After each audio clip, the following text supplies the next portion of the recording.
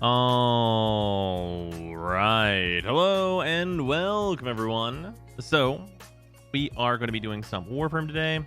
Probably not going to be all day. It's probably not doing a full day of Warframe.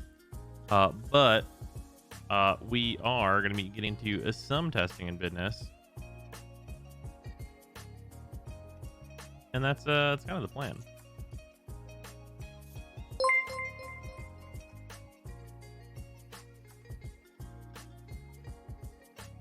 Yeah, the CO mods got fixed, thank work on God. more stuff now, kinda. They don't do as much as they're supposed to, and like some weapons they still don't work. But the vast lock and demos are fixed.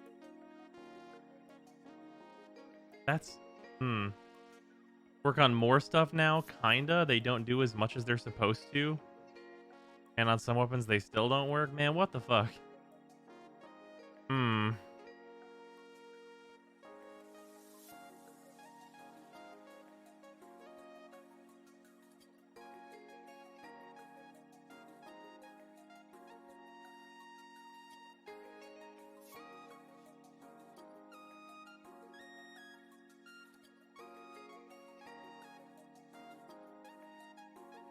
At least they tried? They still don't work on the proboscis. Well, they tried. I appreciate that. What are we doing tonight? Didn't check the Discord notification. Oh, did it actually pop up? Oh, thank God. Me6 is working again. That was in question. The Vassalok is fixed, though. Isn't that the, Isn't that goddamn, the Sentinel gun? Or whatever? Oh, it's the Gunblade. Right. Oh, man. What's... Here, hold on. Hello. What fucking gun am I thinking of from the Sentinels that has a similar name? I'm just gonna look.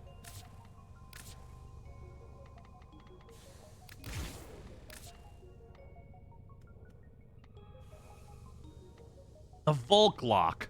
That's what I was thinking of. This fucking thing.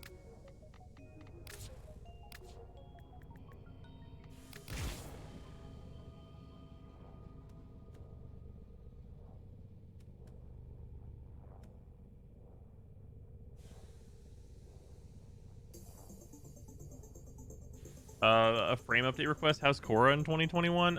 Cora, she's doing fine. Did I just see a Sentinel in 2021? No, pretend you didn't. All that happened was I forgot the name of a thing.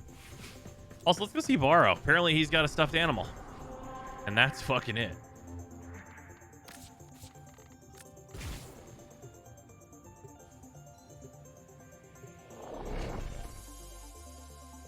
He changes from your Zorus plus Cora builders is fine. Oh, the Zorus got turbo nerfed into the dirt. So there's you just use a regular stat stick now. Actually, it's anything that's not the Zorus or the new Tenet melee weapons that have the same effect as the Zorus. None of them will work for stat sticks because they nerf the shit out of them.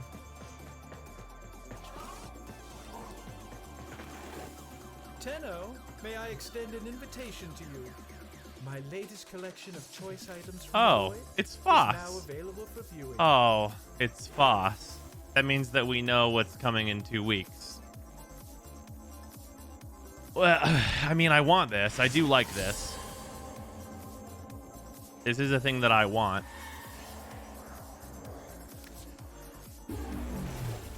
If you like that, come back next time. Yeah, I think we can expect Vohm to be literally a mirrored version of this in blue.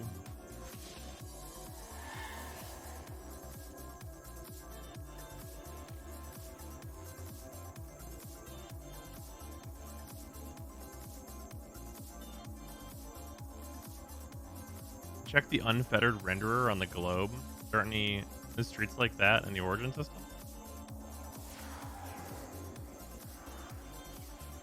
But yeah, what the fuck is that?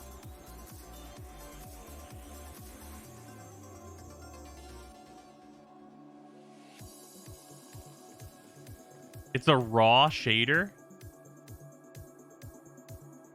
It's like the raw like default shader like stock file.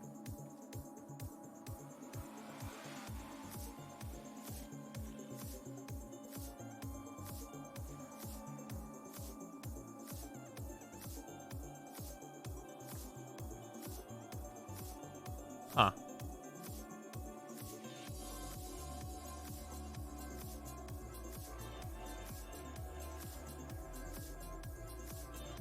You know, I bet they have JPEGs or PNGs even of Deimos.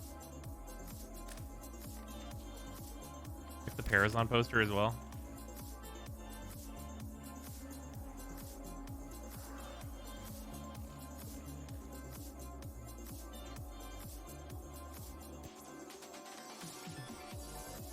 Is there somewhere where it's more clear on this one?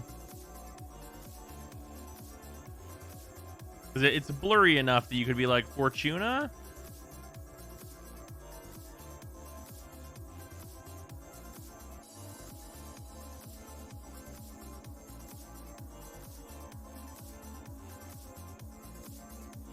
Looks like their office, maybe. Oh wait, shit, actually? Oh no, it is their office. Wait, it actually literally is though.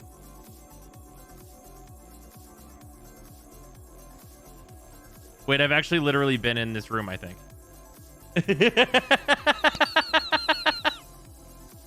Because I think these are, they have like a big like Warframe art up, and I think that's what these are.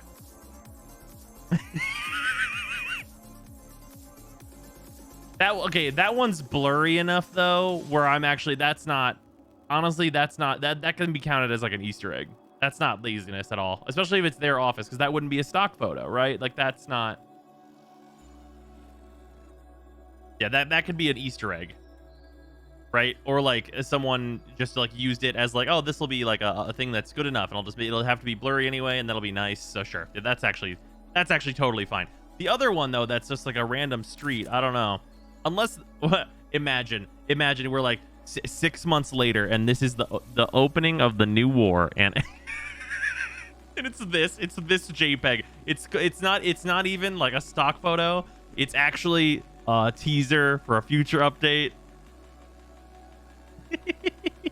Can you imagine? Imagine the world we would live in with that.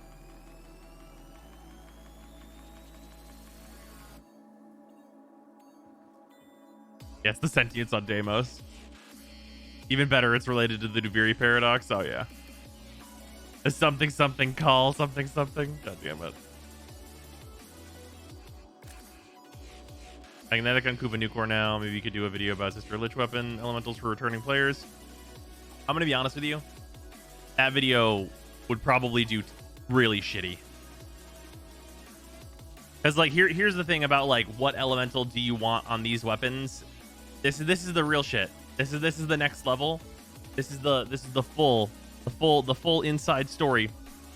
It hardly fucking matters at all.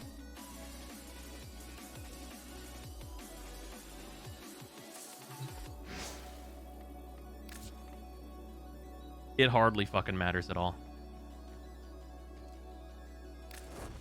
Like, will it matter? Some. Sure. But like it makes such a small difference on so many weapons. Like if you're in like any of the like the decent ones, then you did it. Wow. Like did you choose heat, radiation, magnetic, toxin? Okay, you did it. Wow. Like the difference between any of them is going to be so small.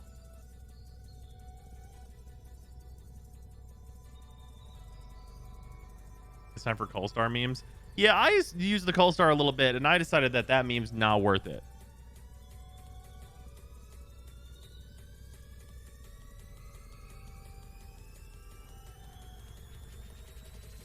That meme felt explicitly not worth it, in fact. We are going to see if we can get the Tetra to not completely fucking run out of ammo in a Steel Path run, though, real quick. That's the goal there. We're going to see if this build with rank 9 primed rifle ammo mutation can actually get through a fucking run. We're going to see if it can happen.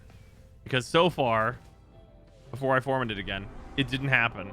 It ran out of ammo every time on the Steel Path. So we're just gonna go. We're just gonna go for it. Are you in house, Finn? Finn's doing good. Yeah, Finn's got some surgery consultation type stuff going on. We found out that his liver shunt is like the least serious type, so that's good.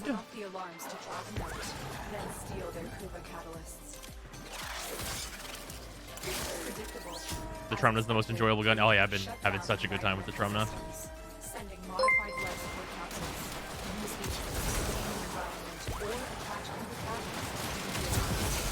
You only need prime ammo mutations. Yeah, you only need prime ammo mutations, right?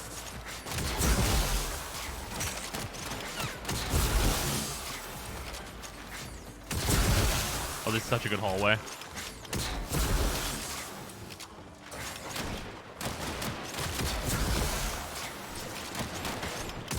We got a solid setup.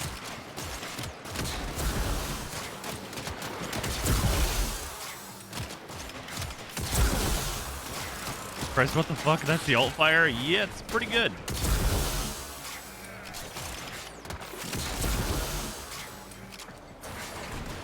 I wonder, I also switched in the primed vein of Grenier. I wonder how that's going to be whenever the Acolyte shows up, because it's been like pretty decent against the Acolyte, but not amazing. So this might actually make a big difference.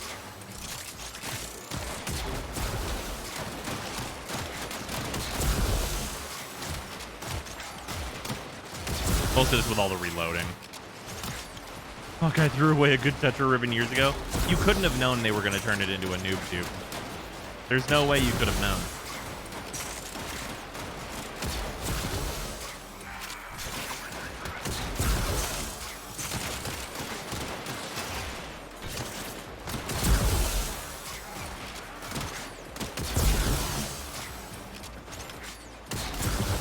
Is Tetra better than the Trumna for Steel Path Arcane farming? No, absolutely not.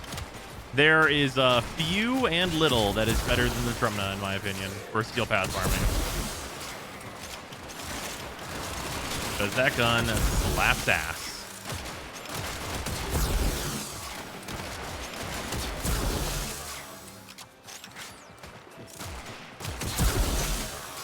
Which is such a weird thing to say, because, like, before, like...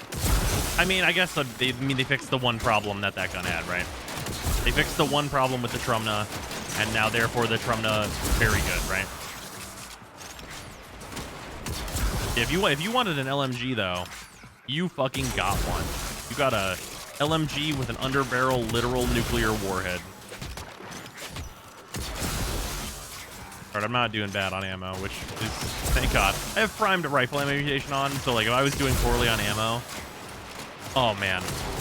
Like, legitimately, if it was the case where, like, in order for this weapon to be usable, I needed to max primed rifle ammo mutation, that was going to be a problem. At least for most people, it's not like you're going to only be using the Tetra, so you'll have alternatives to use. But, like, for the purpose of this test, it was feeling real dire for a minute there. Vigilante supplies is not good enough. Not even close. Not even close. For only using this gun, no way. I ran out so fast. I think I was out by like the 5-minute mark with Vigilante supplies. This is the only gun I've ever used that like needs the primed ammo mutation. It is like the first case.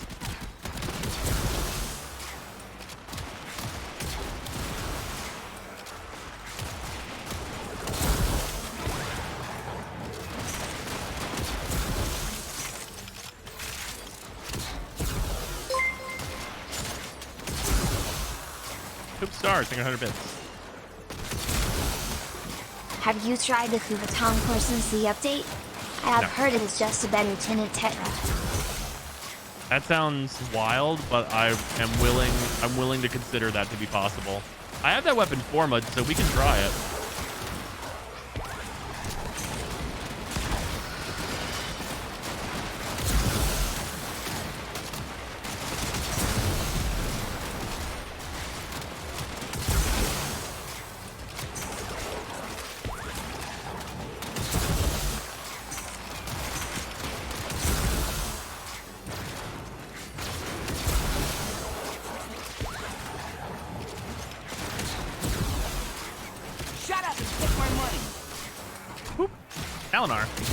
Much appreciated.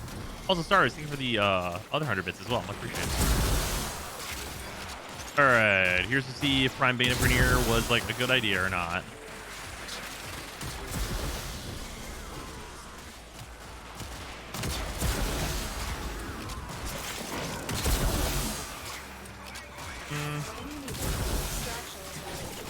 I mean, this is like, we're like fine, right?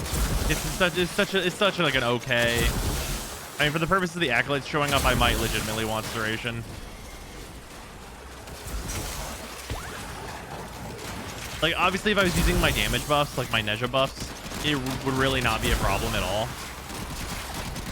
But, yeah, a primed Bane of Acolytes. Yeah, no, we would never use that.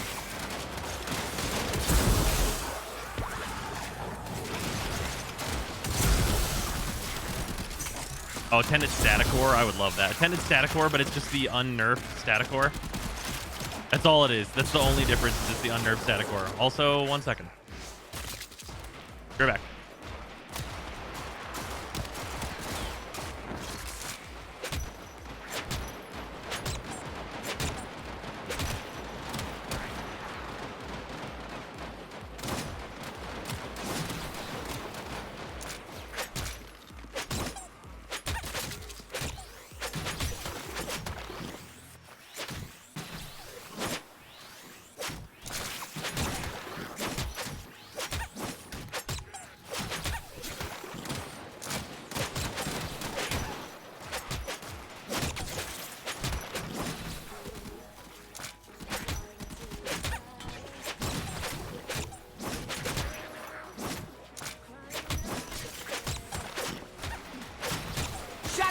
my money?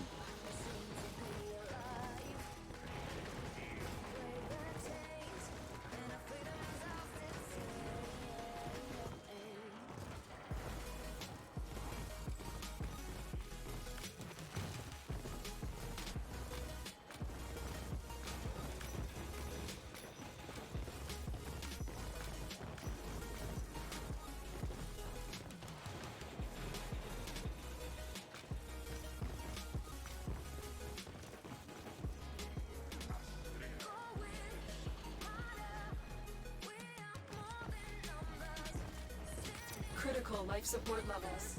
Extraction is your best option.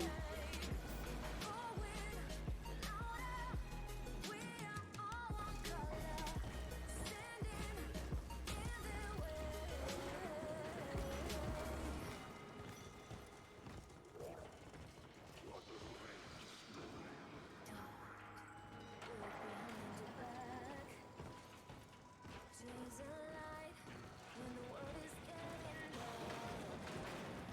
I have a dream.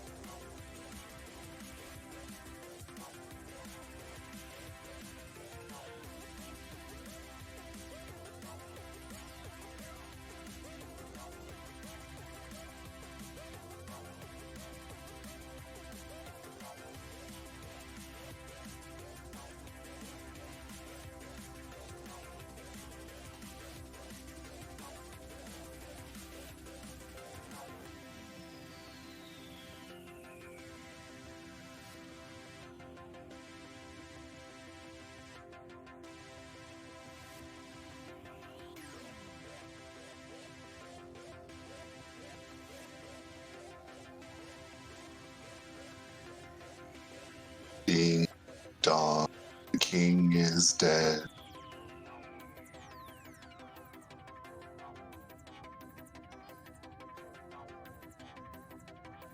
Hi chat, how you doing?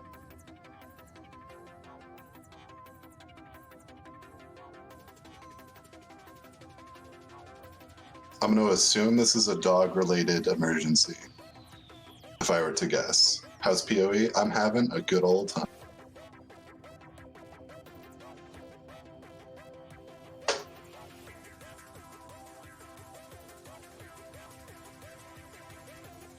I'm currently level 89, Forbidden Rite Totem Hierophant.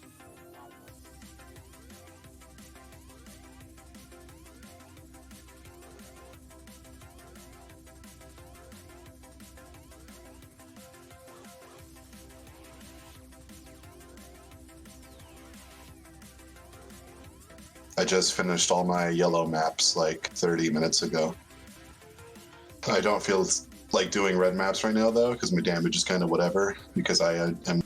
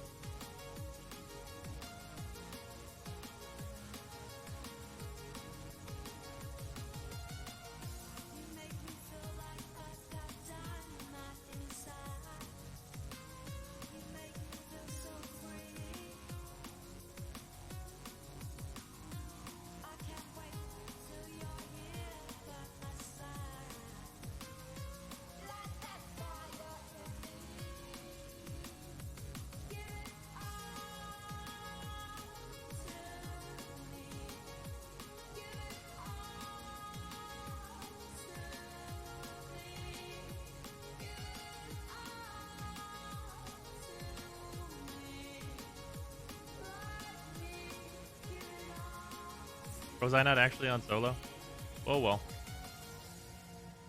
We were gonna have to restart anyway because I wanted to try this with Serration instead of the Bane. We return. Also have an eyelash. Ah, sorry. Dog had to go out and stuff. I grabbed water, everything else. I got beat to death with a squeaky toy. Wait, I didn't die like immediately? Shut up and take my money. That's super weird. Also, extra donut. Thank you for the shub. Much appreciated. What up, brosco bongos? And look, and thank you for the resub as well. Solid 45 seconds. Okay, no, I am on invite only. Man. Can you imagine if I was on solo, but that's an enemy that, like, doesn't pause? It can move in the stopped time. Could you imagine?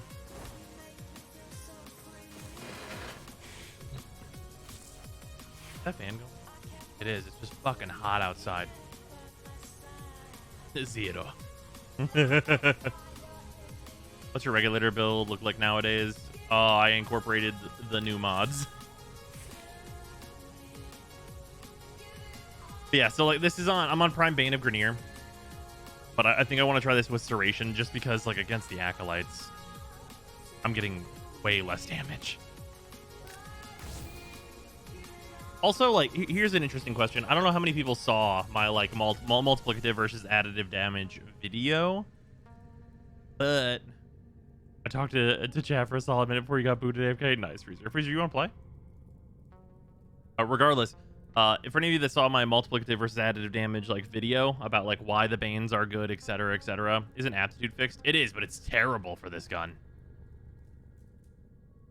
Yeah, aptitude is very bad. Very bad for this gun. Absolutely terrible for this thing. It's not. That literally can't be true that it's not. The goal is to kill things in one bullet.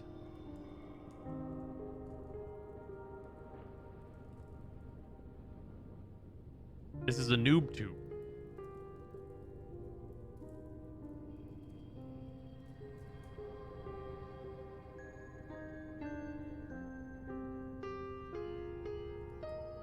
Yeah, and also it doesn't work on the proboscis and god damn it.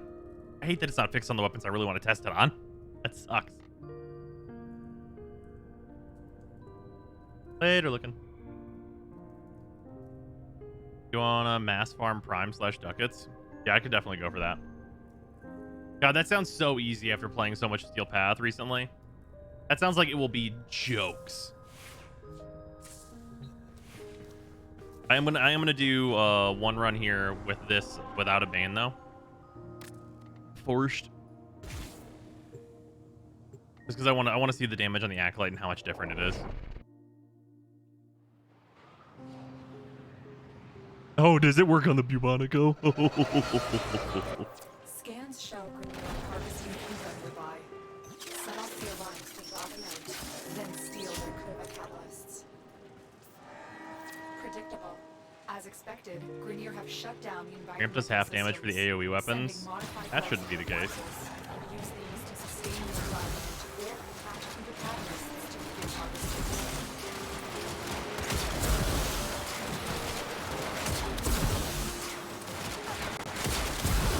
I either proc slash and they die, or I don't proc slash and they live. It's literally the difference right now.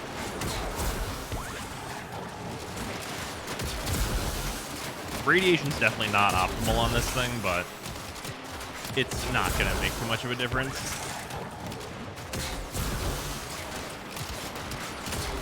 I guess it'll be good against, like, Ancients or whatever, but, like, also meh.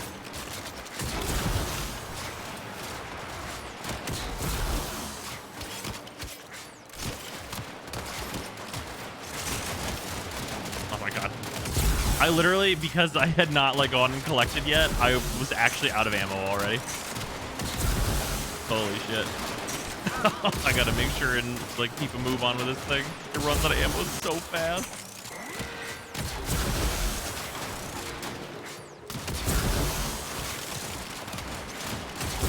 Is that innate blast? I think it's actually just innate IPS, isn't it? I believe that's the case.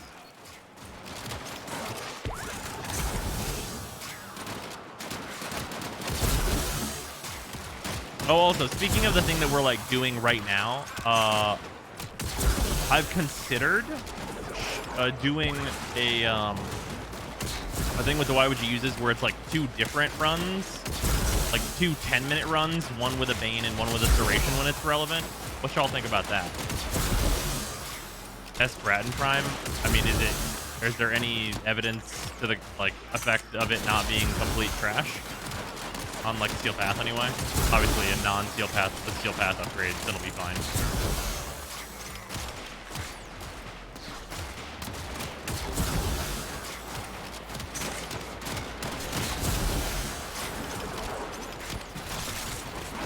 Maybe do the runs as a separate unlisted video that doesn't hurt your metrics, but it does.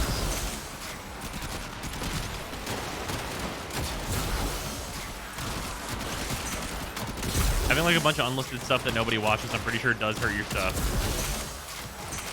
Also, like, I gotta tell you, the fastest way for people to not watch is to have it be a separate video. That is the absolute quickest path for no one to ever look at that content. And like the only thing I need to check to know that is the Sevagoth video, because that video did incredible and the run did terrible.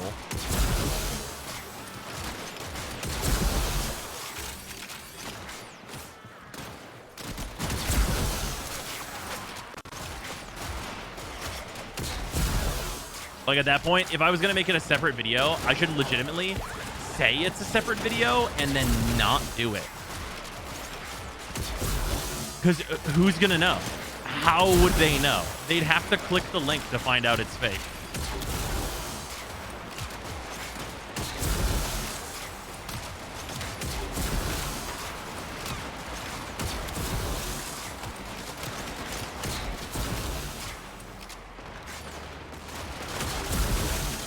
Oh, that's genius. Yeah, just rickroll people every day. Anyone who clicks on that shit gets rickrolled. Just like a solid 2% of viewers get rickrolled every day. Just fucking link the look at this graph Nickelback meme.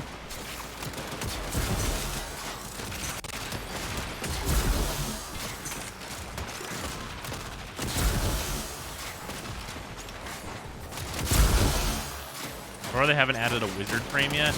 Yeah, you know, that's a good question. There was a while there where we thought we were going to get an invoker frame, but that's definitely not happening because this game's coming out on the mobile phone. Which actually really explains why there are so many goddamn explosives that just got released. What will the mobile players need? High quality explosive weaponry, sir. Invoker? Invoker is a character in Dota 2. He has a complicated moveset.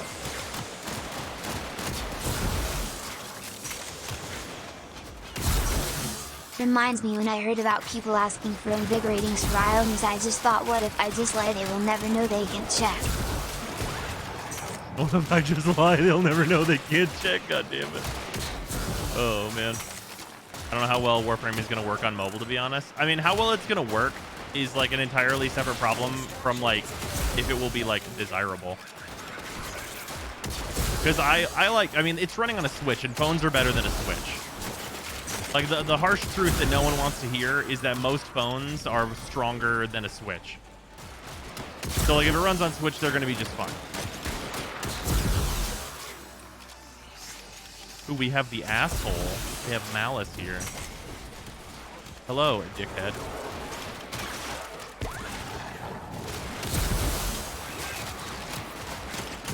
Hey, look how much better that is against the Acolytes.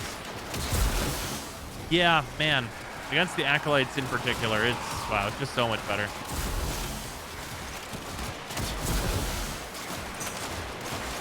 To not do the Bane, yeah, it feels a lot better.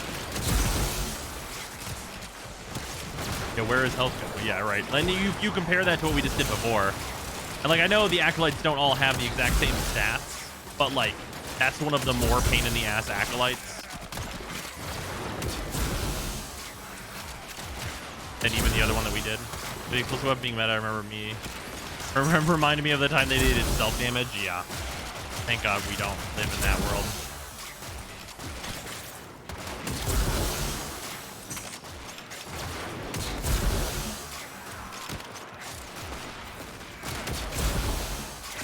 It's interesting that because I lost the double dipping though, you can like markedly see that I am killing the Grineer slower.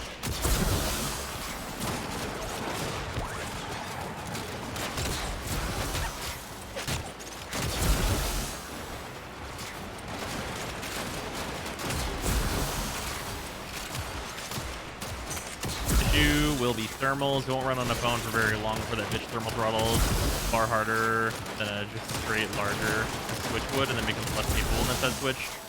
Furthermore, runs on the Switch is generous to begin with. You know what? You're right, and you should say that. Having opened the Switch version and just walked around on the Orbiter and played like a mission, yeah. Is it still like a minute and a half load time to get into the Plains of Eidolon on the Switch? Not really sold on this weapon? Yeah, I mean, like, it's totally fine. It's got a gigantic blast radius, which is gonna... Excuse you. Thank you. Sorry. It's got a gigantic blast radius, which is like the selling point, honestly. But, like, if you wanted a gigantic blast radius, like, there are other weapons that do that better. Oh, is Aptitude working on the Ogress? Because I really want to test the Ogress with everything that's new. Because I think Aptitude's going to be right on that gun, probably. Zarsu's perform better? I mean, yeah, sure. I mean, a Mercedes is faster than a Volvo. Like, right? Like, what are we talking about here?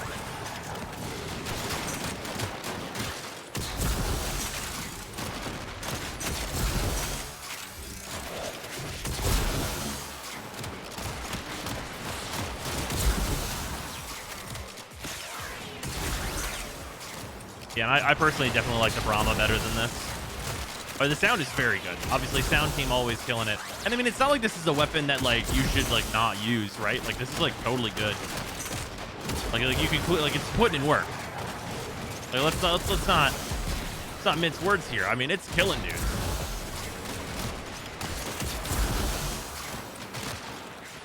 I got kicked out of the stream room while I was gone. Oh, okay, fair enough. That explains why a freezer has not joined in.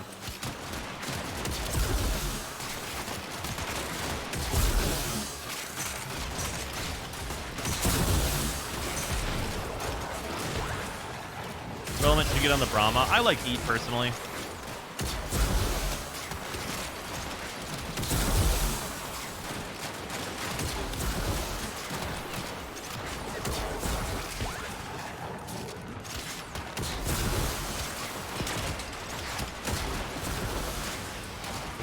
What's on the docket for the night? Looks like we're gonna be doing some ducat farming and such. I've already picked up the new floop and everything. And then also I wanted to just like see about some Tetra run with this maxed out, or well, rank 9 primed ammo mutation. See if it could actually like keep ammo up, which it's doing pretty good on. Yeah. Vigilante supplies was definitely not enough, but this appears to be enough. Fair command for this Warframe build. I do have the Twitch extension on, so you can look through that.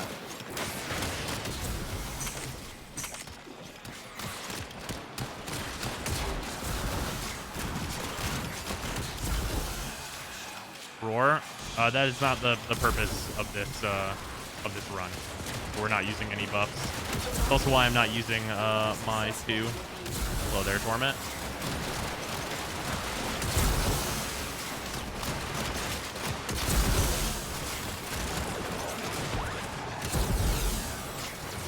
Stop teleporting me to you. You're stuck in a wall, Torment. Die.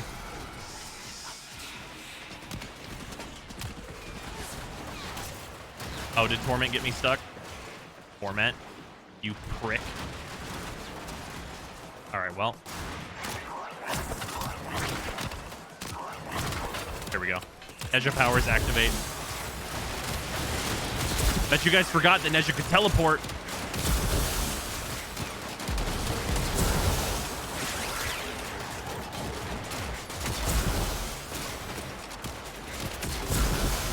You bet I did it.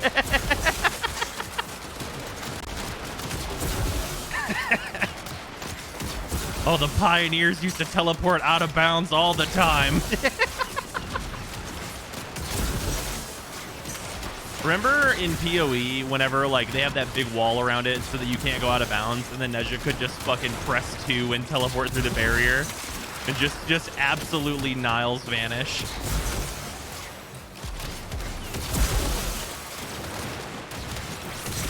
I remember. Oh yeah, Nezha's 2 is better than Unstuck, unironically.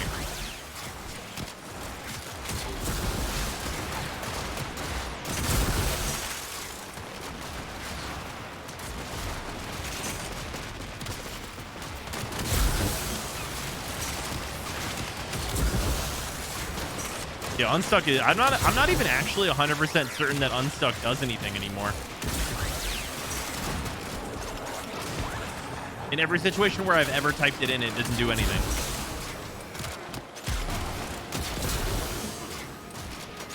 Like over what it does right now, I would literally prefer it send me back to like the spawn in for the mission.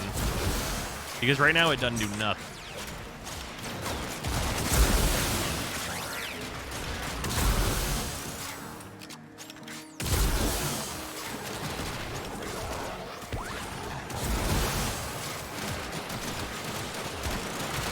Follow the nest completely a couple times.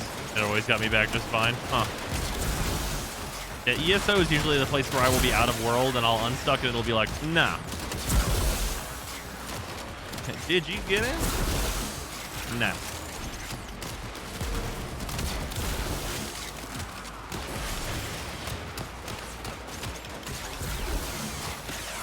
It's very unpredictable. I'm surprised it doesn't say LOL your chat box. Yeah, honestly.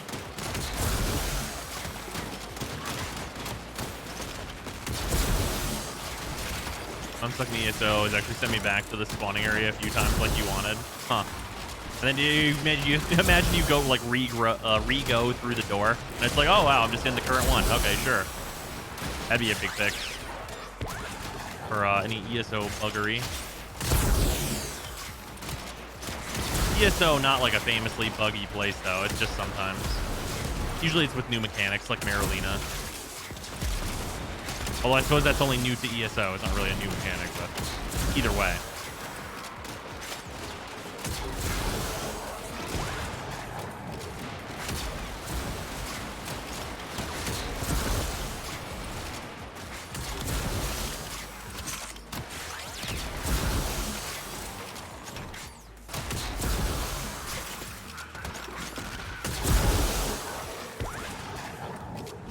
ESO, fell through the map, and then the mission finished as if I hadn't gone through the portal. Interesting.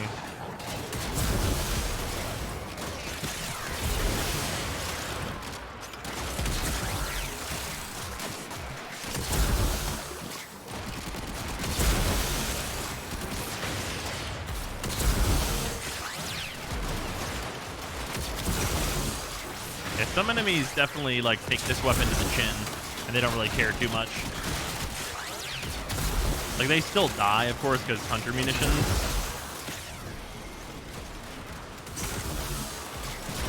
Which, like, comically, hunter munitions is still, like, propping up, like, a lot of primary weapons, like this one. Like, this weapon would, like, actively be terrible without hunter munitions.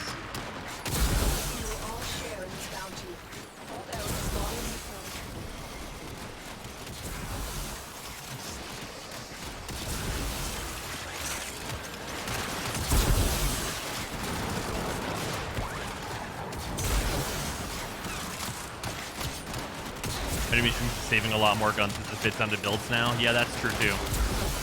There's a lot more builds where it's like, yep, put 100 munitions in it. Absolutely put that in. Me or is Umbra XL plugged with the operator and transference brings my op the frame instead of vice versa? Yeah, it brings the frame to you. That's what that does.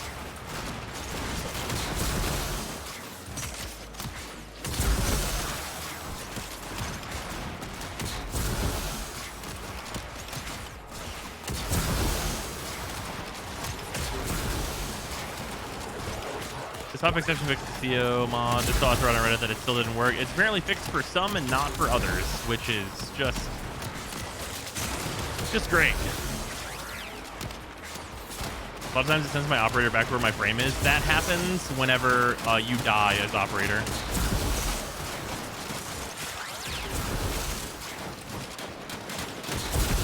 Which actually is like a nifty, like kind of speedrunning tool. Fun fact about that.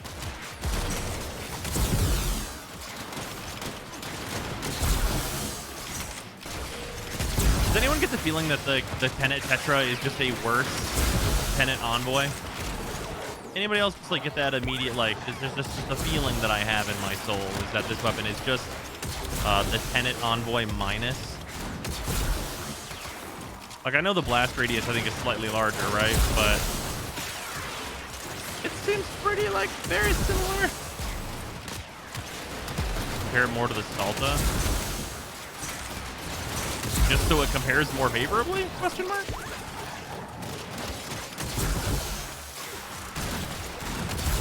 The advantage to this is, I guess, theoretically, I could switch to, like, the regular fire mode, and it would be good against Nelly bubbles.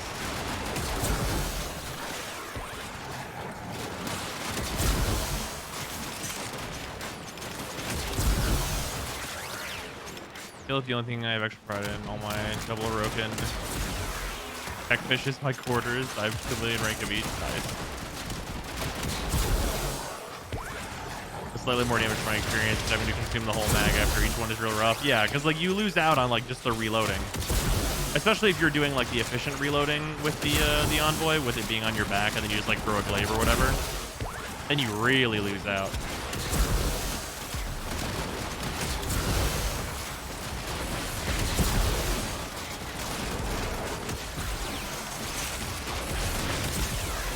Oh shit! Oh shit! Oh shit! Oh shit! Whew. Thank God I had shields come back. Like they did not get dropped, but I was like very in danger because I fired this without my 3 on. Not being knockdown resistant, it'll get you. Might as well be required for Warframe gameplay at this point. Like if you don't have a form of knockdown resistance, like why am I here?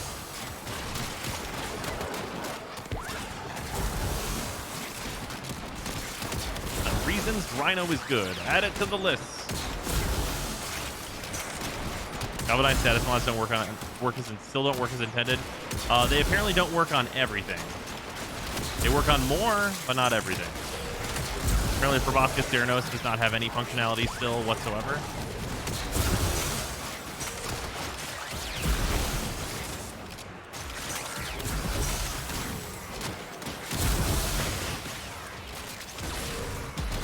Kind of how strong the meta is nowadays. That you have removed your opinion from this statement.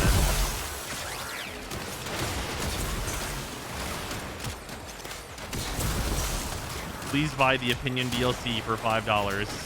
BioWare, is that you? Okay.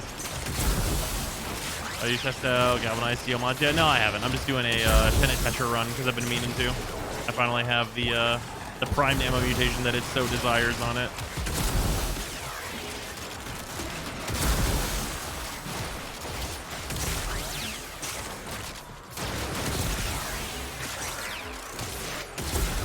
About Trumna and Bibonico, does Galvanized Steel work on them? I am not sure.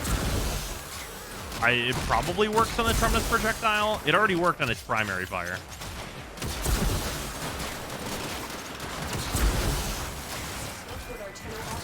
If it started working on the secondary, it's probably even more disgusting now. Because it was already gross.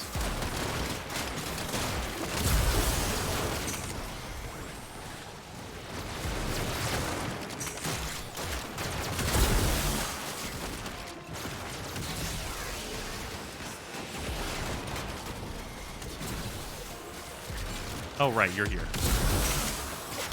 I literally forgot, my man. I request that you perish, Mania.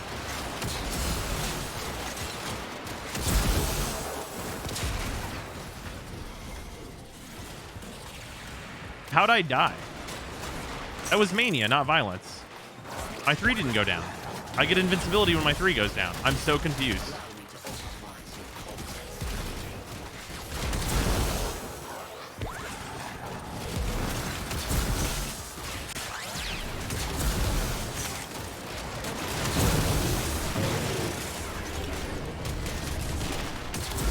Weird. Ox plays Warframe now? Yeah. We did some streams with Moxie, getting him into the game, and now he is mega addicted. So that's very fun. I guess I lost all my HP. I should have had enough, though.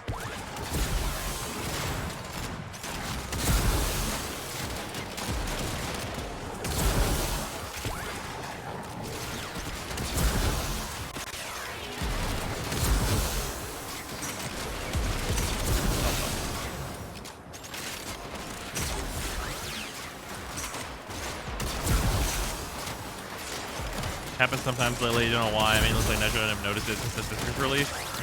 Haven't been having any troubles with it until just then. 'Cause normally it's really obvious. Like that's like the nicest thing about Nezha is that it goes down and like you understand entirely why you are dead. It's the best bit.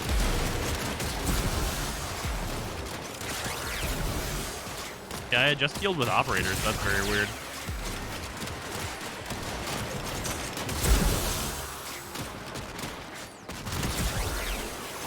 Well, also, it's been 20 minutes. Let's get out of here. I have no need to continue.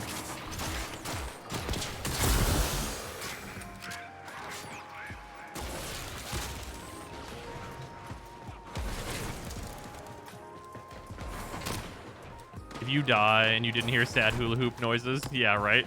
Exactly.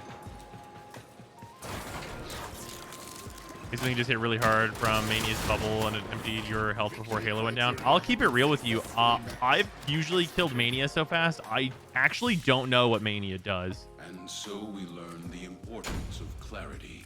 Mania's not the one with the mag bubble, though. What the fuck are Mania's powers? I have no idea.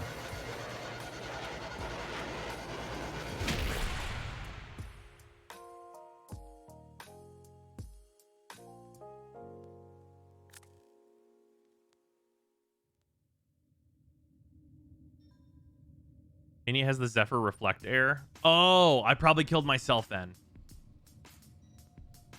Yeah, that's probably me killing me. I probably killed me. That's what that's got to be. Okay. Yeah, all right. Yeah, if he's got the Zephyr Reflect, I definitely killed me. Because my shield was down.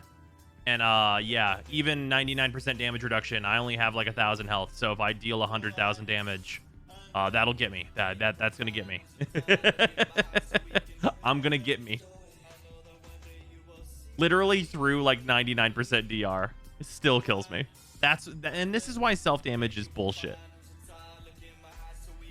The mag bubble opticore one is probably the worst. Yeah, so that one, I originally was like not a fan, but I really don't. I don't even remember that one's name, but like I just let it put the bubble on me and then I just roll out of it and kill them because they have a big cooldown on it or whatever. Just like violence. Violence can turn your powers off, but if you go into operator and just go invisible, he always just does it immediately and he has a cooldown. So you just wait until you can transference back and you transference back and kick his ass. I think I remember you getting 1.6 million Nezha shields thanks to Mania 1 student vulnerability. That sounds correct.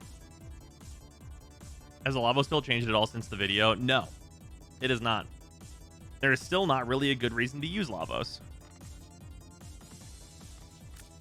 Oh, my boosty ran out. I only got 6 steel essence.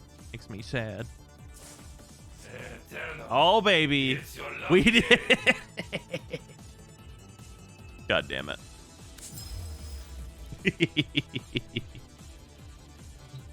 What's up, Rapture?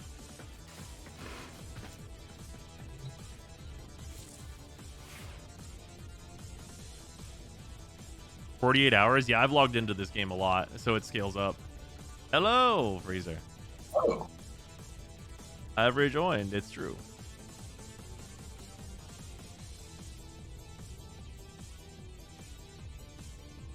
After 3 days of grinding a 60% heat, 10 at Arcaplasmor. I hear that I should have gotten a magnetic. Is that right? I mean, honestly, they're both great. Both fantastic options. I mean, mine's a magnetic one, but like it's not. And another one. It's not going to change a lot, honestly. And another one. Like mine's a 31 magnetic, but it's not going to be a big deal. The _rapture_bird, thank you for gifting subs. Is this original colors for the Prime? No. This is the default Nezha Prime. Enhance. I see you turn the saturation slider up a bit. It's true. We love saturation. It's still Plasmor, yeah. It's Plasmor as fuck. I'm so happy that the Plasmor is like a real gun people can use now. You know. Yeah, for now, you're not wrong. I bet they'll keep it, though. They can't ask people to aim. Gift subs were had. Oh, shit. Rapture. Thank you for gifting 5 subs. To Alpac, Turn, Towering, Hercule, and Sorrow. the armor on your Neja? This is... Or 1 second. It's the Imugi set, which I like quite a bit. Look at his wheels. This boy go. And we also shouldn't buff primaries. Go primaries are good and then nerf them all. Yeah, that'd be so fucked up. Farming Kuvalich just feels like so much of a drag compared to the sisters. Yeah, I tend to agree. They should speed up the regular liches like another tad.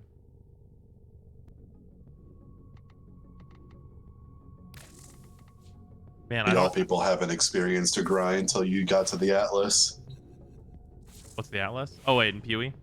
Yeah. Okay. I'm almost at like 2 days played on my character. And I Bruh. just finished yellow maps. Holy shit. That's so much. Neja proving Heelys are cool, you're not wrong. I don't even know what I'm gonna play for regular missions.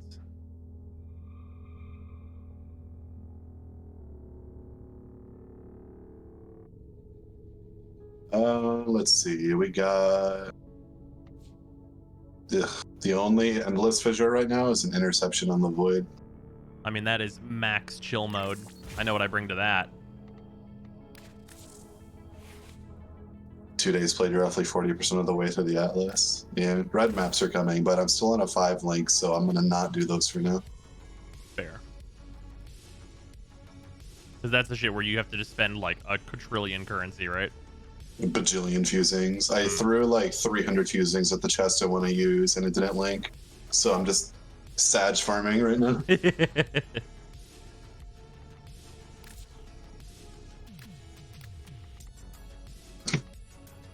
It's a good thing there's like just so much goddamn game everywhere though. Like Yeah. there's so many things in PoE that you could do that you feel like you're making a mistake no matter which one you choose, because what if you did the other thing? What a good feeling, question mark? Also, did you pee in Yeah. It's like I could be heisting for money, which I would hate myself, but like Heist gives rewards. Heist has to reward its shit gameplay loop with the best rewards. So there's a reason to do Heist. I mean, hey, I could that's be the reason we delving. don't do Eidolons, is because those rewards aren't very good anymore. Yeah. But yeah, now that they buffed like the chance for logbooks to drop, Expedition's pretty good as a league mechanic. Oh, also, PM me whenever you can. I'll invite you. Oh, right. Up. There you go. Warframe, I play Railjack alright. Don't tell me about gameplay. Railjack's good, though. The worst thing about Railjack right now is that all of the Corpus missions aren't fucking Railjack missions.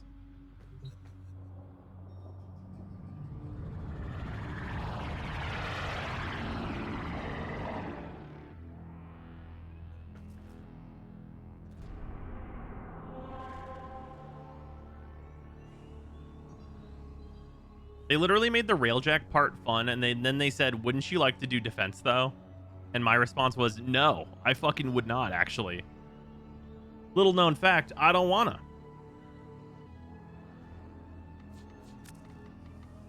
Defense. I mean, we could do a defense. No. Let's not ever do that. I mean, what if... I mean, hear me out. 3 Wukongs and a Frost. All Wukongs with Kuvazars. I'd rather do interception.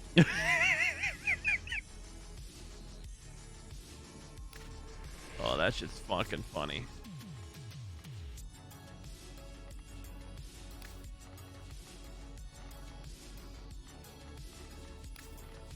I was trying to think of like what's the laziest possible setup.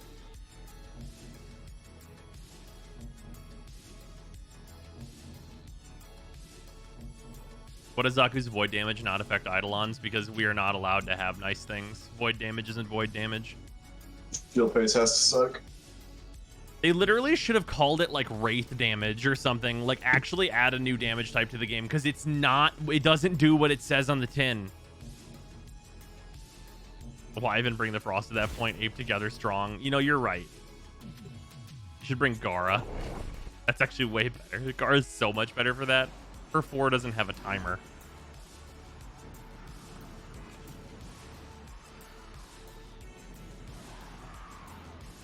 Someone's gonna pick up Zako, be so disappointed. Yeah, that's a fact. Towers carry top secret interplanetary communications.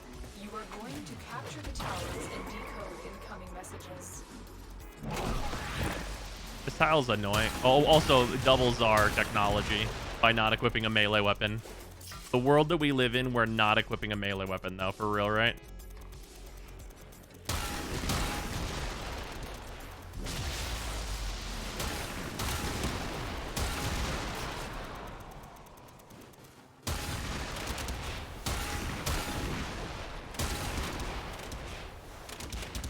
Here, I'm gonna get out of my clone's way, honestly. Like, actually, factually, I'm gonna get out of his way. Zako's one does strip Testin resistance, which is a part of void damage, so it's... Yeah, it's just that it doesn't have that one piece of functionality. But it's like the only important piece of functionality. Which is the funny part, and also the sad part.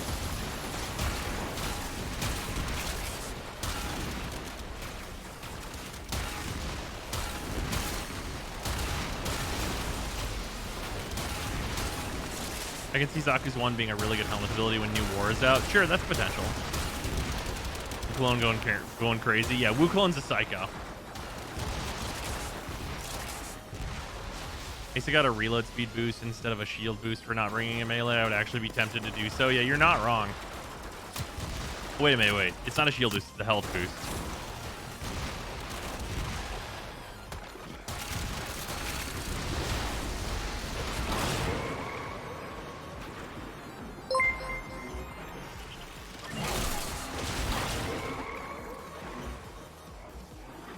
As someone that plays Railjack a bunch, I still only learned a few days ago you can have a second clone in Railjack cause it's his ability you can use in the menu. Wait, really? I actually didn't know that. That's very funny. You get 2 Wu clones? That's super fucked up. No one can invade your ship at all. They'll die.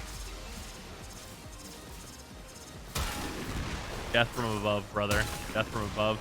Keep together strong.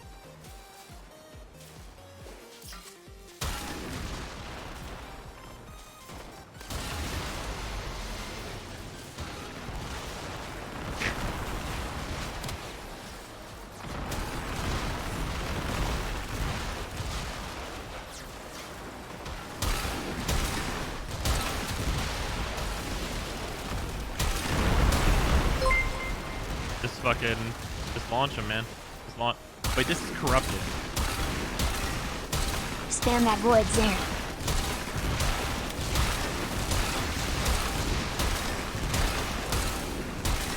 Ahoy!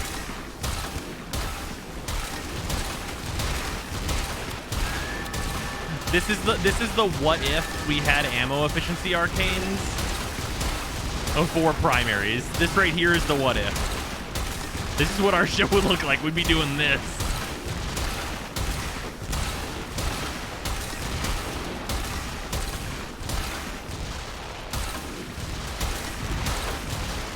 Now that's illegal. Yeah, it's super fucked up. You should come check the middle, see what this is looking like. Oh, somebody Mirage or something? Yeah, whoever has the pink energy right now. It's quite silly. Yeah, I believe. In other words, you'd be doing more because you'd run fire rate mods. That's true. Would be like, when are they going to make the fucking Kuvazar full auto? It should be. Bottomless flip.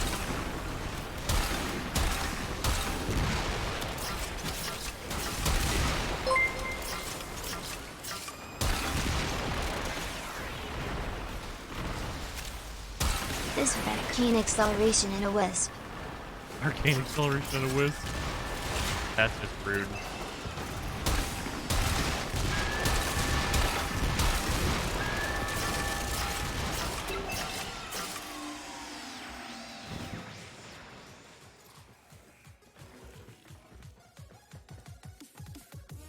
That's the reason I had primary fire set to scroll up. What's mine right now? Oh, it's my 1 currently.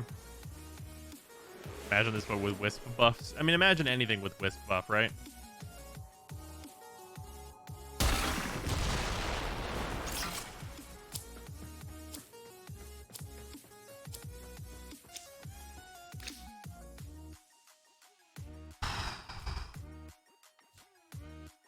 mean, yeah, I guess it's the Sicarus.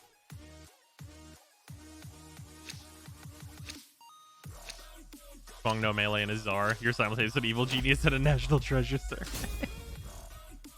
Just fuck him up.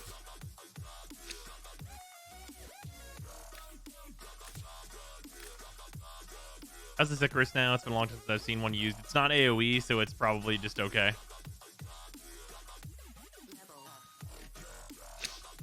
Are there Wisp buffs? I didn't even realize somebody brought Wisp. That's fucked up. It's a messed up thing to do. I'll go over there and grab him after I grab this. What element did you pick for your Czar? I think this one has radiation on it. I'm pretty sure. I think this one was the one I wanted heat for, though, but I just ended up with the radiation one, which is about as good anyway.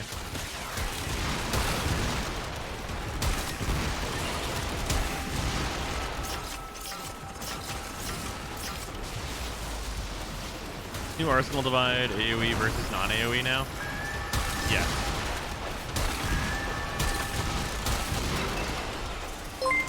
That was already the Arsenal Divide, though, just to be clear. Am I late? I missed the alright, didn't I? Missed the what? Missed the alright, didn't I? Yes, you did, Nerve. Also, thank you for the 200 bits. Much appreciated.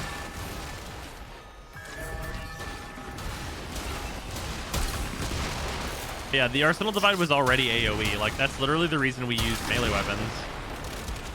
This is why hit one guy when hit all guys, right? Like, that was like a big thing there.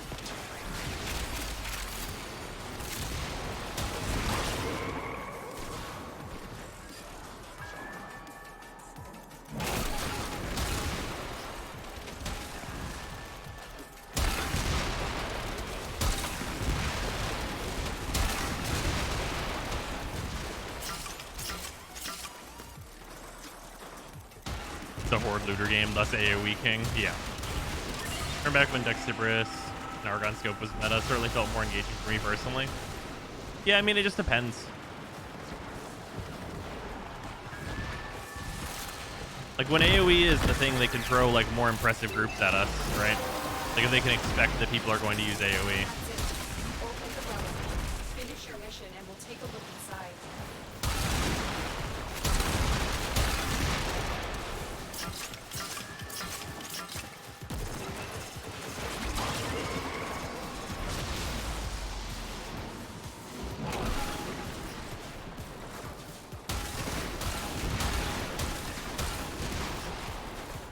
That's a Warframe clone.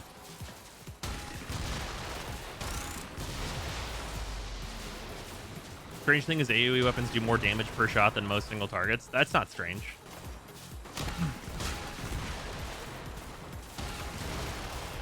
I mean, they do more damage than, like, well, I mean, well. Hi, how are you? Moxie, thank you very much for the raid. What's up, dude? How you doing? I assume you're doing Steel Path. We're getting some farm on.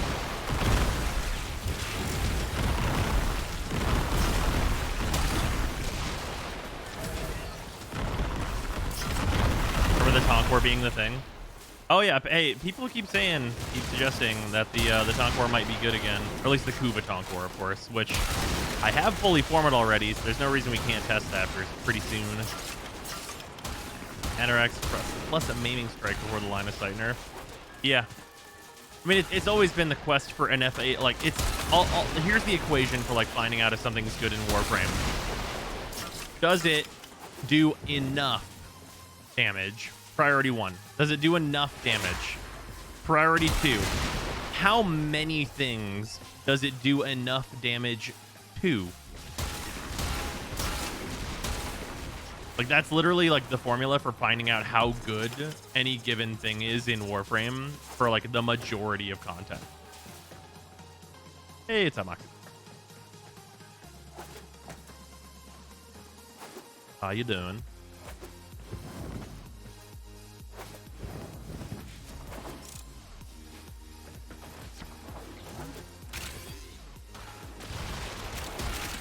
Yeah, welcome in everybody for Moxie stream. You don't know what would be the best way to grind out the Warframe arcanes. Not sure if Orphix or Eidolons or if there's something else. Platinum. Platinum farming. Wait, Glaive Prime Blade. We're absolutely all choosing this, right? I guess Faces needs Equinox. Fair enough. Phyllis Boltace versus the Alma. What's better? I mean, if you value the passive on the Boltace, then like you could probably stick with that, and you're not gonna be. It's not gonna be much worse. But the Alma does more damage, if I remember correctly. Those are all Tonfas. Are we not using the Cronin Prime? Oh yeah, oh yeah. Obviously, the Cronin Prime, if you want to put it under the blanket, there is way better. What's an Oma? Those are the like Corpus, like Electro Tonfa sticks. By pre-nerf Phyllis Boltace, we opened boxes for miles. And now they've power crept that by a lot. What's good AoE secondary if you don't have the Kuba Nukor? The Atamos. The Atamos is a diet Kuba Nukor. Also, I would highly advise you to get a Kuba Nukor. There's not really a whole lot of reason to not do it. Get packs open again now, right? We went through our whole box of the D&D set. Oh, yeah, the Gaze Kid Gun. Yeah, that's true. You can make that as well. Yeah, we tested that thing out, and that seemed pretty good. Pretty forma intensive, though. The Atamos has like a lot of different like levels of build to it, although I guess so is the Gaze technically.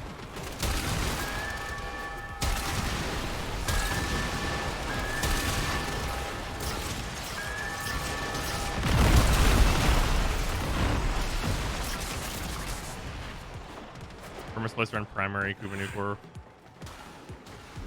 Oh, First Slicer primary, yeah.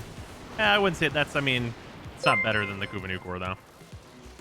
Packs you gonna get next? That is a great question. Also, nerve thing of the 200 bits, much appreciate. What packs you gonna get next? That is a great question. I don't know. This D&D set. Oh, so hey, speaking of the D&D set, I built another deck. To go with those other 3 decks that I built, I decided to put together Volo Stuff on My Desk. That's the build. It's Volo Stuff on My Desk. And I think that's going to be very fun to play on stream.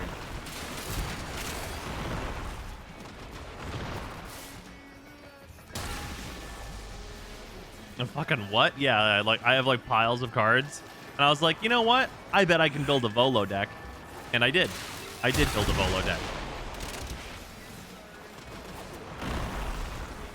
Volo is like actually the most interesting Simic commander to come out like in a while. It's been a while. I also picked out a bunch of like dungeon cards because I was playing with Sarah's Dungeons deck yesterday, but I'm legitimately going to buy it just to upgrade it because it's not a fucking dungeon deck and I want to actually play a dungeon deck. Like, I am literally going to purchase it because it does not do what it is supposed to do, and I would like to actually play that theme. Oh, Volo's nuts with Mutate. Yeah, I did not put Mutate in. I tried to keep the power level like pretty reasonable. It's got some good like finishers in it though. I've got like the big 4. Also, it's all different creature types. I've got a frog samurai in that deck, which is great. I think there's only one of those. So if you look up the frog samurai that exists in Magic the Gathering, you'll see him. Oh yeah, I've got pillage on Wukong. Good armor stripping. The shield is appreciated, etc. The Ronin totem? I am Scoot Swarm Mutate PTSD. Oh, that's fair. A Jade Avenger? Yeah. Turn game SFX down a bit. Is the game too loud?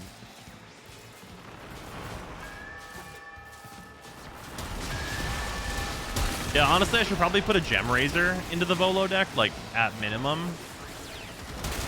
Because Gem Razor is just a good card, right?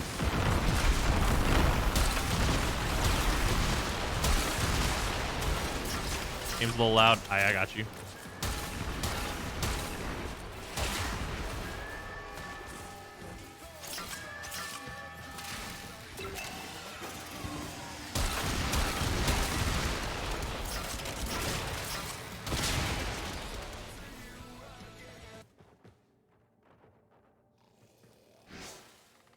effects, maybe what they meant. Oh, why is this at 100? That should not have been at 100 anyway.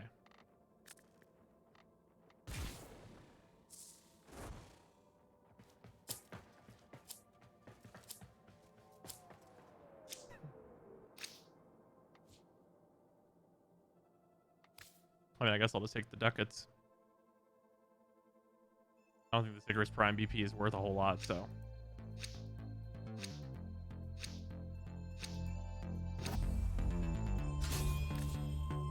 I have a heat SAR instead of a radiation one. Is it just as good, or should I infuse rad onto it? I would say I would actually prefer heat personally, or I'd at least want to try it out.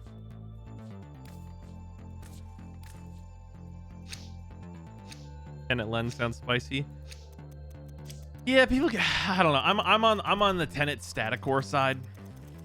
Personally, I would say Tenet static core, not Tenet lens. Do they really fix the primary weapon CO mods? No. To my knowledge, no. There's still a bunch of weapons that are still bugged, but they did fix a lot of them, and that's good. Oh, Tenet Exurgis? Yes, yes, yes. I very much would like that.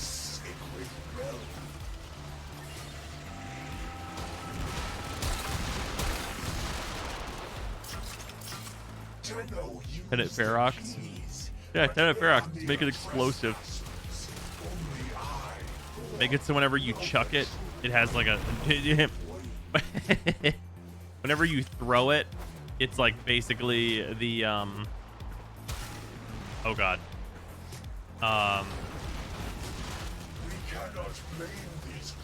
The Tenet Archiplasmor. There we go. I don't know why I could not remember what I was thinking of. The Tenet Archiplasmor in a line in front of you, and then where it lands, it sucks people in like the radius of like the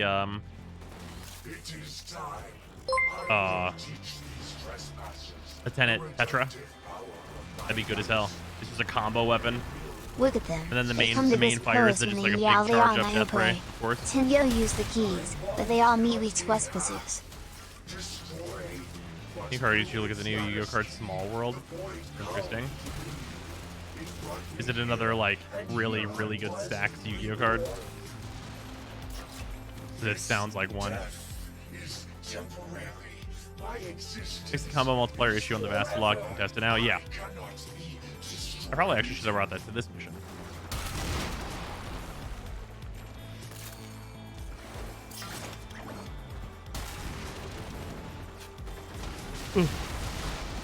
Yeah, I don't really want a lens. Like another lens is like not really very novel in my opinion.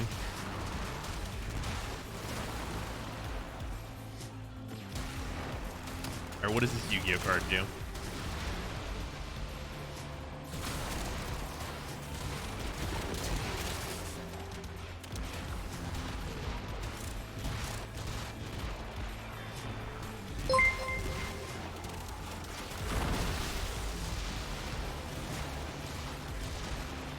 Small World is complex and it has like a browser game to test if you know how to use it. Huh. Reveal one monster in your hand and show one monster in your deck with the same type, attribute, level, attack, or defense. And if you do, banish the revealed monster face down, then add one monster from your deck to your hand with the same type, attribute, level, attack, or defense as the shown monster. Oh. And if you do, banish the shown monster face down. You can only activate one Small World per turn. So my only question with this ruling-wise is if the shown monster is still considered to be in your deck, so you could search it.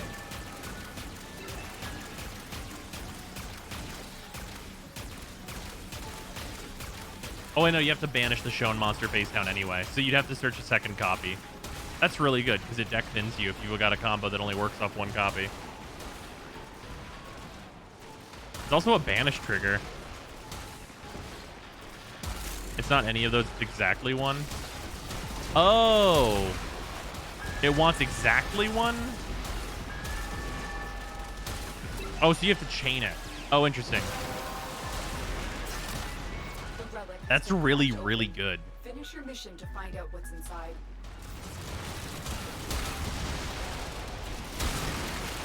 Is that Thunder Dragon support? That sounds like Thunder Dragon support. Can I be real with you? Oh wait, no, it has to no, because they're all the same type. So the types would have to be different, or the only thing that's the same. Are you gonna play Naraka on the Very 12th? often. Gonna play Naraka on the 12th? I would absolutely love to do that.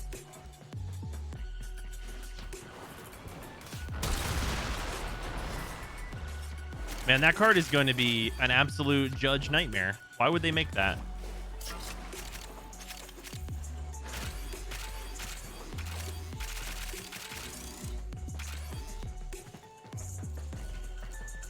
Oh, does it say face down on there for the banishing? Wow, that is unfortunate then. So you have to have, oh man, you have to have such an intricate, weird deck for that then. Because it just should essentially be a card that like says it can search anything basically, but...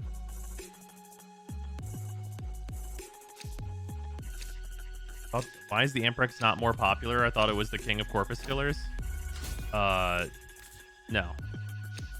Also, Corpus killing is like the lowest part of my agenda. Can't wait for Small World Garnets to be a thing. Is the whole thing once per turn? I have to read this card again. Literally have to read this card 6 more times to understand it fully. I think I would actually have to like build the deck. You have to build the deck around this card. That's for sure, for sure. Yeah, you can only activate 1 per turn. So you need a card in your hand that has a different type, attribute, level, attack, and okay, so type, attribute, level, attack, or defense. One of those has to be the same. It cannot be more than one. That's so restrictive. What the fuck can you even get? Can you use it with prank kids? I don't know their attack and defenses. I have no idea what the attack and defense of the prank kids is. So I have no idea if you can even use it with that archetype.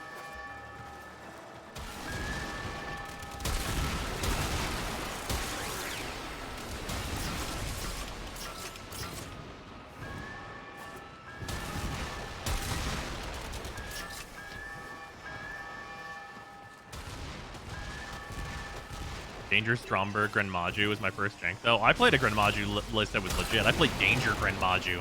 Fucking love that list. Just hard make fucking the Orcus rank 8. Just like actually just making Dingirsu and being like, fucking die. People don't know what to do when you hard make Dingirsu. No one's ever seen that before. It's very funny though.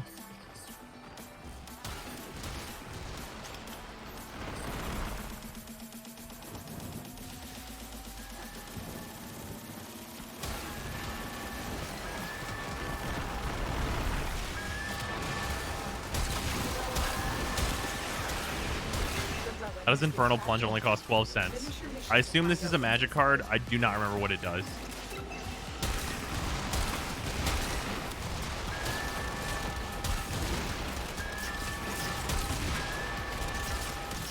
See the boss booth that Borrow has. It's real weird. Oh, yeah, I picked one up. Sack a creature, pay 1 red, gain 3 red. That sounds... Wait, what? Is that Ashnod's Altar? Is that red mana Ashnod's Altar? Wait a minute. What? Really? Is it an enchantment? Can you do that over and over? Is this a sorcery? What is this? Oh, it's a sorcery. That's trash then. Turns your Dead Ash into a combo. Oh, that's fair.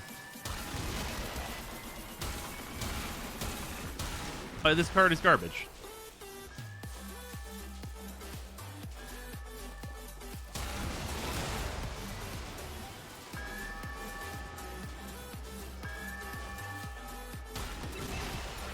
Yeah, that card is 17 cents because it's like the worst thing in the world.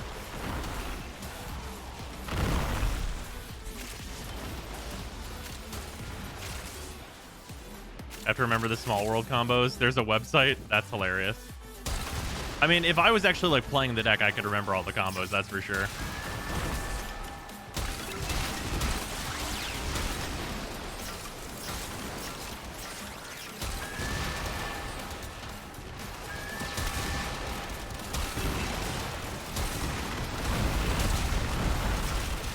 Thankfully, Yu-Gi-Oh games are fast enough that like if you play Small World and then realize that like you don't have the correct things in deck, that'll be like normal.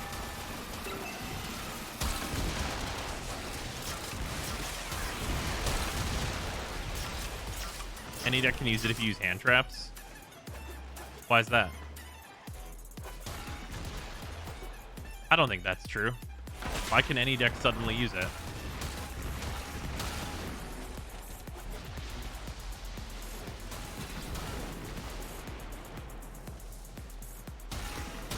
Because it's a middle card? I mean, but it has to match one of them.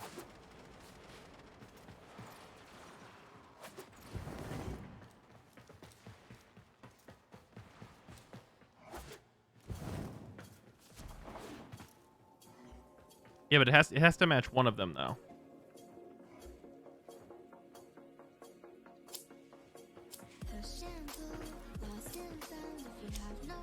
It's inclusive or not exclusive?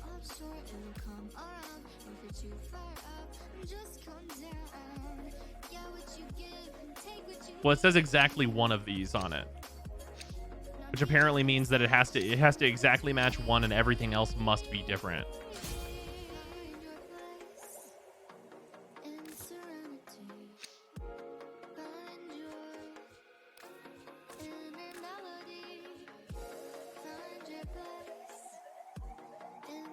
So like you would need to match your hand traps, like defenses, to other cards that you expect to have in your hand, and you have to not be in that element deck. And yeah, that's a nightmare to build around. That has to be like a 2 archetype card. There's got to be the archetype that they designed it for, and then an archetype that they did not think about, and then it's gonna fuck people up. Those are the 2 options.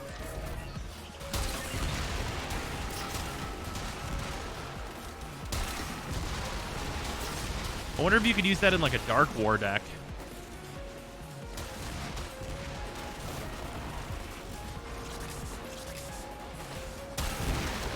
Because Dark War is like mostly Dark Warriors. But like if the outside cards can be similar, your hand traps are different enough. So it just would depend on like, because like if you have like 1800 defensive warriors, you can like, oh, you wouldn't, with Ash in your hand, it would be dead, actually. Because you'd need, like, a warrior in your hand, and then you reveal Ash, and then different from Ash is, like, really, really easy for the other wars.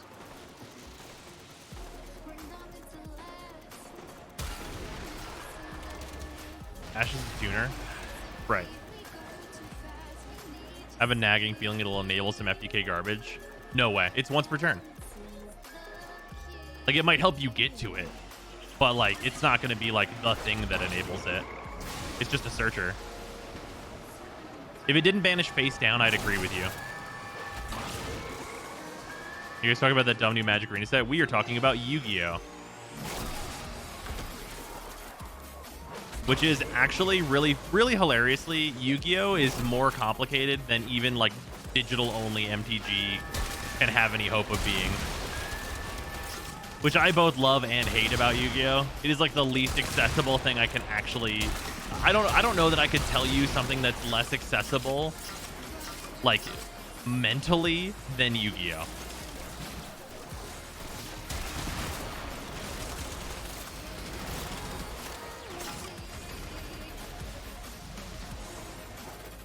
Salter, Tenna Tetra, more testing needed.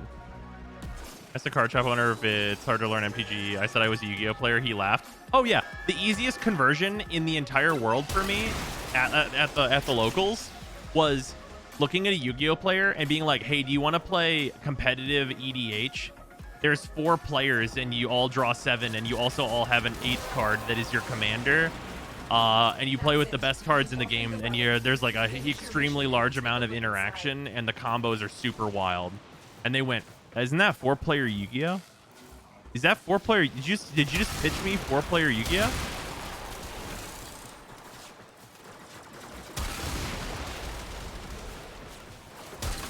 The easiest conversion in TCG is Yu-Gi-Oh to literally anything else. Yeah. If you can play Yu-Gi-Oh, you can play literally any card game. Not really a card game, but like something that rivals it just in terms of complexity. Like I opened the game, I played it for like 20 or 30 minutes, and I just closed it and uninstalled. There's I people feel like out you're here gonna that say can play Dwarf Fortress. What the fuck are you about to say? Crusader Kings 2. Anybody who can play that shit, congratulations. You got a 5 head. Oh, fuck. Yu-Gi-Oh! Too fast. MTG right speed. Oh, I love them both. I love Magic, and I love Yu-Gi-Oh! For different reasons. Like, it made me so sad when because I heard a lot of good things about Stellaris. But when I opened it up and I'm like, oh, fuck. This is the people that made Crusader Kings 2. Oh, no, this is a 4X game. Oh, God. I closed that shit so fast because I just don't have the patience to learn all that. You know what game is that for me? You know what game, like no, it's not even game. You know what genre got ruined by the internet? Go on. Fucking StarCraft and Warcraft and Supreme Commander. What is it? I don't even remember what the genre is called. It's the predecessor to MOBAs. It's what MOBAs. RTS. There you go. I literally forgot what the genre was called because it's been so long since it's like felt relevant at all. Yeah, RTSs, they're dead. No one can play an RTS casually. It is a waste of time. The absolute complete waste of anyone's time. I love real-time strategy games whenever people aren't like fucking sucking their own dick off on their APM. Digimon cards do exist. Yeah, Digimon has a new card game. We played like the starter decks for it. Me and Sarah did. That game seems really cool. Like if I had like more time to learn another card game, I absolutely would definitely play that. Oh yeah, I really like Civilization 5 whenever I have like a day to set aside to play. Yeah, there half a there match. It is. Yeah, half a match. Like it's a very enjoyable chill time. I feel like Warframe's higher on In the Warrior complexity deck, you scale too, banish to a be honest. Ghost Girl, then Junk Forward or Aqua Dolphins, and then you get any Warrior. And invoked any Ghost Girl into a Droll, get Alistair. Okay, hold on one sec. Warrior deck, you banish Ghost Girl, then Junk Forward or Aqua Dolphins, then you get any Warrior. Okay, that's fair. And invoked any Ghost Girl into Droll, get Alistair. Oh, yeah. That seems solid. Because the count is up to what, 5 card games that you play? I mean, what are we? I mean, I play Magic, I play Yu-Gi-Oh, I play Runeterra. What else are we like including that in like Solitaire, baby. Oh baby.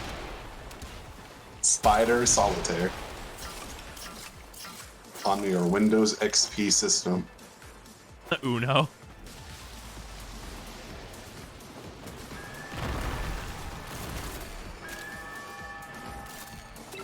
If you count multiple different formats of Magic the Gathering, I'm at like fucking actually 9 different card games, but I wouldn't consider those to be different.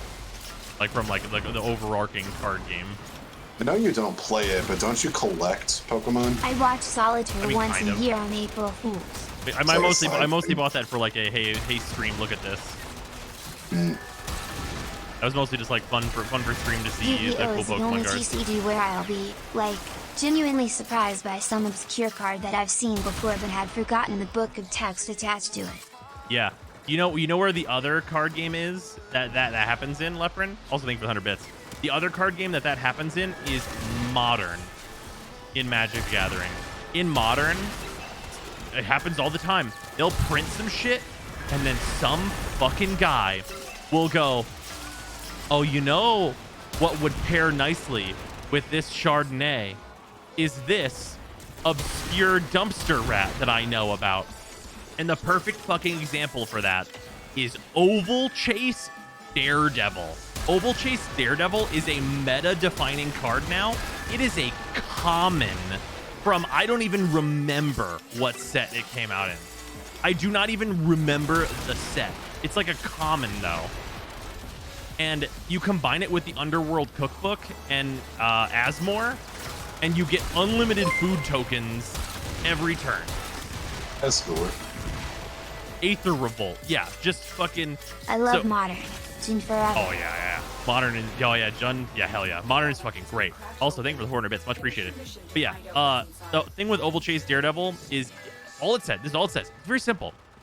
If this card's in your graveyard and an artifact enters the battlefield, you can put this card back in your hand. An Underworld Cookbook says, discard a card, create a food token.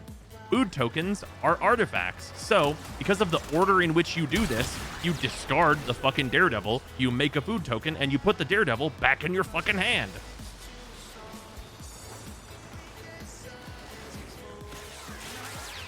So every single turn, you just get to keep discarding that one same card to keep making food tokens. Then you combine that with Asmore, who can sacrifice food tokens to destroy creatures, and it's gross. It's gross. And you can have multiple cookbooks because they're not legendary. So you just discard that same card 4 times, make 4 food tokens, kill everything on your opponent's board. Or that card isn't it a 4-drop? Yeah, I think so. I think I've only ever cast it 1 time.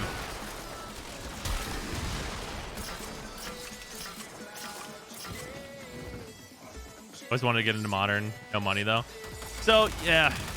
Yeah, I mean, Modern, honestly, right now, is at, like, one of its least expensive points it's ever been in. And it all depends on, like, what deck you're starting with. And also, like, if you're starting to play Modern, my biggest advice is don't buy the fetch lands that are not, like, bottoming out on their prices, like, whenever you can do it. And also, you don't need fetch lands to play a lot of the decks. Like, some decks, you're going to need them.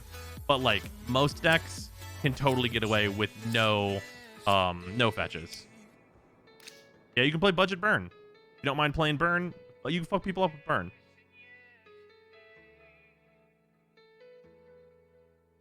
And honestly, isn't domain... Oh, wait, no. Domain's really expensive. The triumphs. No, never mind. Never mind. Ignore me. The triumphs. Should I get Primed Fury or Primed Sure-Footed? Primed Sure-Footed. There's no replacement for Primed Sure-Footed. There is a replacement for Fury. It's quickening.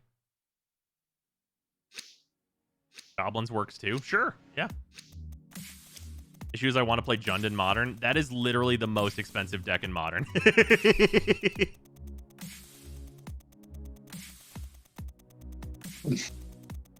I don't even have everything for Jund. And I play Modern like a lot. I think I only have 2 Tarmogoyfs. I think I have... I'm pretty sure I have 0 Liliana of the Veil. Because that bitch like has like never been under $100 for like ages. Actually, I think she's like 80 right now. But my point stands. It's a $320 playset that I'm not buying.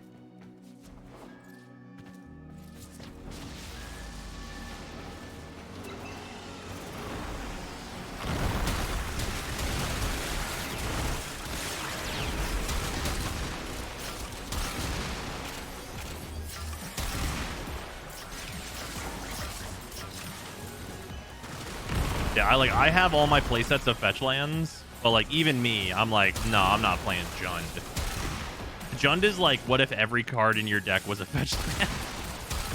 Like, just like, bro, if you could drop $2,000 on this deck, that'd be cool. I'd appreciate it.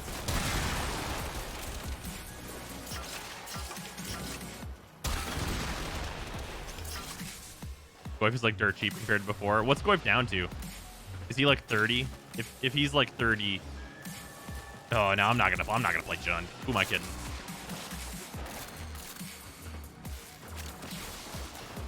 Bad commanders are more fun. They're a challenge. Yeah, build Tarask. Fuck it. Just put a lot more card draw than you normally would in it. You'll be fine. More small world combos. Sal is a Thet get a bad salad Thet can send that in a non-fire Cyber Seagate Gazelle. You play Middle it's great for it since most of its cards are Earth but different levels and types. You can search any starter with a non-starter. Yeah, that's fair. Yeah. Okay. Remember when Liliana of the Veil and Cavern of Souls were both under 30? For Veil, no. Cavern of Souls, yes. Oh man, I got some... Man, the way I got my Cavern of Souls, except for one of them I opened. The way I got my Cavern of Souls Oh man, I still feel bad about it because like the price differential is no longer what it was. Whenever Teferi Hero of Dominaria was like the meta deck in standard, I traded 2 Teferi Hero of Dominaria for 3 Cavern of Souls. Oh. It's the best deal I've ever made. No, well, it's not the best, but it's really up there. That's like long run, so worth it. So worth it.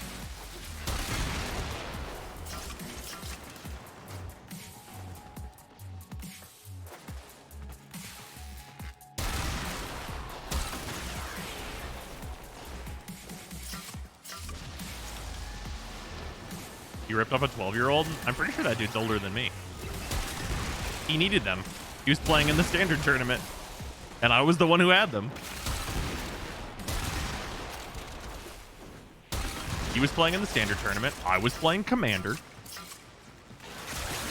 And I wanted Cavern of Souls, because that was before I opened my 4th one. I got fucking 3 Cavern of Souls.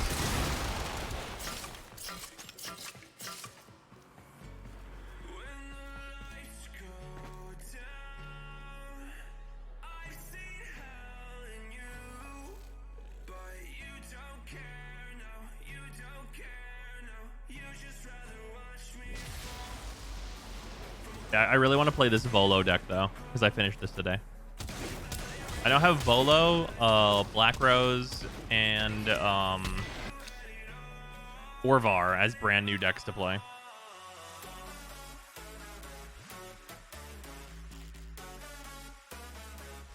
Take a clone while you have doubled strength? I guess I should.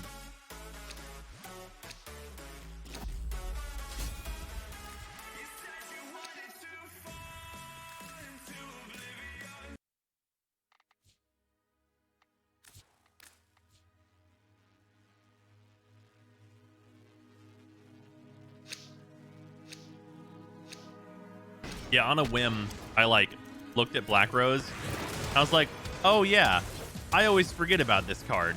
I should build this finally. Because it's in Nicol Bolas's colors, and I literally didn't have a deck. That was that. What is it called? It's the evil name.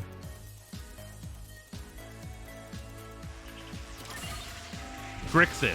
Thank you, Phoenix. Yeah, I did not have a Grixis deck. Rose, what was your favorite standard? Okay. Okay. So, my favorite standard, and this is stupid because it's just because I have a pet deck from it that will likely never be good because I love the combo and there's no other format I get to do it in. It is the format that was the little tiny baby format right before Spark rotated. And it's because I have a Tezzeret Affinity combo list that I just love it. I'm such a huge fan. You play Tezzeret with 4 artifacts on board. You play Karn the Great Creator. You get Guardians of Koilos. And you have 4 Guardians of Koilos in your sideboard. You play Guardians of Koilos. And then you bounce Karn, play Karn for free, get another Guardians of Koilos, play Guardians of Koilos, bounce Karn, get another Guardians of Koilos. So you dump a bunch more artifacts onto the board. And then Guardians of Koilos can bounce itself because it's historic permanence. So if you have one of the pieces on board to like keep playing the artifact Guardians of Koilos over and over, you can like make infinite Thopters if you want to. But it just in general, you just like make a shitload. You can play like Pharaoh Statue and like a bunch of other things for like a ton of mana because you have artifact affinity. So you can do that, and then you plus Tezzeret to like drain a bunch of life, and like it doesn't even kill every time unless you have like one of the other pieces for it. So it's a 3-piece combo, not counting the artifacts you need on board, which is a hefty thing to do. But yeah, it's so fun. Yeah, I love the Tezzeret Affinity list. I have an Oathbreaker Tezzeret deck because I love it so much. Sadly, no sideboard in Oathbreaker, so I can't do the Karn combo. That's it. You opened the relic. Excuse me. Finish your mission and we'll take a look inside. Ash into Veiler searches any light monster that isn't a spell checker. You mean a spellcaster, I assume? You can probably do it in modern. Okay. Yes, but it will be terrible. I will literally never do it against anyone. Is the problem.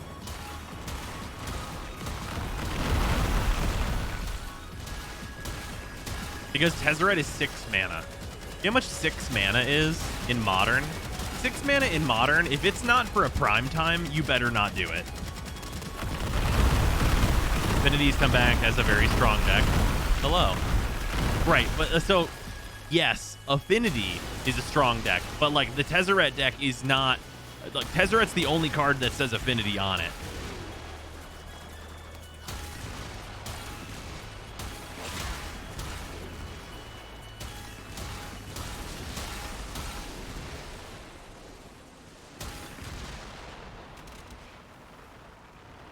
On is with Bro and Clone using the same weapon. Yeah, I unequip my melee weapon. Therefore, me and the clone get to use this primary together. Here he goes.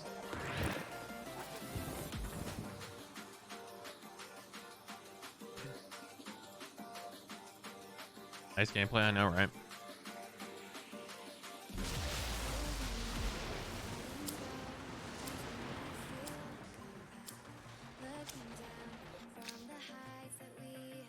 Oh, Shut up and take my I money. guess I'd rather take a Forma. Gotta replenish my stocks. Ridiculous. I think of the resub 2 years. Much wait, no. 47 months. You're on the 20. You're on a 2-year streak, though. Much appreciated.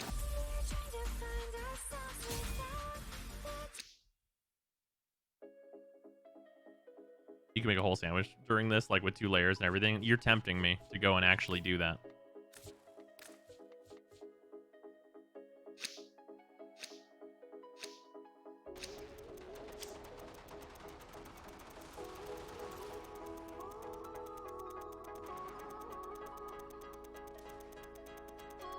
I have 3 modern decks and 5 commander decks. Should I find a support group? No. 1, 2, 3, I'm just 4, gonna 5, post this 6. here cause I have no one to tell this. I got a code kiosk figure worth 130 pounds this for 16 pounds due to 14, getting lucky 15. with an eBay auction. There are 15 commander decks that I can see right now. And then there's a modern deck and an Oathbreaker deck that I can also see. Oh, and a Yu-Gi-Oh deck. So you're good.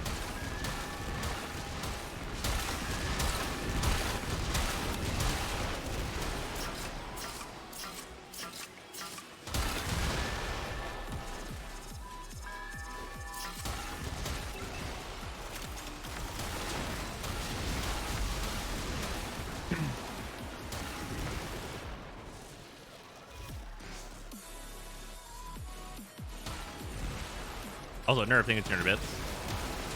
Got a code guess figure worth 130-ish for $16 due to getting lucky with an eBay auction. Nice.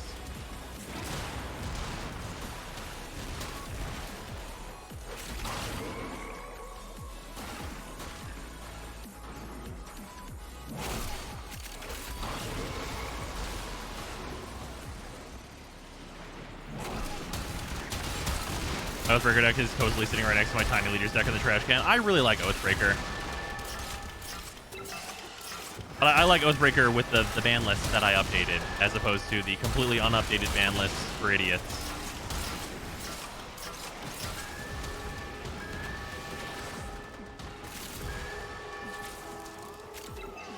How should I sort my binder? Colors, formats, prices, favorite art. Color, CMC. Prices is terrible. Never do prices. We're gonna find your ban list. Oh, it's in the Mill Geek Discord that we usually use for Thursday Night Commander. It's also, I'll put it in my Discord though. I can just paste it into there real quick. Honestly. Cracked open. Finish your mission to find out what's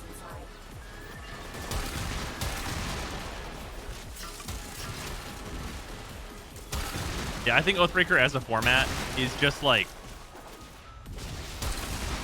you ever like see a place and you're like man, this place would be really nice if anyone took care of it.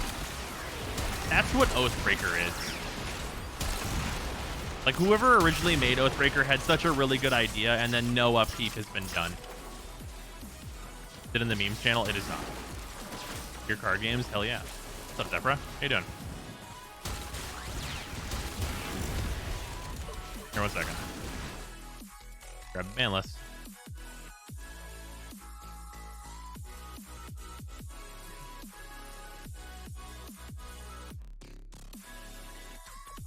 Yeah, I did not have to ban that many more. Actually, I did. There's quite a number here.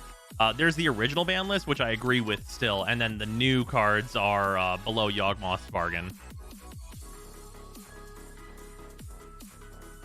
I'm putting that in the MTG channel in the Discord. So just do exclamation Discord if you want to go see that. It's a lot of fast mana and stuff that they missed, and just like cards that obviously should not be allowed in like Oathbreaker. Like it just like a lot of really obvious shit, basically. All right, there we go. Obviously, I've not updated that for like the D&D set if there's something like outrageous in there. Also, Flame Blitz, I don't think I added to that list because it would require playtesting to know if it was going to be a big problem or not.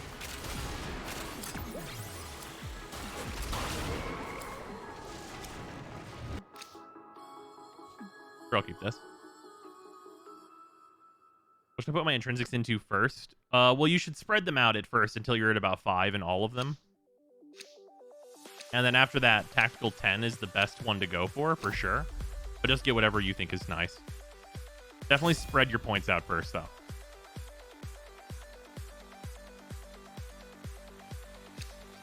For some reason, I can vaguely remember one Magic Gathering card that was an island monster with Forest Walk and Flying. An island monster with Forest Walk and Flying. Or small world combos in Dino. All the Earths or Garnets, so you can pitch them to get a Tyranno or an Overraptor. Oh, that's good. That's extremely good. What's wrong with Flame Blitz? Oh, I might, you know what? I just realized I might actually be... Am I thinking of the card that deals 4 damage to everybody? Is that Flame Blitz? Because there's one that's one red mana. That's pretty good. And it deals 5 to all Planeswalkers every turn. Which in a format where everyone's commander is a Planeswalker. Just got back from my stepdad's funeral. The man was better to me than my real dad, so I'm not doing so hot. Oh. I'm glad I get to unwind with your stream. You're awesome. Oh, Kenji. Well, welcome. Hopefully things go better for you, dude. Thank you very much for the resub. Much appreciate it. Why crop rotation? Crop rotation is in there because you'd be able to play it as your commander spell. And whenever you play it as your commander spell, you can just go depths into Thespian and have a 20/20 like really consistently on like turn 4. Yeah. If it was in the 58, then we'd be talking about a different thing. But because it's not, because you can have it as your like commander spell, like your signature spell or whatever, it's hugely more problematic. Is Braids banned? Free Braids? I don't think Braids is on the Oathbreaker list. If she's still on there, I would take her off personally. But we mostly just did we did additions to the ban list to make the format better, as opposed to trying to remove things to make the format better, because the additions definitely matter more.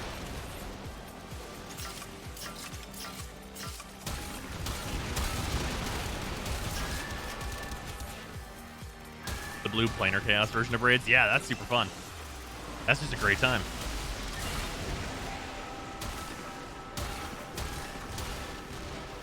Braids is a smokestack card. Why did they never let Planeswalkers be commanders outright? Would it have broken things? Well, that's just up to the rules committee. And it was like legendary creatures was the restriction. I actually also am like whenever Wizards wants to print a Planeswalker, then that can be a commander. I'm not cool with that. Like, that's totally fine. But like opening it up to like all Planeswalkers can be commanders. Like, I really like having a creature in the command zone. I really do feel like you should have to pick a creature. You opened the relic. Finish your mission and we'll take a look inside. Because I really fucking hate like how it, like, because then you're like ignoring some like core mechanics to Commander, and, like how it works for most people, like Commander damage and stuff being a thing. Chris is a Commander. Yeah, that's true. But like I said, there are some few exceptions. But like if you just open it up to like all Planeswalkers, then like I feel like I'll just have a way worse time. Like don't get me wrong, I run a Tevish Zot deck. I absolutely do. I think Jessica is really cool. Like I have Vile Smasher Tevish Zot. That is my odds only deck that I think is super fun. Because like Tevish is like a nice draw engine for like doing Vile Smasher, and I literally get to play burn in Commander, which is great. But yeah. I just think opening it up to all Planeswalkers would honestly be pretty lame. And like part of that is that like I think that it's a thing that could eventually happen, but there's just not enough removal that hits Planeswalkers right now. Like it's like all the colors need to have like at least decent solutions to it that aren't like, you know, Beast Within and shit like that. Do we get that deck list? I edited it like 2 cards. I think I've changed like 2 cards. But yeah, I got you. I know I put Warlock class in it, so I changed one thing. It's a Dragon's Approach deck too. It's the whole point of the deck is just to break all the Commander rules. That's like literally the point of it.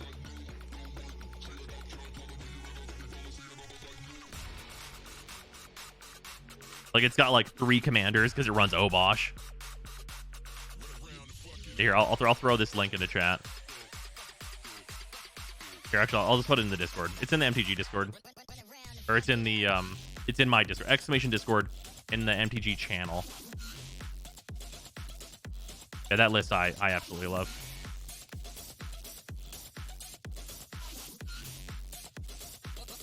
I had the D&D pre-con feel last night. I have the Bant one. Haven't tried it yet. The Bant one's the equipment one. We didn't see that deck do anything too crazy, but it seemed like a good time. It has like a lot of really good reprints in it. The dungeon deck felt pretty underwhelming. I literally am going to rebuild and upgrade the dungeon deck just because I wanted to actually do dungeon stuff. The other 2 precons, the Gruul one and the Rakdos one, seemed fire. Prosper just went off and did stuff, and the Gruul deck is like 2 cards off of like really easy, like infinite, just doing crazy bullshit. So I'm pretty into it. No Relic Freezer. I didn't notice in time. Shit. Warframe's doing that thing where it's putting me to sleep. Unfortunate. Uh, It's because we're in an interception. That's what this mission's for. Did he actually fix the galvanized mods in the last patch? They fixed it for some things and not for others. Gruul seemed amazing Dragon Tribal, but also Dice Tribal. Yeah. What's the main stat that Wisp needs? Strength, but not at the cost of duration. What would you replace Ivara's second ability, Navigator, with? Literally option select whatever you want and need for Ivara.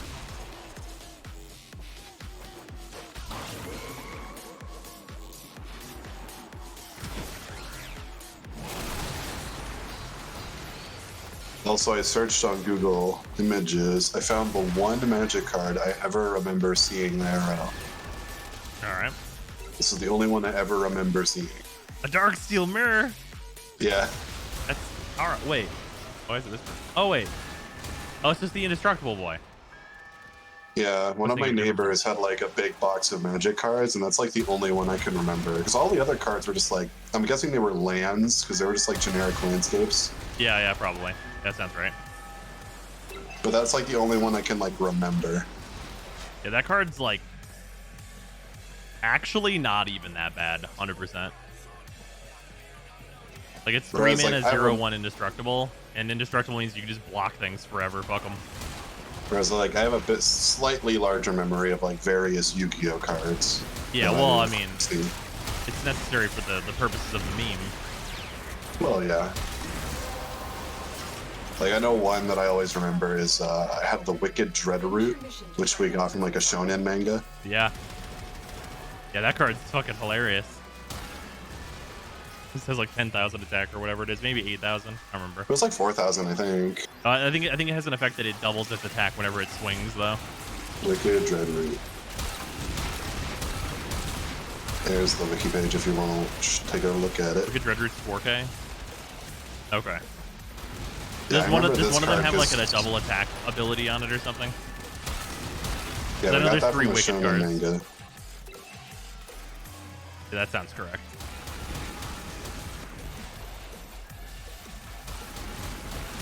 I don't remember the name of the card. There was one where like it was like a goblin thing, and if you did a dice roll, that's how much damage its attack would do. I remember having that. Oh, that's how much damage its attack would do. I was gonna say Snipe Hunter, but now I know that it's not what Snipe Hunter does. I mean, I could be just misremembering its effects, but I know it had something to do with dice. Yeah, yeah. I think you might be thinking of Snipe Hunter. Snipe Hunter might be a coin flip though. It's been ages since I've actually read that card. Oh my god, I do like the new wiki. Oh, Dreadroot cuts everyone else's attack and defense in half. Oh, okay. Oh yeah, it's Snipe Hunter. That's what it was. That's what it was? Okay, cool, radical.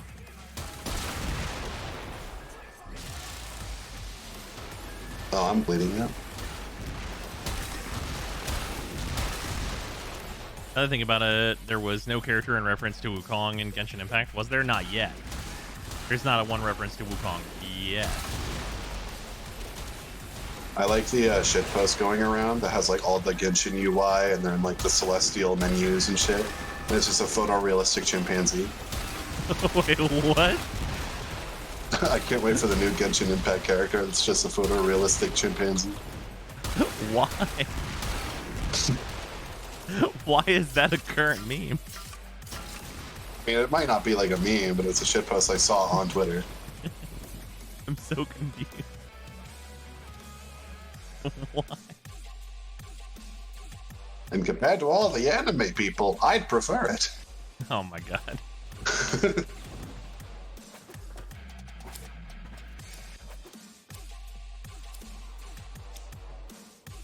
I can't wait for a new Genshin Impact character picture Oh, of nice. Monkey. I guess I managed to pick one just in time. Okay. UI didn't. Yeah, think I UI did, did though. not figure that out. It was in memes. Oh, that's where I saw it? I thought I saw it on Twitter. I think this has bugging me for years. Why do you think DE has made no way of getting scans of the golems from the Inaros quest? One second. From the Inaros quest, if you didn't get them on your first playthrough because you can't repeat the quest.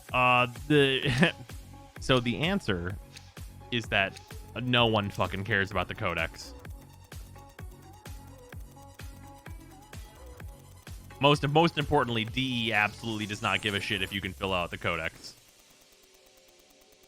Tried to care about it at one point, but then it just became like too much. Yeah.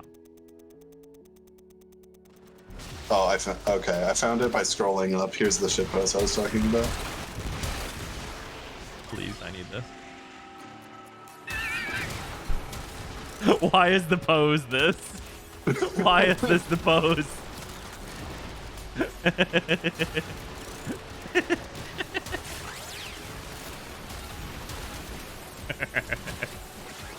That's very high quality. The pose that this chimpanzee is in is like very high quality. Somebody found the good stock image.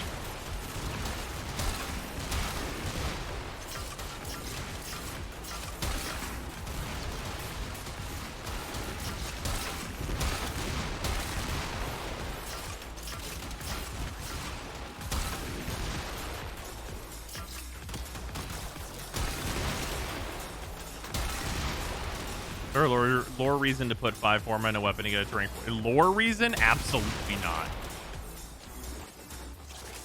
There used to be for the paracesis, but they got rid of that shit. I mean, there wasn't a lore reason for it, though. Didn't it have to be 5 forma to break the crystal? I think it needed at least 1. But also, that's not a lore reason. It's just like a random restriction for no reason. It was a reason to get the lore. I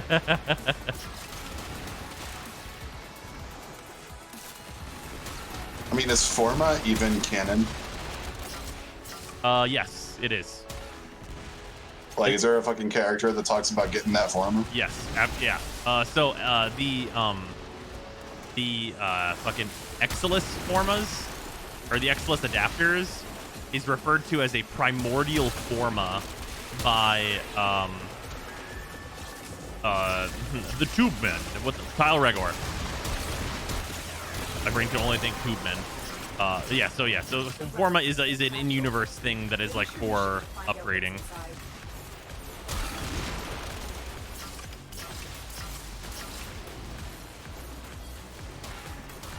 Yeah, that's during the Nata quest.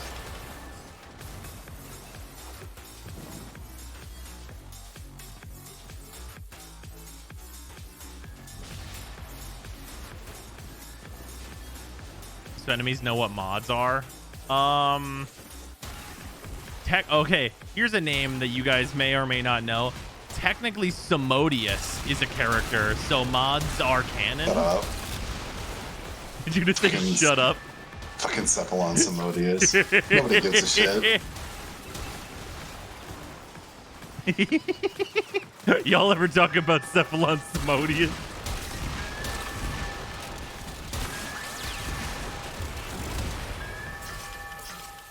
Samaras cares too much about knowledge. Sai like does the railjack. Simodius makes DE a lot of money. Yep.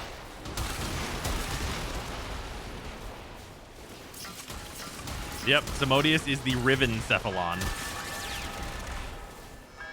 Does he even talk? I don't think he does. Absolutely not. Like, not once. No, never. He will never speak to you. He will never explain to you how Rivens work. He's voiced by whoever leads the marketing department at DE, and they will not talk to you. That fucking deadpan delivery, though. That's fucking. You will never be the protagonist of an anime. You will never be. God. Yeah, voiced by Jeff Bezos. Simodius is man. the voice of capitalism. Man, me picking Harrow starting to set in. Don't let it set in. Is he the overlay on the Riven screen? Yeah, that's Simodius. Yeah, he's the particle effect. Well, after I make that Nezha video, because people have been asking about it in the Why Would You Use videos, it's going to be big stonks for me.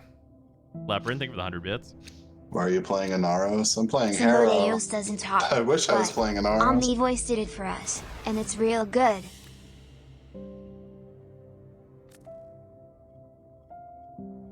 Yeah, Cephalon PNG. Oh, Steel Meridian is finally ready to go to 5 again.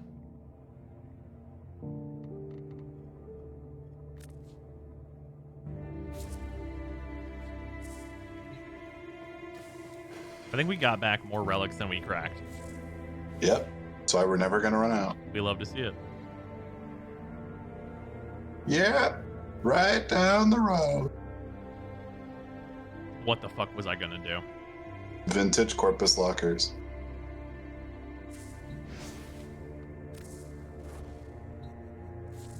No, not the Tonkor. There was something else in my brain that I was gonna do. Oh, thank you, Shocking. Look at Simodius, sure.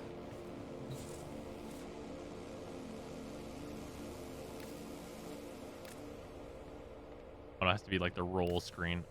This one.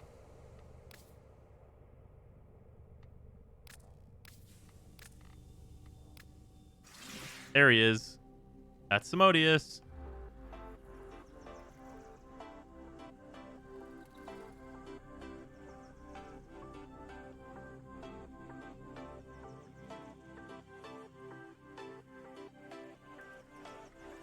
It's the only place where you'll see him.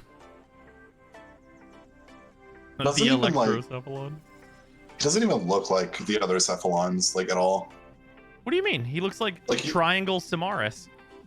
I don't know. He looks like too fucking big.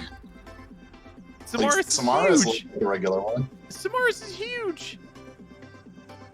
I don't like his dumb, stupid head. Yeah. I think you're projecting.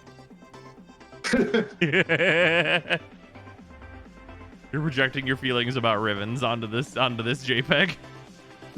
Not even this character, this fucking JPEG. Oh, fuck. Is Samaris huge or is it because he's 2 centimeters from your face? It's true. Do I have any like ancient bullshit in here that's like suddenly relevant? I'm just gonna take a look, see, because I haven't.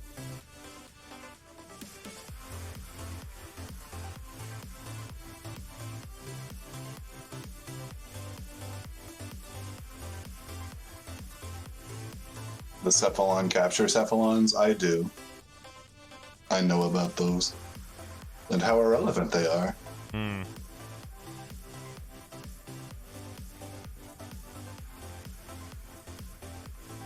I know one of their characters is basically just white people happy death. Like, that's one of the characters, just summed up. Yeah. The other one I forget about. Like, the white people happy death one was the female one, and then there's like another one that, like, I don't know. Fair. Is the Techo Prime good? I mean, It can kill stuff. yeah, you can punch stuff. Definitely not going to tell you can't punch a thing.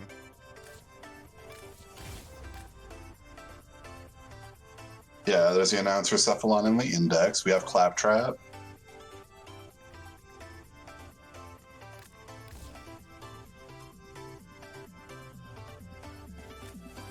My favorite Cephalon is Cephalon Shy. Yeah, that's correct. That's absolutely on the level.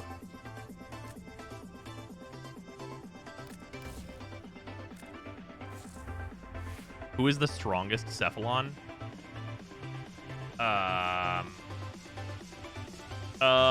We're gonna say Suda because like we help her defeat.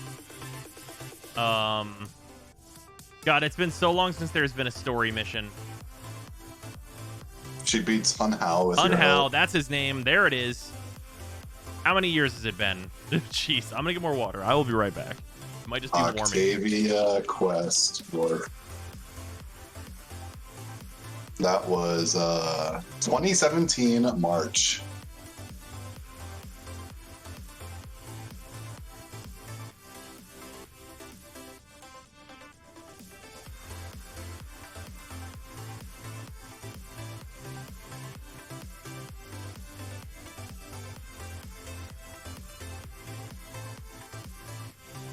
Four fucking years. Octavia's been out for 4 years. Did you give up on PoE? No, I have not. I'm level 89. I'm using Forbidden Right totems. It's just kind of slow right now because I don't have a 6 link. I'm thinking about making a new character. I'm not sure what though. I want it to be really good at heists to make money. But like the amount of characters that won't get ass blasted just for the instant the heist door opens is not. It's not a large selection, so I'm having difficulty coming up with one.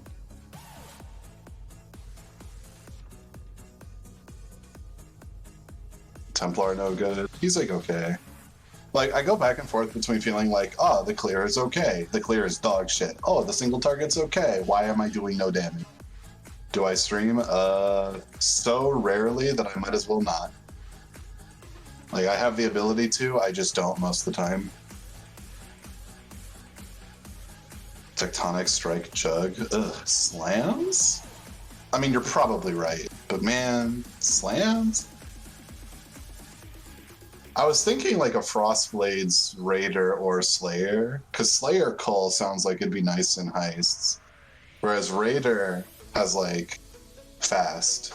But I feel like Raider has the problem of like getting into the, like I guess you would just whirling blades into the door the instant it opens, and then hope you freeze the entire pack.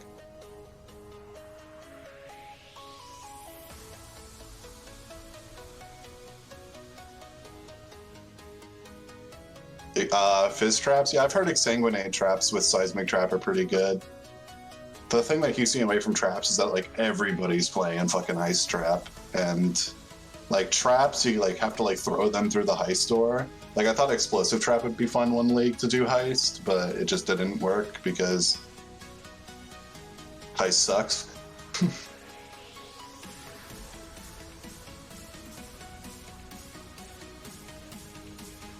But yeah, I just need something that's not a totem build to do heists, because like the delay of summoning the totems doesn't really work with it.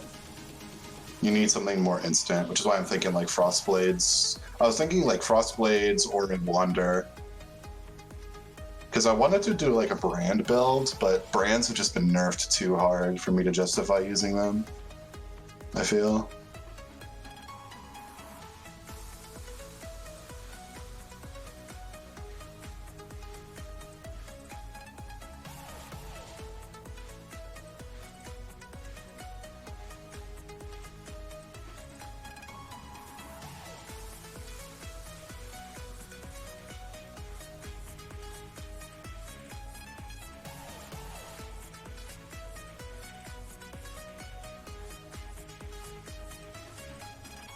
Any interesting builds in PoE right now? There's a couple of good ones, Para. There's more to life than Cracklands.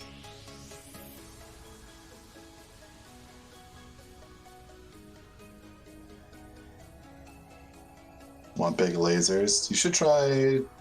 Oh, I know. I would not recommend Divine Eye or Ignite anymore. That shit got dumpstered. I mean, just hit-based Divine Eye would be okay.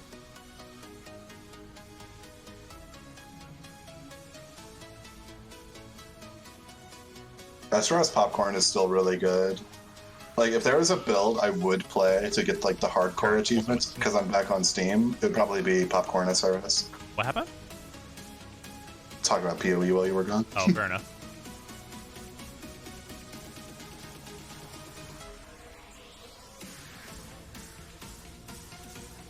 Oh, yeah. I think you would appreciate this dumb shit. I'll PM this to you.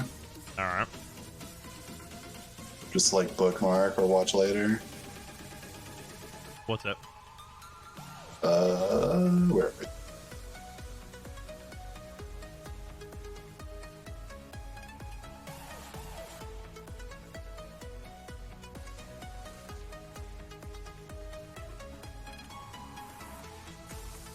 Oh, okay.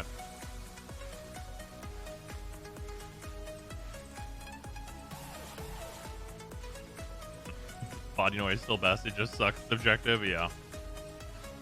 Geez, it's just some goldfish. Body noise if you have some friends who like to try hard or just do railjack.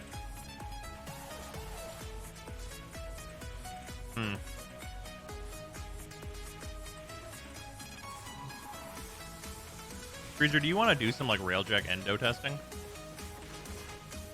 Not on like the Corpus missions, obviously. I don't know if you have any like the new intrinsic stuff to work on. Intrinsic? I think I'm good, honestly. You complete command and everything? Oh, right. Command is like finishable now. Mm-hmm. Where the fuck do I even check that? Profile? It's not there anymore. Railjack, intrinsics. Oh, there's like a railjack.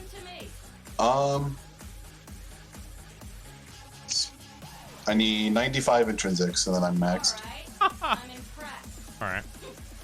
Oh wait, no, I need a lot more than that. Okay. Because I'm at 417 right now, and then I'm at gunnery and command 9, so I have a bit to do. Alright. Like about 600-ish. Wait, we can do void storms if there's any up.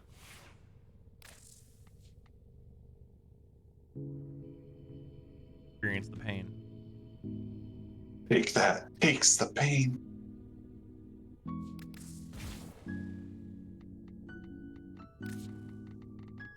I need some kind of fabric. The fabric of time. God fucking damn it.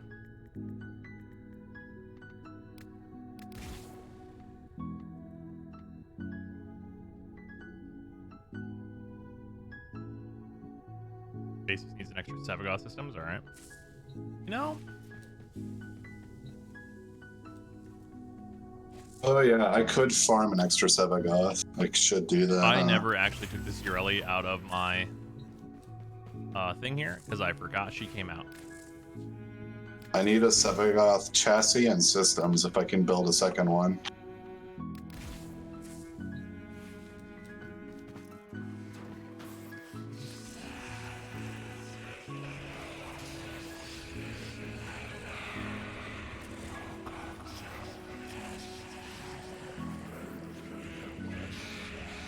How do I...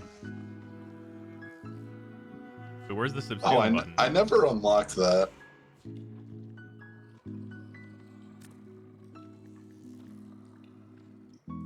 What the fuck are her blades called? Here we go. Aqua blades. Yeah, why the subsume like button was not over here until just now?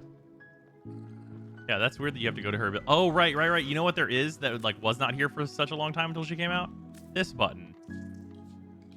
That was there. Oh no, it disappears when you have them all. Oh.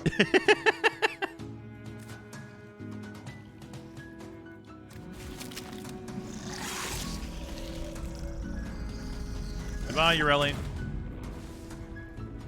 I will never subsume your ability, but that's fine.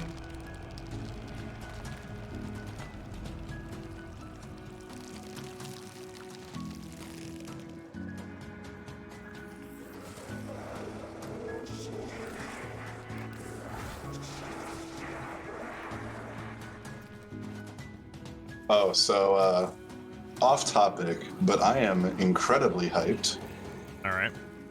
because yesterday the reveal trailer for Outer Wilds DLC dropped. All right. Wasn't there already DLC? You're thinking Outer Worlds, bud. Oh, okay. But Outer Wilds, like, hard 10 out of 10 game for me. And DLC is coming in September, and I cannot wait. You totally can cheat and get an extra invigoration. And do I ever want to do this? This is fucked up to do on Protea. I'm just going to put that out there. Plus 100% ability range, immune to status effects.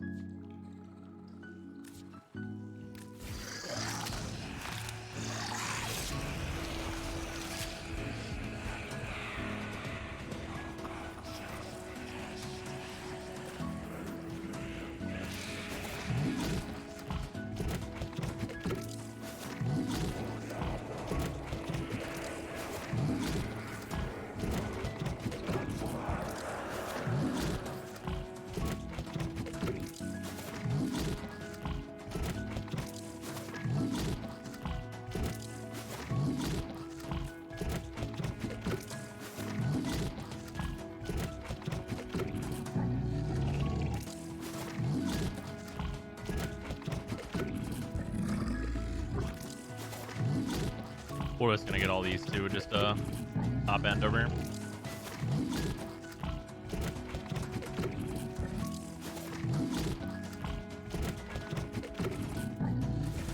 Complete. This fully operational battle station.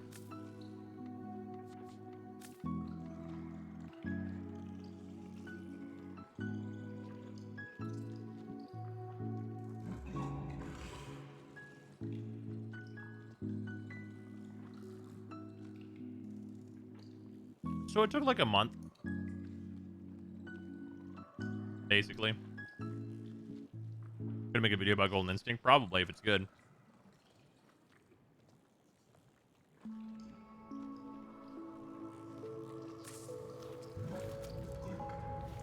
But now we go do Railjack.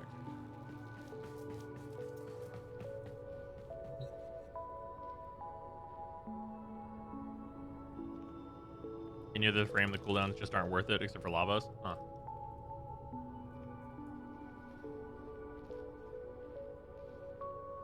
What happened for that unlock? That gives me Golden Instinct, which is the other subsumable ability for Helmet.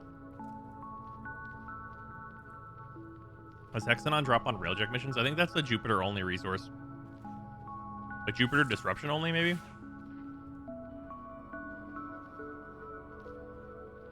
Don't quite remember.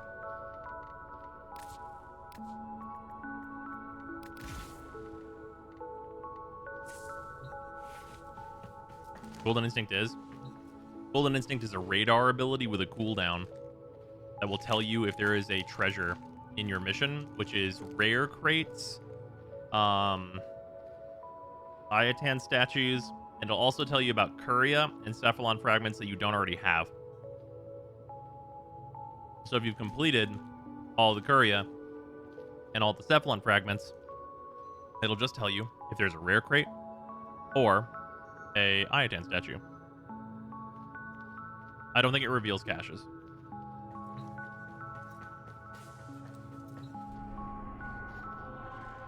It also shows Forma.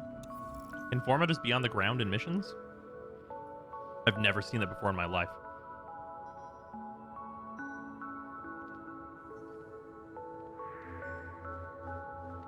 Alright, I'm looking at these void storms. We got a skirmish in the Vale.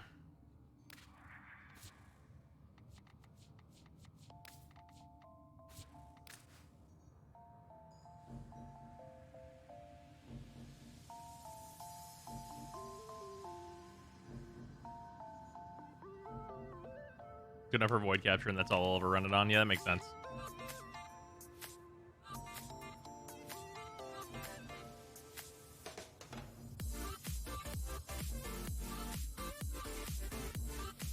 Oh, it shows built forma in the Lua puzzle? Oh, shit. That's such a huge time save on Wukong.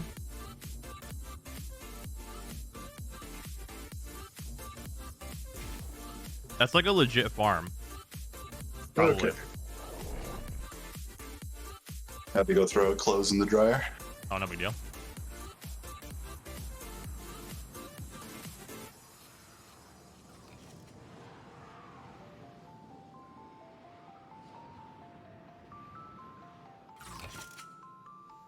Void storm rolling in. Batten down the hatches. Batten down the hatches. Any idea why Wukong is so popular? He's got a turret, and he's got Inaro's health. Crew, time for housekeeping. Take out the Grenier Pulse turbine. And they remove Forma from that? Well, it's not a guarantee. I think it's a low chance. A message. Alert. Enemy fighters. But he's also mega speed. That's also true. True fact. Be aware, this storm is tearing open void fissures at your destination. Now deployed.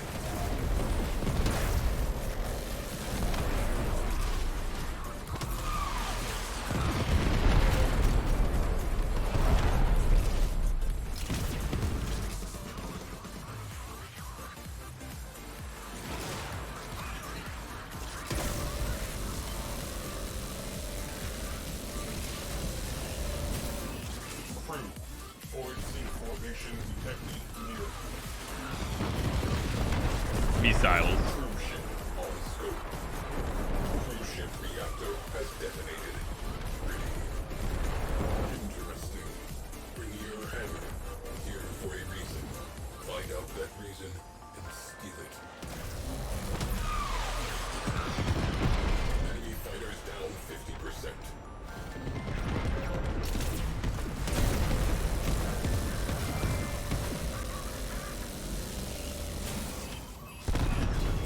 Ground sleds inbound. Prepare to repel boarders. Cruise ship has gone bye-bye.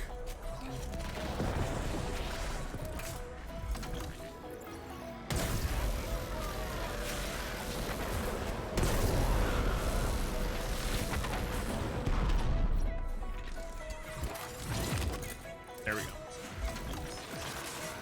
Void sink forming. Eyes open.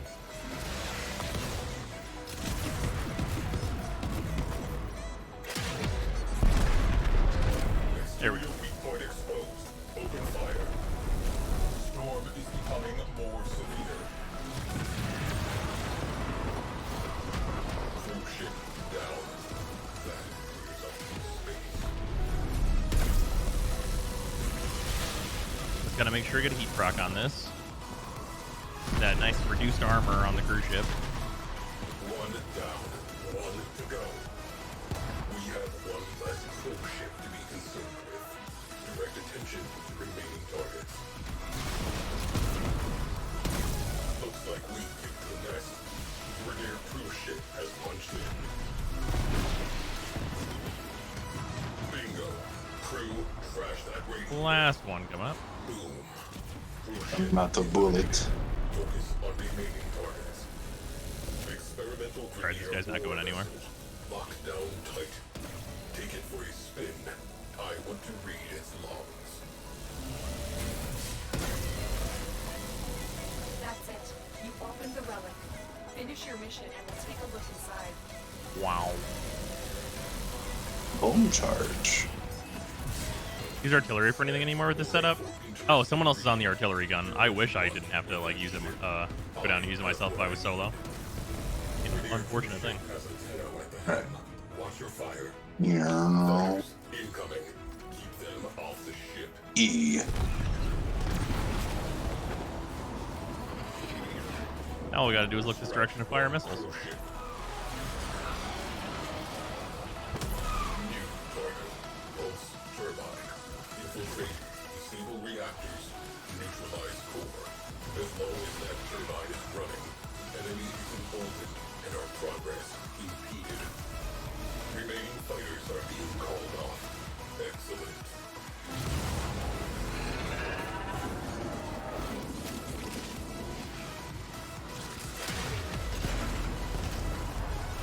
Creator naked. Hit them with all we have got. Again. Derelict on scope. Radiator exposed. Open fire. Core is vulnerable. I'm gonna go over here. 'Cause I might as well. Target sensitive systems. Trash the place. Eyes The Riddick still look as the AI is more confident than most randos. Yeah, that's fair. that thing.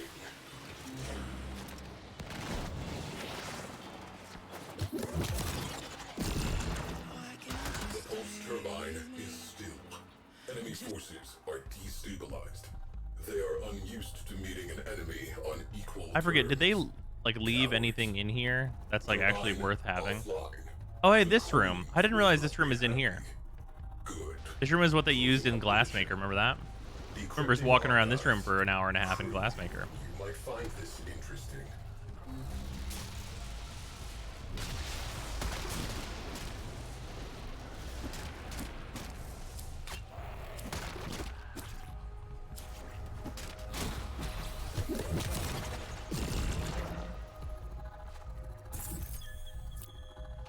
You just need the systems. Eh.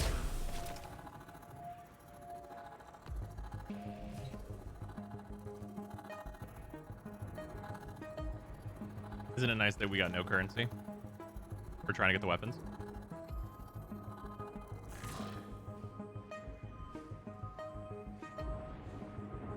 Hey, look at that though. Hmm.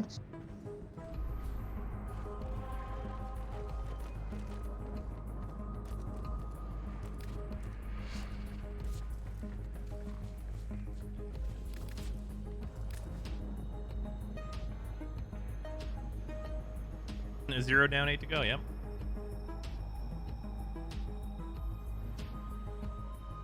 Legit spent an hour looking for a random piece of shit that was a slightly different color. Yep.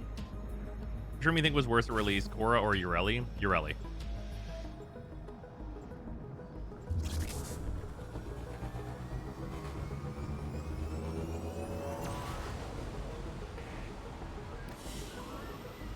Another job well Korra has at executed. least always had her 2 and her 4. Ureli just has a 2. Attention. Void storm imminent. This will get a little bumpy. The Grenier placement from the pulse turbine is a display of power intended to intimidate. We He needs to remove Marilena. Well, that's not happening. operational objective. It's her best ability. They have launched fire. Yeah, that's also true. Why would you get rid of her good ability? Like the only one that's like even kind of good at all. Inside nearby vessels. Be on high alert. The enemy have called in a cruise ship. Yeah, best and only are very similar words right now. You're right about that.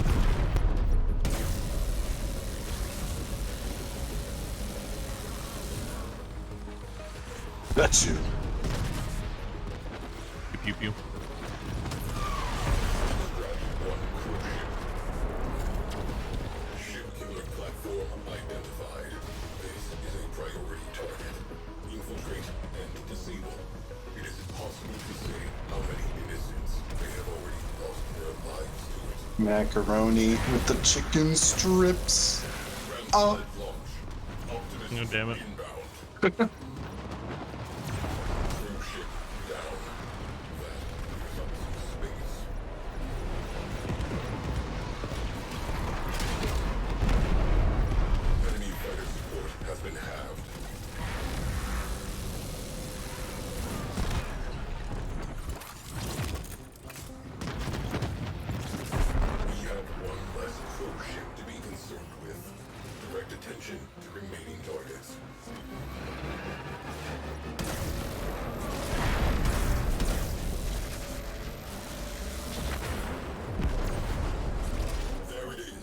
Also, Freezer, if you need energy, you're usually gonna have a healthy supply up by me. Bro, I'm chill. Not fair enough. Expose the next radiator. I mean, I could switch to a Prime Flow Warframe if I wanted to, but in Naros, go burr. It's true. Wait, why not just be Lavos then for the cooldown? I could. That's like If I'm basically being a like Naros turbo plus for AFK real. mode. Yeah, that's a Naros plus for Railjack, Finish your mission to find out what's inside. which is so fucking funny. Void storm intensifying. Incoming attack craft. Crew, light them up. Gotta go reload gun. Your ship eliminated. Focus on remaining targets. There it is. Blast that radiator. Opportunity. Core is exposed. Bang bang. Key components marked. Destroy them. Ship Out of to the shoot. platform offline. On my way. Okay. Well done. Fighters, I'm just neutralize. firing missiles anyhow. We have a pulse turbine strengthening enemy craft. Get on board and Is there a thing that's making it reload by an extra every time? has detonated. I don't remember what the fuck controls that mechanic. I think it's just like you like crafting it. Yeah, because I made a dome charge, and then it gave me 3, and then I just made another one, and it gave me 4. Yeah.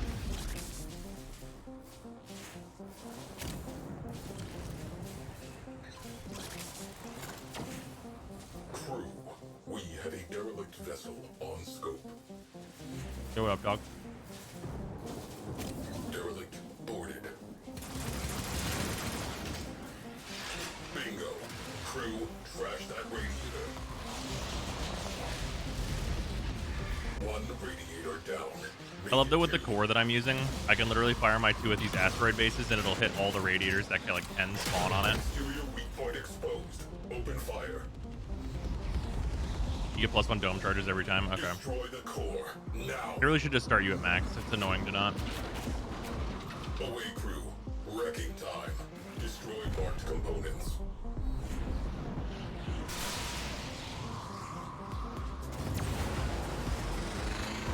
Turbine mixed. Our enemy has lost the advantage. Excellent.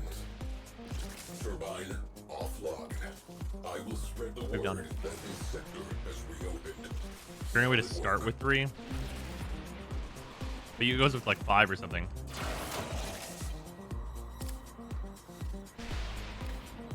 Alright. List dome.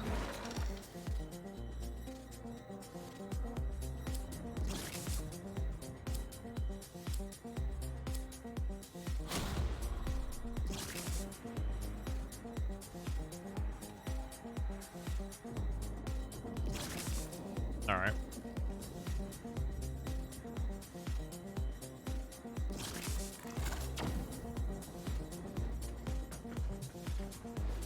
Is Atlas good? No, but that's 100 ducats. Ducats are good. Yep. Yep, 0 down, 8 to go once again.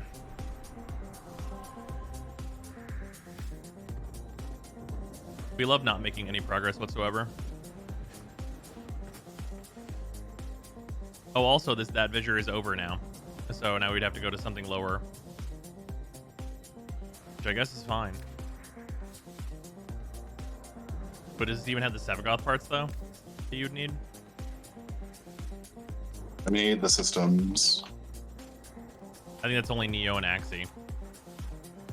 It's just a Meso that's a Grenier mission. Good system, good system. Poggers, Pogger. Is Atlas good? Nobody's gonna double in price real soon. That's true. Sevagoth is only Neptune through Vale. Yeah. Yep. I think this is bad. You should try the Ambassador farm. Oh, no. I'm aware that they are both absolute fucking garbage. Voidstorms still as soul crushing as they were. Got it. They're worse. They're definitely worse, actually, I would say. I think Voidstorms are definitely worse with this update because, like, they took the Void Traces out. So you can no How many longer. times do they have to learn the lesson of like bad drop table with mission that takes a long time? They've never learned that lesson. Come on. It's like, we realize that putting Ash Prime's chassis at the end of rotation C sucks ass, so we're gonna repeat this mistake several times. Yeah. It's not something that you can learn. Why they take the void traces out? Because they put the new hollow keys in, allegedly. I've never seen them, but allegedly they're in there. Well, as long as we're going to dry dock, I'm gonna switch to potion seller. Do you still need the fucking Sevagoth pew pew gun? I don't remember its name. If you ask me, Epitaph? yeah, you have that. Okay. I'm missing the ambassador, which I know is apparently not a friendly word to find. Yeah, you'll be in hell. But if it's at a lower difficulty place, those are available on Grenier missions. All right, I am now potion seller. Potion seller. Does efficiency translate to cooldowns at all? No, not even close. Okay.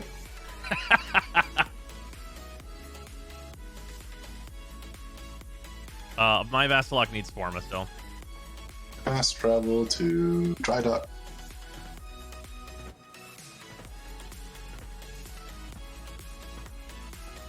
Now we'll put that Warframe part in a really easy to access spot to make sure everyone ends up with tons of extra copies due to no usage of replacement rewards. Yeah, there's duplicate protection in the Nightwave, but not in like drop tables that really do need it a lot. Like if the Nightwave didn't have it, but like Infested Salvage did, I'd be way happier. If I'm increasingly not enjoying the just buy it with plat argument. Ambassador has one part on each survival on rotation. Yeah, it really doesn't. Especially whenever it's an item that like you should not want to get anyway, like the Ambassador. Like I don't play enough anymore to like justify trading like the items I do manage to sell for a gun that I don't want. Yeah, no, that's just dumb. Like the Ambassador is actively garbage.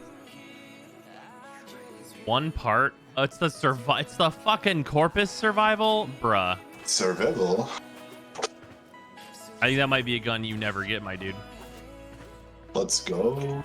I mean, it's like accepting my fate with ISO vaults, right? If I do an ISO vault, DE is injecting melatonin into my veins, and I can't do it. So, This is one of those times. Yeah. Like, if we do ISO vaults, I'm gonna be AFK, falling asleep with my index finger mashed onto W, and you're gonna see me walking into a wall. Yeah. And that's just how it is. That's just the way that it is. It's because ISO vaults are so, man. ISO vaults could be so much better without the 10 minutes of unnecessary timers to look at.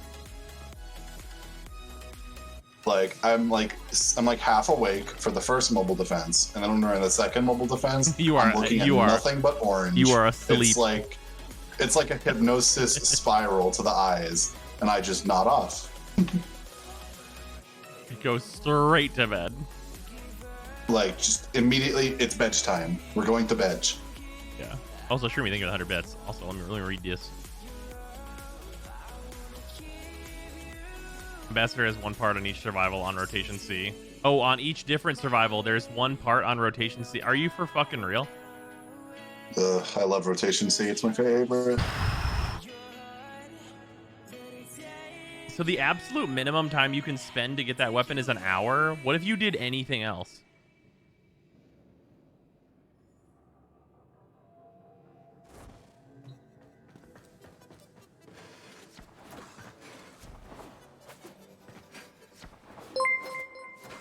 Were there 4 parts to that gun? Cool. An hour and a half, then. Rotation C with a 9% chance. Oh, a 9% drop chance? That's worse than, like, relics. Like, some relics have better drop chances than that. A lot of relics, actually. Most of them, even. Yeah, bro, fuck that shit. Reminds me of old Loki Prime farming on tower defenses before the relic system. I mean, like, what could possibly possess someone to want to go get that gun? Because it's, man, They need to double every number on that weapon, except for reload time. They should double every number on the ambassador.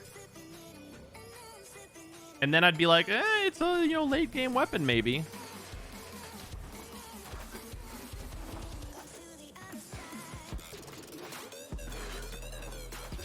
And imagine if they actually did just like fucking full balls.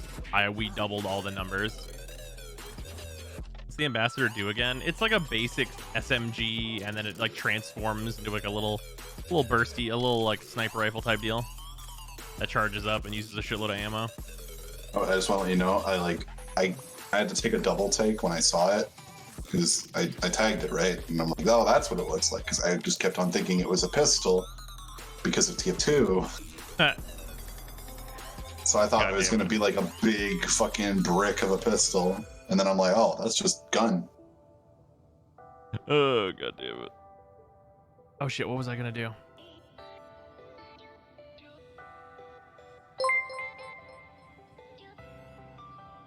I was checking something. It is apparently bugged on the fire mode that you would care about using as well. No, I wasn't going to look at the ambassador farm. We know that's dog shit. We talked about that. The fuck else was it? Also, Stars, thank you for the 100 bits. It's bugged in the all-fire that you would care about using as well? Huh. Plasma, the song gets posted by the bot in chat every time. When people say sniper mode, as in it gets a scope, or is it just a heavy shot? It's just a heavy shot.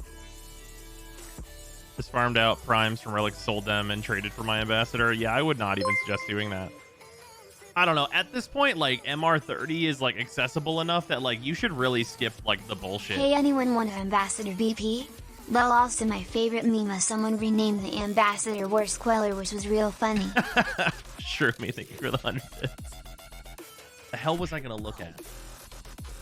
What the fuck was it?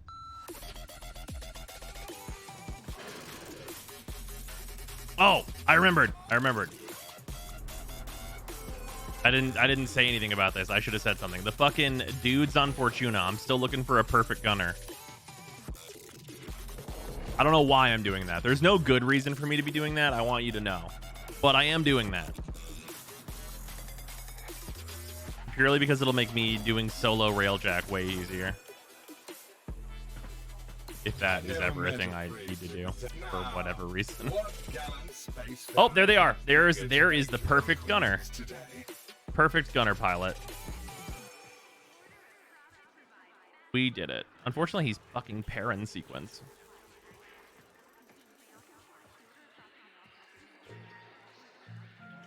Yeah, that's as good as it gets, though. You put 1 point into gunnery and then the other 2 into endurance, so that it's like basically impossible for them to die whenever they're going from one seat to the other.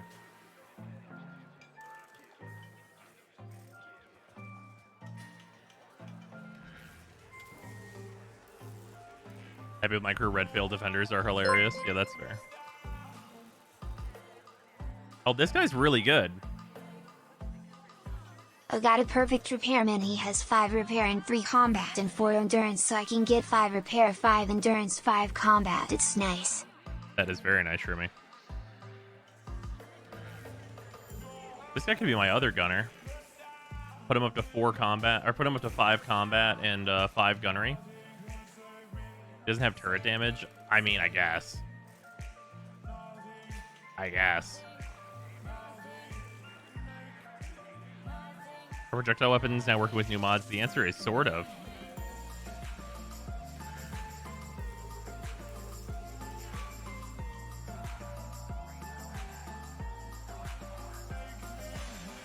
Actually, I really want one guy to be. I guess it wants 5 repair, 5 endurance, and then like the rest in combat.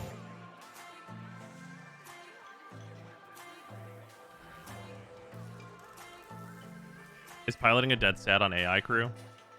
No. I want a pilot gunner. That's actually one of the things I was looking for.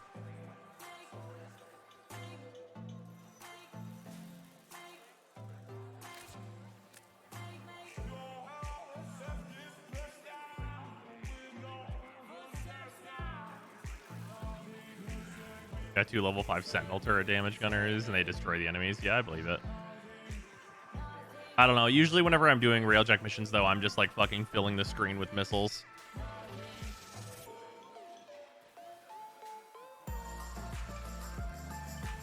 God, that's like half my ISOs, though. Jesus.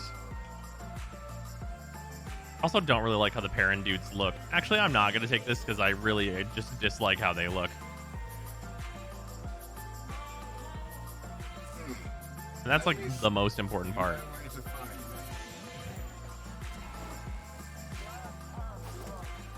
Got to get all the stats right, and fashion is high bar here.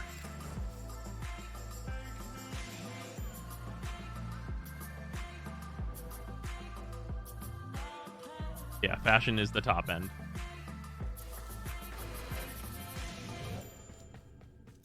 Full Suda crew for the win. I wish the Suda outfits had like better like material for changing the color of. And the bios, some of the bios are super lame. Oh, that's fine. I'll forget about that instantly.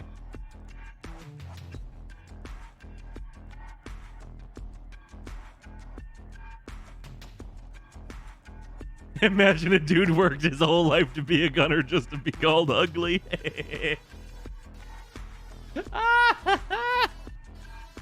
This man, unironically, that one video, like that Animal Crossing video, it's like, sorry, we don't allow any ugly cunts on the island.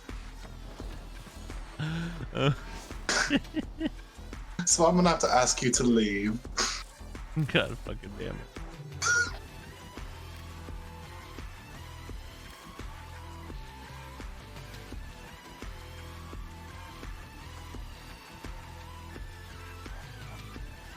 I want to put him in here, like proper though.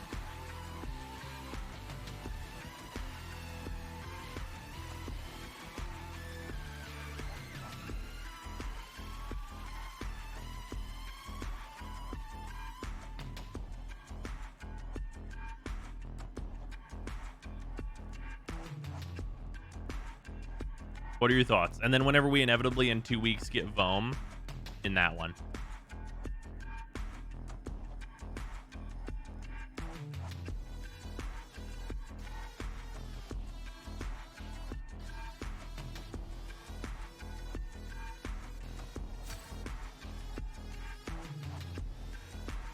How many plushies you got? I have all of them. They're organized by rarity.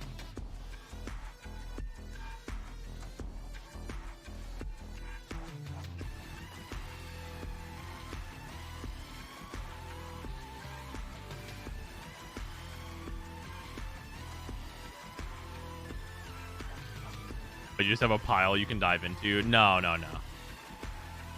And these two are over here because these are like the weird, unique, like non-area specific ones.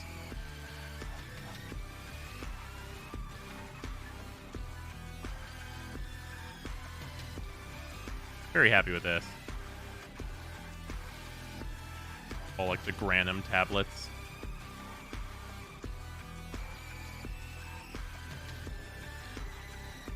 I do need to fix this though. At some point. I'm not too pressed about it right now. Because there's these two new huge giant Iotans. And like these probably need to go closer to the door. But like I can't be fucked to do it right now.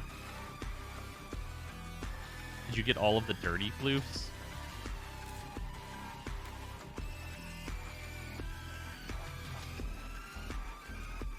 Are they called dirty floofs? I don't remember. Oh, they're called Grawls. I think I have all of them. Is it just these two?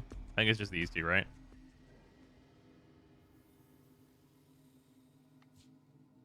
Might have missed one. There's three. There's a third one. Okay, I missed one of them. What's the other one?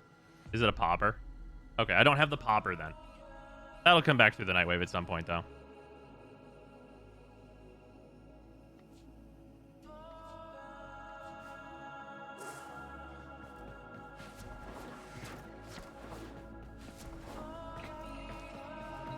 And then I'll inevitably miss it because, like, I was about to say, who's looking at the Nightwave right now? And the answer is nobody. I forgot the Nightwave ended. Holy shit. Can you believe it ended? Like, what? We're like halfway through the year and the Nightwave ended. That's so wild. Did I call that? I feel like I called that. I super don't remember, but it's possible. Because I know I called that the last, like the glassmaker was the last one, like the last real one. Yeah, I thought that they were gonna get one more. It was too optimistic though. You have the thumpers? Yeah, I have all the thumpers. They're over here. Look at them. Look how angry they look. Look like they got angry eyes. God, what does it look like? Okay, I'm gonna fucking give you a poll, guys. And if you don't know, that's fine. Okay, the middle one looks like the angry enemy glove from Glover.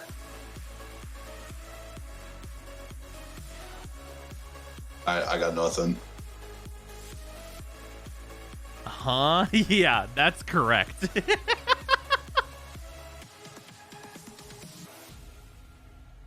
The Nintendo 64 game. Holy fuck, you're right. Man, you couldn't eat. Glover.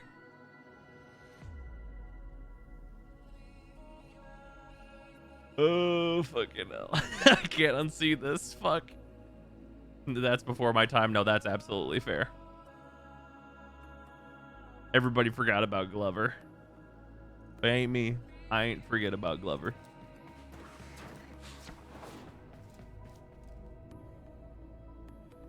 I crafted Urelli, and the first thing I did with her is feed her to the helmet.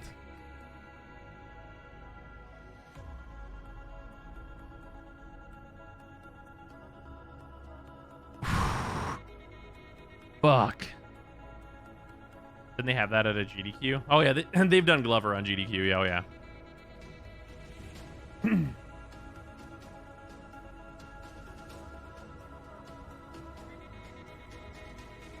Could you at least max her for the mastery first? Say no.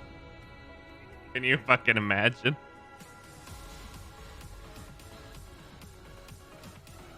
Any plans on a Urelli full rework? As sadly she needs one. I'm not allowed to make those plans.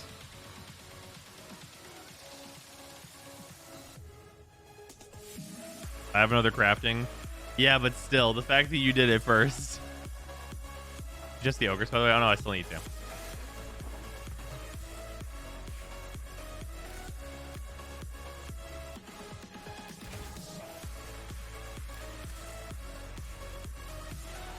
They did say no reworks this year. That's true. What about fixes? About that one? Oh man. Oh man. Oh man. Oh man. You know, I actually probably should do the math on whether or not Hellfire or Heavy Caliber is more overall damage for the Ogress.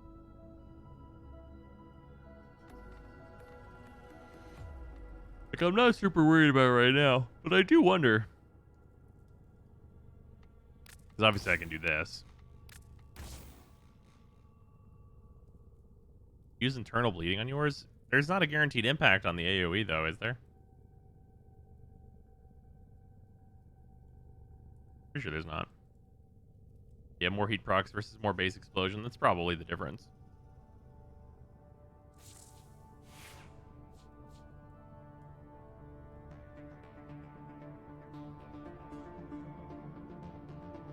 Test if the galvanized mods work. Yeah, it's going to be pretty hard to know because we're not on Steel Path, but either way, this weapon's badass.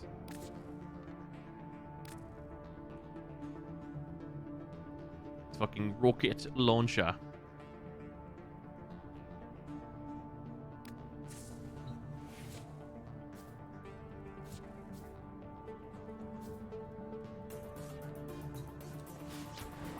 Should pay attention to wanting to rework Atlas. Did you have some ideas?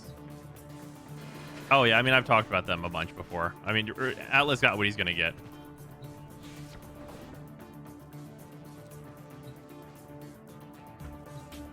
At least for like a long time anyway. Because anytime anyone suggests like, hey, Atlas probably should really get some help here, everyone just goes one punch build, but the punch I won, the one punch I punched one time, I punched one punch, punch. I saw a YouTube video. Punch, one punch, punch. That's usually the response to like, hey, Atlas is kind of poor.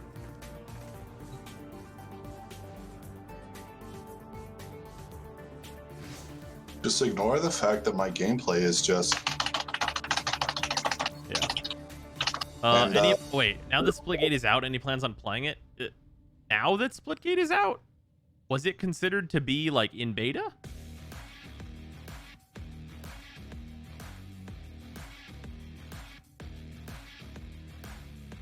Splitgate seems bad. What? The last time I played Splitgate, it was fucking awesome.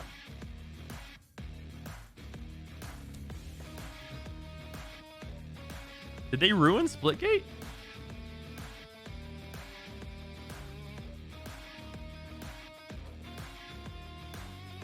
I like got in on that game when it was still called Portal Wars.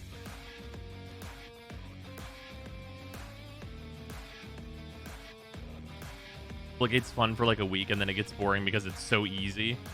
Huh.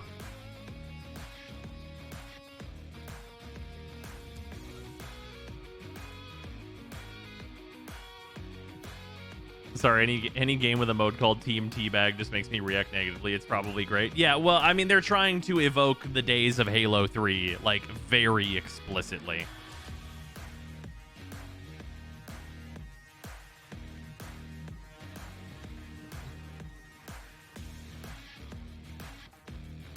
Shut up and take my money. Dark, thank you very much for the reset. Much appreciated. Wow, it's another one. Halo 3, the good old days. Hey, man, I don't know what to tell you. I don't know what to tell you. Okay, hold on, wait. Can we fuck up, like, a lot of people? Not everybody, but a lot of people in the chat. When did Halo 3 release?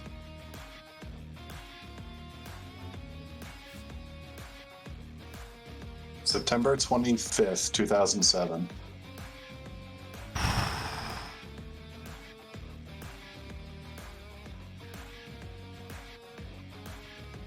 The people born when Halo 3 came out are like about to enter high school. Wait, no. Yeah, well, yeah, about to enter, right? Right. Based on the time of year, about to enter for the most part, at least. If you Super Mario Galaxy 1 came out 6 days later. Fuck.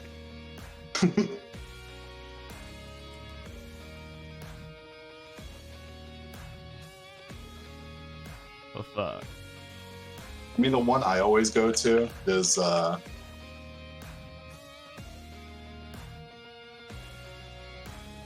the in one high that school and I always was hits born in people. 2007. Like, Oh, there you go. the one that always hits people like a truck is Pokemon Diamond and Pearl. Came out in September 28th, 2006. Oh, man. Oh, man. Oh, somebody did like the minimum age of a Gen 1er? Because Red and Blue was what? Like 96?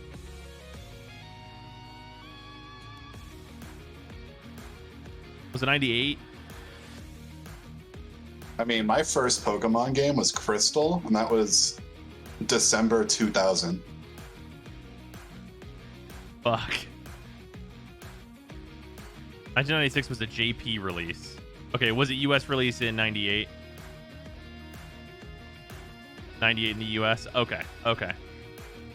So that means for the US, the like absolute lowest age you can be to be a Gen 1er for Pokemon, because let's assume to have the cognitive necessities to play a fucking Pokemon game, you got to be 4 years old. You were born in 1994. And then, oh my god, no. No. That's so much older than it. No. Oh no. He'd be 25. No. No.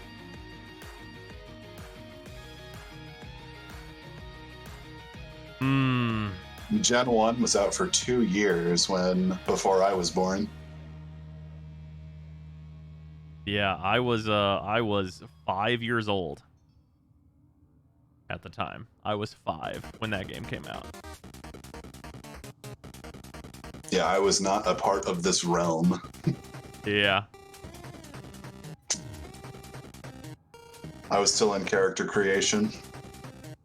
That was a Gen 1 born New Year's 95. Okay, well, yeah, you got a cheat code on that being New Year's, though.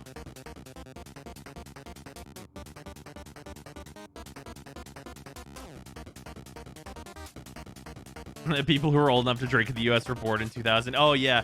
They did fucking... Oh, man, this year, the one that hit people really hard, some people got really depressed. And some people got really depressed because...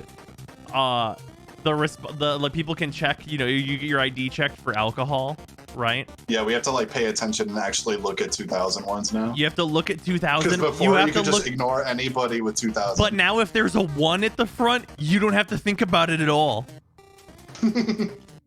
You already know. If there's a 1 at the front, that means you're old enough, no matter what.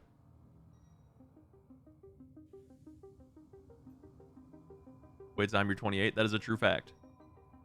I am 23.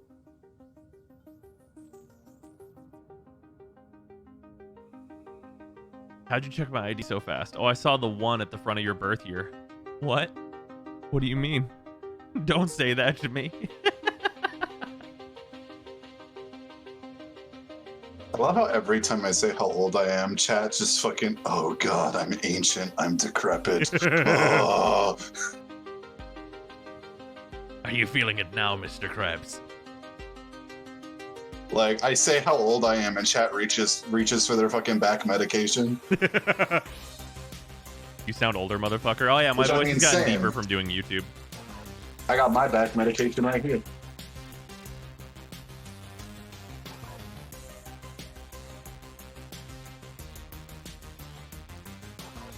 $31 2 weeks. Yep. San Andreas babies can drive cars. Oh no.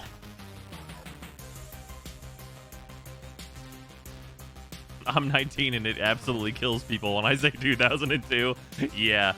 The year 2000 is probably the one where people give you like the biggest scowls, right? That one's got to be like the scowl where it's like, oh my fucking god.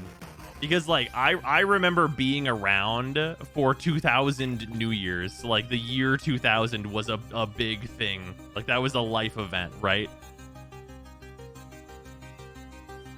But for other people, like they just showed up here.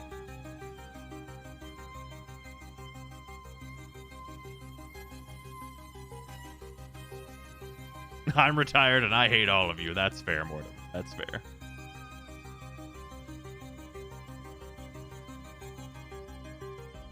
Oh, yeah. I wasn't old enough to be, like, on the computer panic train.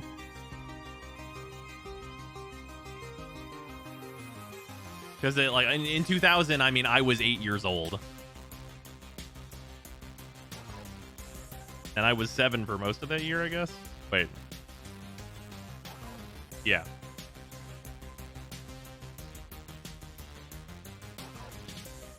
Yeah. Did you get a cow computer? Oh, no, but I have fixed a lot of cow computers. We had like a 2001 Sony Vaio desktop. It was like 2001 or 2002 in the garage for like the longest time. Also, did you get this invitation? Oh, coupons online. Oh, did I? I thought we just turned into podcast mode. There we go. I mean, we might as well be in an interception or something, right? Yeah, true. You make me feel like I need a walker. Would you rather do a corporate survival? I mean, we can. Because it's Uranus interception, and if we get the bad tile... Oh, yeah, that would suck.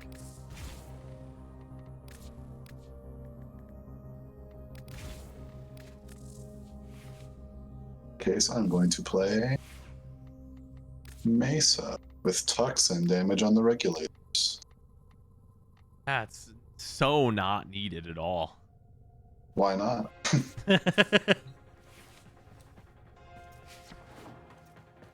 Oh yeah, that's a really wild thing. The people that like were not around for fucking 9/11 and shit. Like holy fuck. I don't remember it at all. Oh, yeah, you were too little. I would have been like 3. Yeah, yeah, you So were I have too no small memory for of it. Even if I was like in front of a TV, I don't remember it. Yeah. Yeah, I was fucking. Oh, this is always a fun thing to about do. to be 10. Wait, no, about to be 9. This is always a fun thing that I find interesting. Bros, Yeah. what's the first memory you can remember? The first thing that okay, so like the first like little baby baboon memory. Yeah, like the farthest Okay. back you can remember. First thing. I have no idea how small I was, but I was in my parents' first house yard in a like one of those little like RC, not RC, but like the little vehicles for children, what they drive. Little red truck. I don't even know if they sell them anymore because they were so dangerous. They probably do. They probably make that shit. Yeah, for me, Yeah, it was Power like, Wheels. Yeah. yeah, for me, it's like my 4th birthday, and we went to like a water park, and I remember like the big mushroom things where like the water like pours down them. Oh yeah, I remember those. Yeah, I have a lot Yeah, of different memories that's of like that. as far back as I can go. Yeah. I have a specific vacation memory of a place called Wolf Lodge that had like an indoor water park that had shitloads of those.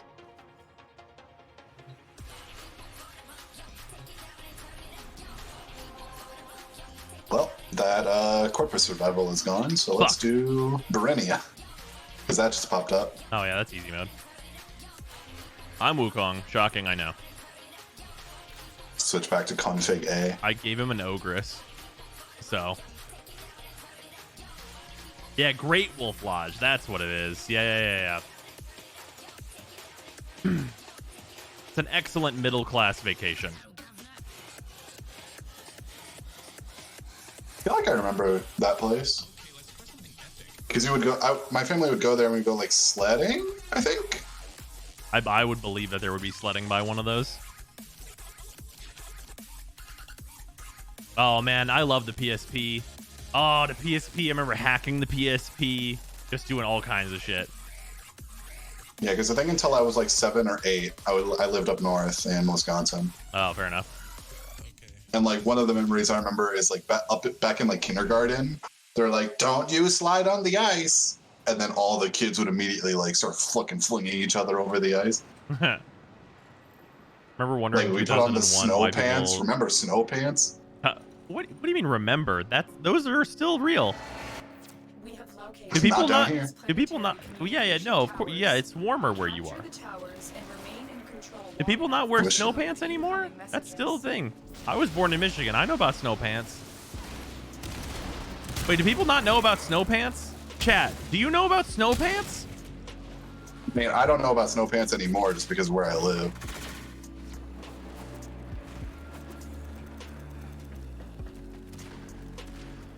I'm from Canada, so yes. Oh yeah, y'all know about snow pants. Okay. Yeah, for anybody who doesn't know, they're like those big, giant, oversized, poofy jackets, but for your legs. Yeah, and they got like suspenders on them.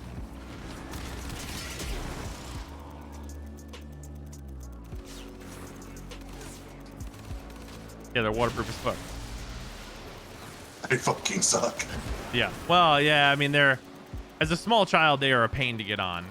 The worst part about them by far is, and I did reverse snow pants actually for one of my jobs, and people thought I was crazy. We can talk about that story in a second. But yeah, as a kid, the problem is that you don't have like the like as a very tiny child, of course, the correct functionality to be able to like put pants over your pants and not have your like jeans that have now ridden up to your knees and are extremely uncomfortable and bundled up. You don't have like the fucking wherewithal to like push them back down and like understand what you're doing because you're 6. Oh, this guy, you wore jeans when you were 6? Fuck that. Yeah, I love jeans. I hate jeans. I cannot stand wearing them. Oh, jeans are great. Yeah, and then, or yeah, you accidentally give yourself a wedgie. Just all the problems that come along with that, especially with being a tiny child. But then, the reverse sweatpants was later. I had a warehouse job that I've talked about like wildly in the past, and it would be fucking winter, and there's no air conditioning, no control, no nothing. It's just fucking outside temperatures in this warehouse because fuck anyone who works in a warehouse, apparently. So it was that. So the strategy was to get those nice plaid pajamas and then put the jeans over them. So then you had like fucking reverse snow pants. My man. Yeah.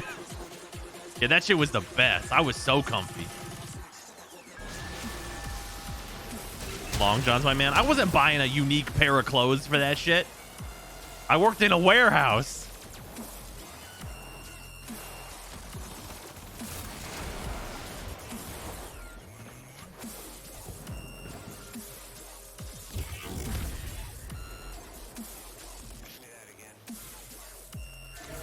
Like I legitimately got like a pair of like Under Armour, like long Under Armour or whatever, like to keep warm in the same fashion, and I went back to the pajamas 100,000,000%. I was like, the pajamas are better than this for this.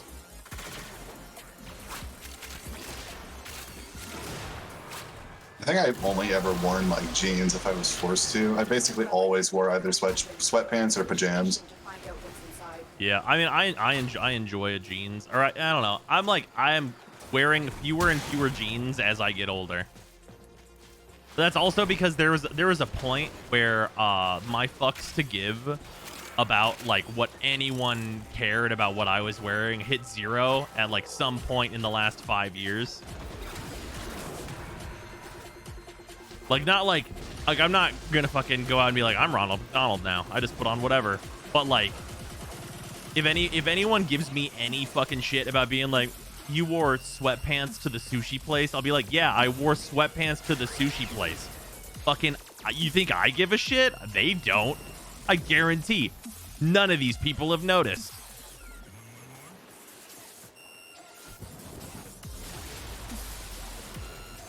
None of these people have noticed and or care.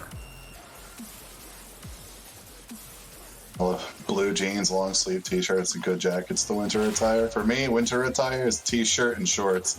I love the cold. Oh, nice, Group. We notice, bros. We care.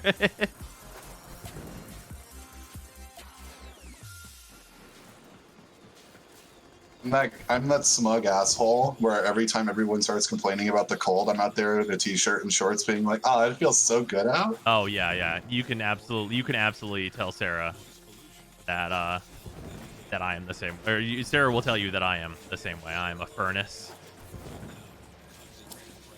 But then you get to make fun of me whenever it's like 80 degrees out. I'm like, I'm dying. I hate my life. See, please. I have both.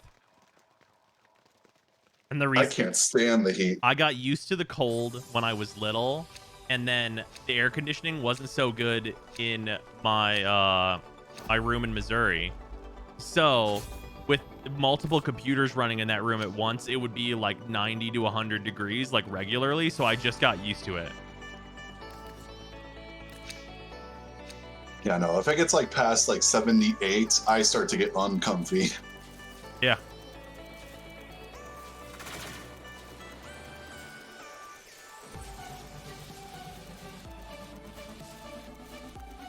Easier to heat up than cool down. I still fully agree with that.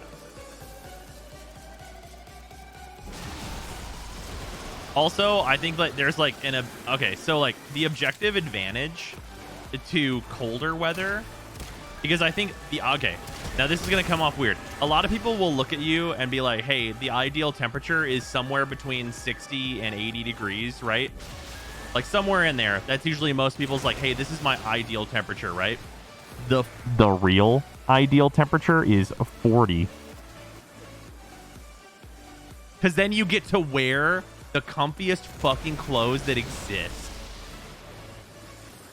For me, it's like anywhere between 45 and 60. Yeah, oh yeah, no, yeah. Between 40 and 60, that's like you're doing really good. But 40, ugh. You get to wear big comfy jackets, You get like the nice pants. Having a space yeah, heater it's for a just good. computer really helps you get used to the heat. Yeah, oh shit, yeah, for real. Holy damn. Alright, thank you for the 100 bits. Yeah, that'll get you there.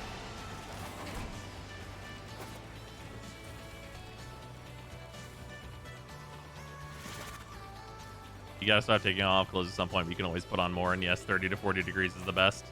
I don't want to do low 30 usually, but I prefer low 30s over like 70. I would rather take, like, of the two extremes, I'd take 30 any day of the week over 85 plus. Yeah. And it's just Because because it's like been like it's because it's I been like to have 90 clothes. above. I just like to wear clothes. Like, it's been 90 above, like, for too long over here, and I'm tired of it. Yeah. You know what some people like have almost certainly not like experienced yet that is so nice? Because like this is such like a not like a weird thing. Like not everybody is gonna get this, like just depending on where you live and everything else.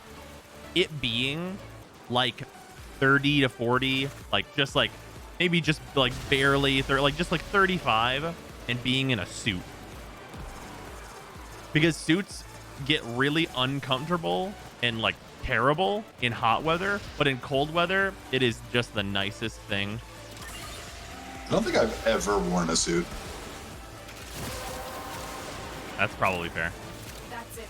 We've opened the relic. I love a suit. Finish your mission and we'll take a look inside. Like, if I want to get fancy, I'll put on the hoodie with no designs on it.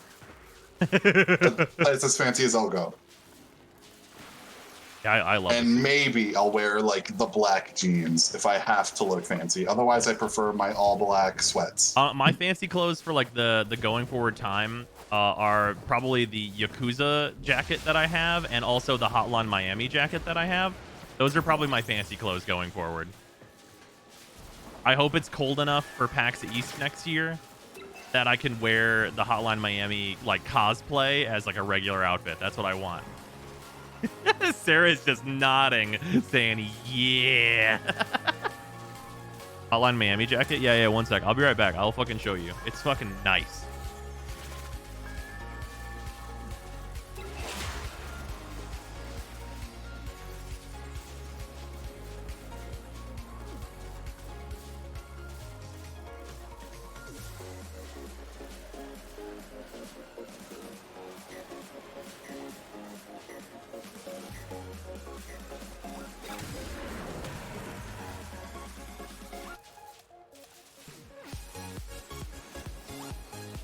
Guy's about to miss his selection.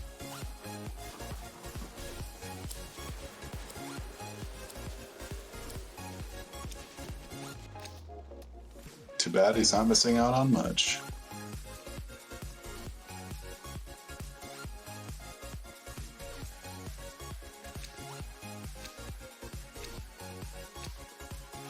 He would have took the format anyway.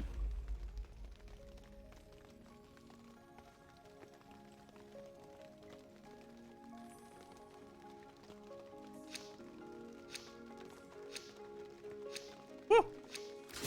Battle. I don't know what I chose. You didn't here. miss anything. Yeah, this jacket is fucking sweet. Fucking love this jacket.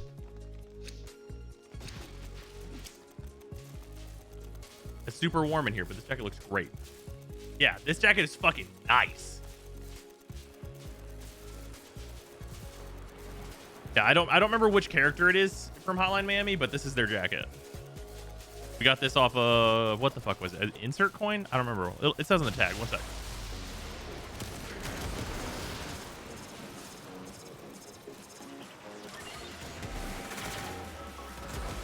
Oh. Yeah, it's just plain on the back and everything. So it's just like there's a fucking look at this nice ass jacket. It is insert coin. This thing's great. I love this thing. And then I got my Weeb jacket, which is the Yakuza one. I forget which. It's a Yakuza 0 jacket. Oh fuck. What is I know what he looks like. What's his name? Oh fucking hell. That son of a bitch.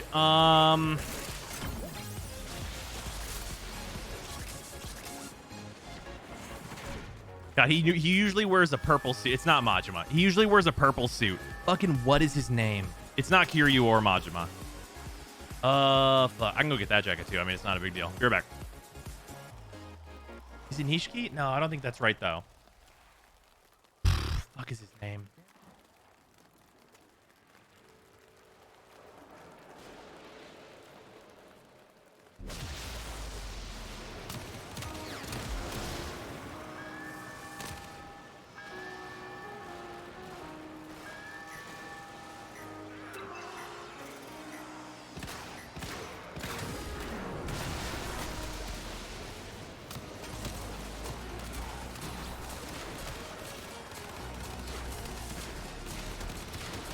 This one.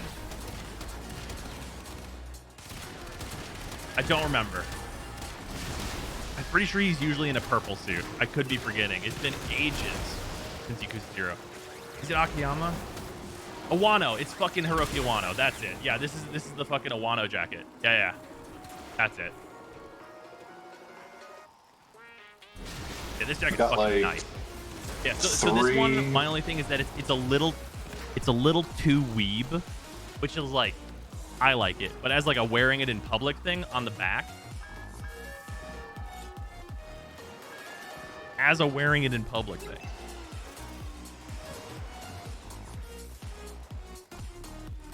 Buy me this, thank you. This is gonna be a thing that I also want for me. It's gonna be one of those. Yo, Damn. absolutely, I will do that. That's awesome. Wow. On the back, I'm pretty sure it's Awano's back tattoo. And like, it looks fucking nice. It looks great. His big dope dragon. But like, it's a little extra weeb for just like wearing around, right? I don't have to explain it to anybody. Also, Macho, thank you for the 100 bits. I would wear that in public. Oh no, I do. But like, I'm not gonna wear it somewhere where someone will ask me about it, right? Like, I would wear this to like a PAX and be like, here we go, we're fine. But I don't want anyone to be like asking me questions about it, right? I just want to wear it and be comfortable because it's like really nice and I appreciate it, right? It's for me.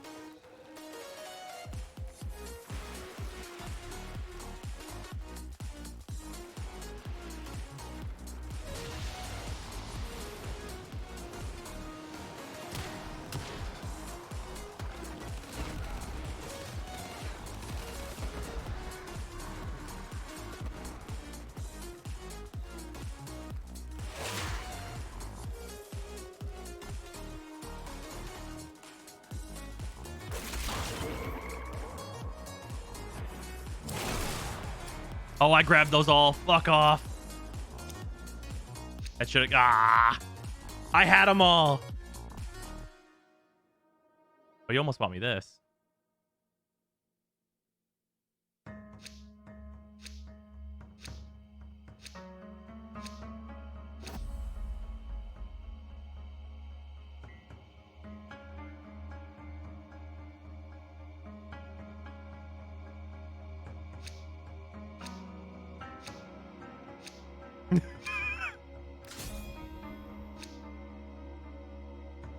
Fucking has "you died" in it. Where's the image of the back?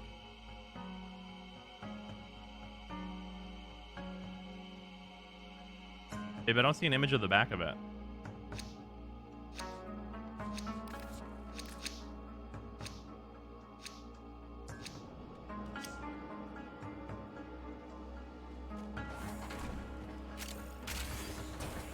Oh, it's the "you died" on the inside. Demon Slayer jacket, nice one. That is a Dark Souls jacket. What? Oh, Demon Souls. Sorry. Okay, yeah, sure, fair enough. Okay, Dark Souls, Demon Souls. Okay, Souls game. Fair enough. Either way, that's valid. I guess it is Boletaria. That is Demon Souls. That's a true fact.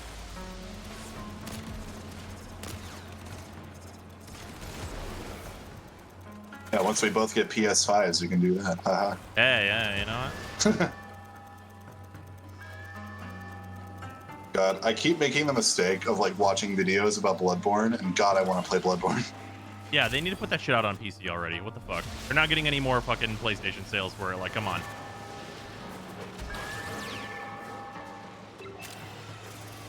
Like, literally give up the ghost, right? Like, I literally played Dark Souls 2 again just to, like, play more Souls. I need Bloodborne. Here, 1 second.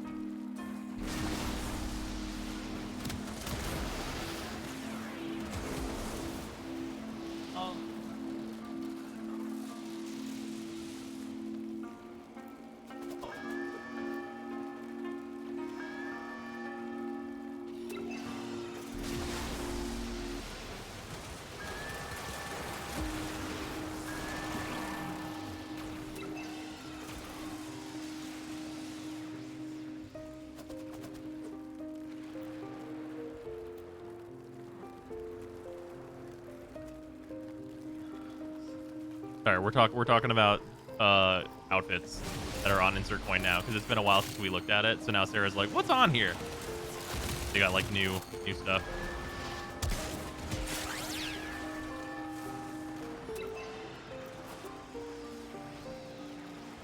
We got like 3 hoodies that have like no designs on them, just for like around the house. And then like my go-to for public is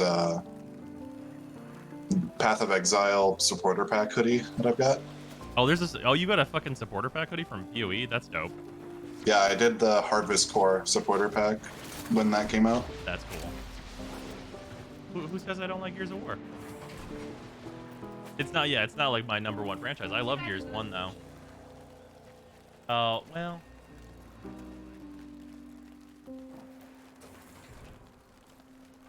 Yeah, it's just not stylized enough.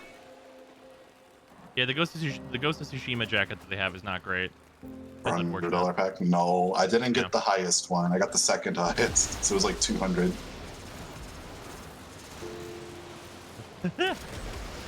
$400 pack. What's the second highest cost? It was like 200 or 250, one of those two. Oh, fair. It's like a big old founders pack. It came with, I mean, it came with like a real life hoodie and like I assume a shitload of stuff in game, right? Yeah, like a bunch of in-game points, ton of fucking MTX, shirt, hoodie. Oh, shirt and hoodie. That's pretty good. Cause like, I mean, yeah. Is it okay? How nice is the hoodie? It's pretty good. Like it's not like super high quality, but it's like just nice. But it's like a hoodie you probably would get charged $50 for by itself. Is like a nice hoodie. Yeah. Yeah. So you combine that with the shirt, and that's like 70. That's a good amount of that if you feel like the in-game stuff was worth it too, right?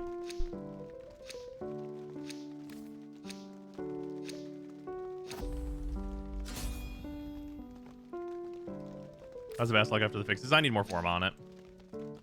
Yeah, the only other merch stuff I've gotten is I've gotten a bunch of Amori merch. Oh, what do they have? I bet that shit looks fucking radical. Right now, I've got a shirt that I'm literally wearing right now. I got the soundtrack. I got a poster, keychain that's fucked up if you've played the game. Spoilers. I got the Mari keychain for anybody who knows. Fair. I do not know.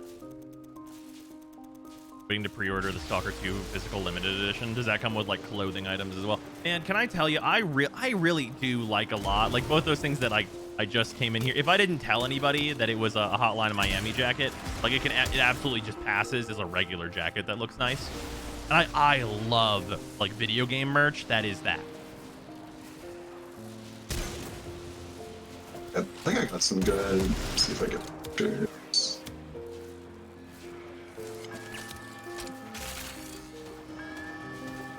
What's that? I'll do. Oh yeah. Chat, speaking of fucking cool video game things, me and Sarah got Playdates, which is okay. Who saw the Playdates? This little fucking Game Boy looking ass thing with a crank.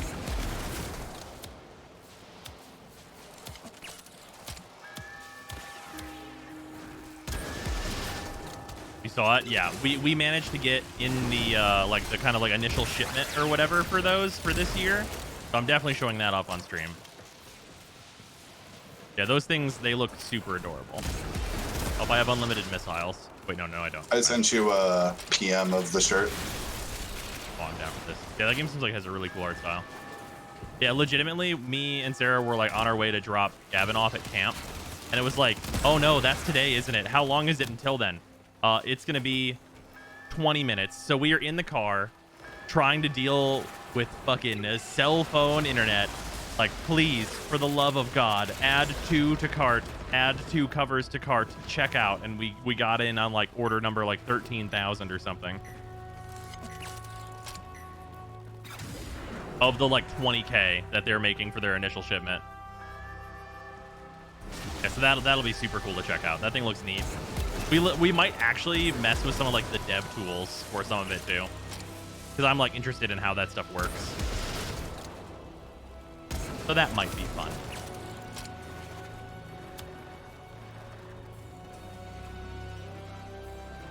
Favorite game merch that I own is probably my Mass Effect Omniblade. Got it on clearance at GameStop years ago. Nice. You know, for all the shit that like it's possible to give GameStop, and they deserve it, sometimes they really do just have winners. Like that's just there. Like I've walked into a GameStop and walked out with like a very nice little thing that I'm happy with. Like we got the there's like the Game & Watch, like Nintendo special edition Game & Watches that have like Super Mario Brothers like on them and shit. Like we got those, and those are just nice little fun little things. I think that's on my desk. I don't think I organized that anywhere. I think it's on my desk still. Where are you at? Here it is. Time to attach the Game & Watch the Elgato. Yeah, this fucking thing. Don't you fire at me, heathen.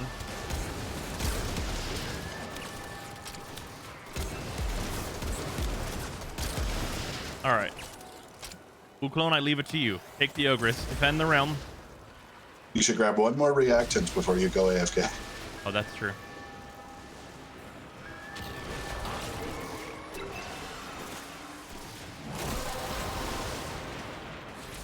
That's it. You opened the relic. Finish your mission and we'll take a look inside. I opened the thing. Hopefully it's still charged.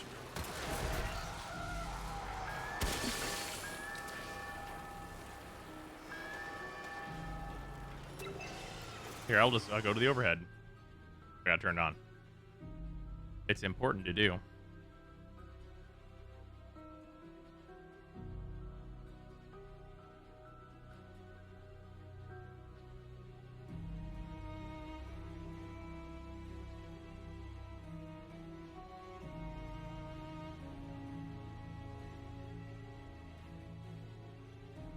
Oh, this is upside down backwards. 1 second.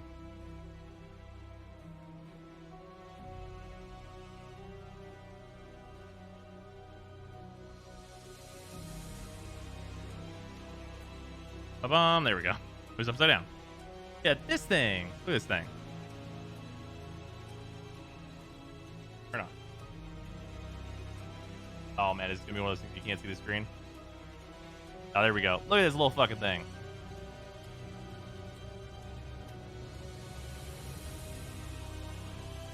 Ember blueprint. I got it. Thank you for telling me. Oh, I'm dead. This guy died to the Goomba in 1-1. I died to the Goomba in 1-1. We did it. Yeah, this thing's just a nice little. I appreciate little things like this. This is a fun little thing to do. It's the exact. It's like this thing is like the exact same reason I got the Playdate. Because I looked at it and I'm like, that's neat. Isn't there a Zelda one? Yeah, there is a Zelda one that's like a newer one. I already have this one, so I don't know if I'd get that. I'm not big on like collecting Considering all of you can get every the NES same game item. ever made on like a 2 GB flash drive, it should have every game on it. I mean, sure. I mean, they could try and put every game on it. I'm sure that you can like sideload it somehow to have everything on it. But like, I mean, Nintendo's not going to sell you every game they've ever made on one little tiny device for the NES, right? Later into this.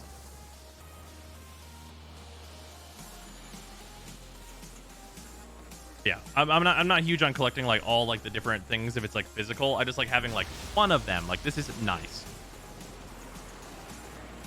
I will say the Zelda one is probably more my jam though.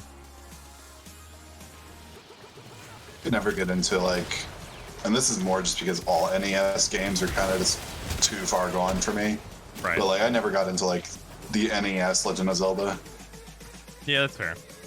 There's just too much artifice for me to get into it now.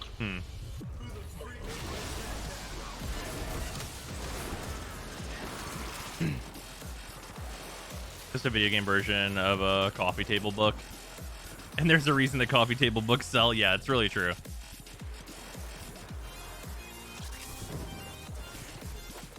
Just want to look at somebody and be like, play Super Mario. What? Yeah, this man right there. The GameStop got a Twilight Princess statue for half off with super sweet. Oh, that's cool. They fixed the Vast Lock. Yes, it has proper combo now. Needs Forma though before I can like test it.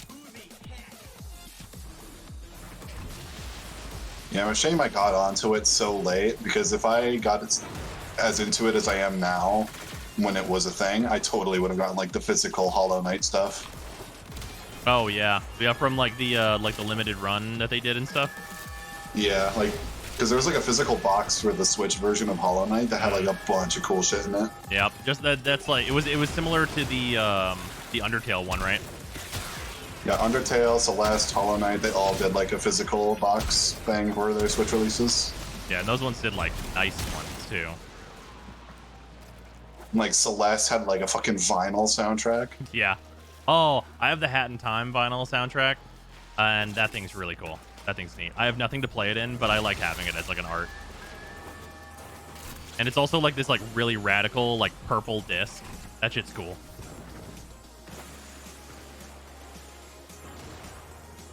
I should play Hat. Should get around to it when PoE dies out for me. Yeah, that game's great. Should absolutely play that.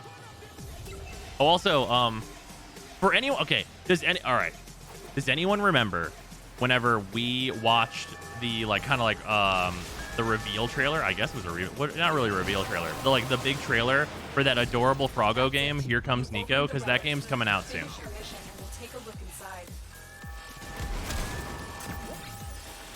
That game's coming out soon, so we might throw a day at that. Be like, yo, let's play this cute frog game.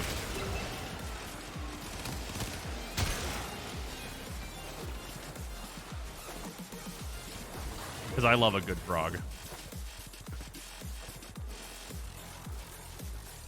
FF14 never seeing the light of stream. I want to. I need you to know that I want to. Now, I'm not saying that because it's coming out in September that you should probably do Outer Wilds, but... Wait, what's coming out? The DLC? Yeah, like the expansion to it. Oh. Or I'm guessing it's an expansion. Wait, wouldn't I just want to wait then? I mean, you could. Yeah, because I could just do like the whole thing. Yeah, I have no idea what's gonna... Like, I have no idea, because like Outer Wilds... Apparently? I mean, it's tied to the original game, because the thing that like tipped me off was that one day I noticed that my 100% Outer Wilds achievements was suddenly not that. And I'm like, huh, why is that? And they added like 14 something hidden achievements, and I'm like, am I getting more video game? And it appears the answer is yes. Is that the Obsidian one or the Banjo one? It's the Banjo one. Outer Worlds is the Obsidian one.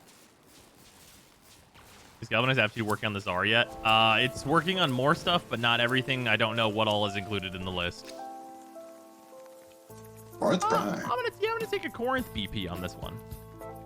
We're gonna do a call right here. We're gonna take the Corinth. Yeah. It does not work on the Tsar yet, apparently. Man, I just want things to work. That's where I'm at.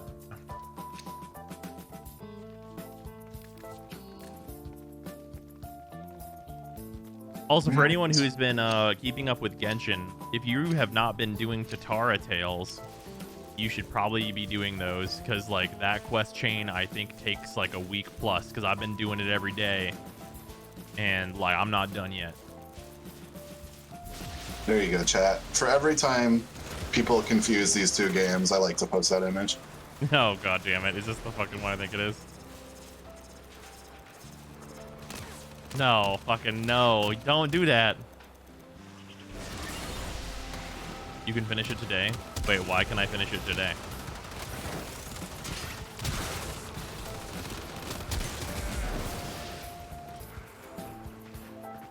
The Tara Tales? It literally has like, you can only do one part each day. That's been the thing. How would you know what part I'm on? The Tatara Tales is not the event, just so we're clear. Halo 5 sucks ass, but Infinite, this game feels great. Wait, is Infinite playable? Is there like a beta happening?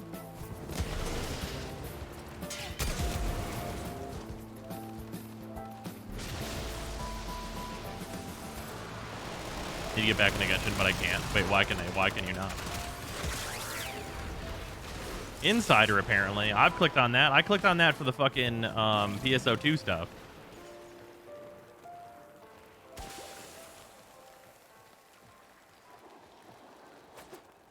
If I do, I'll drop $200 rolling for Ning, and I can't do that right now. That's fair. Oh yeah, wait until her banner's over. There you go. That'll solve that. Halo Waypoint gives you a code for Steam, which is where I'm playing right now. Dope.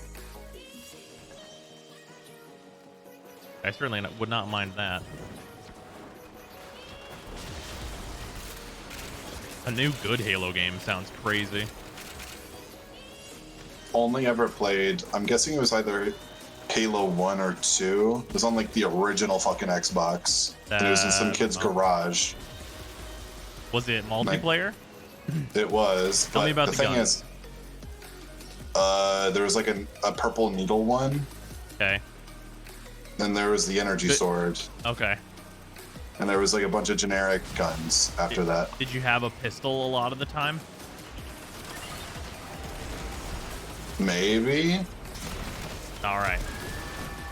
It was multiplayer in a kid's garage. Did you have a three-shot burst rifle? Maybe. Like, it's so long ago. Damn it. I'm just trying to work it together. You could like drive vehicles and shit. I believe that was in one as well. How's the Vastlock? It needs more form. I'm just messing with it.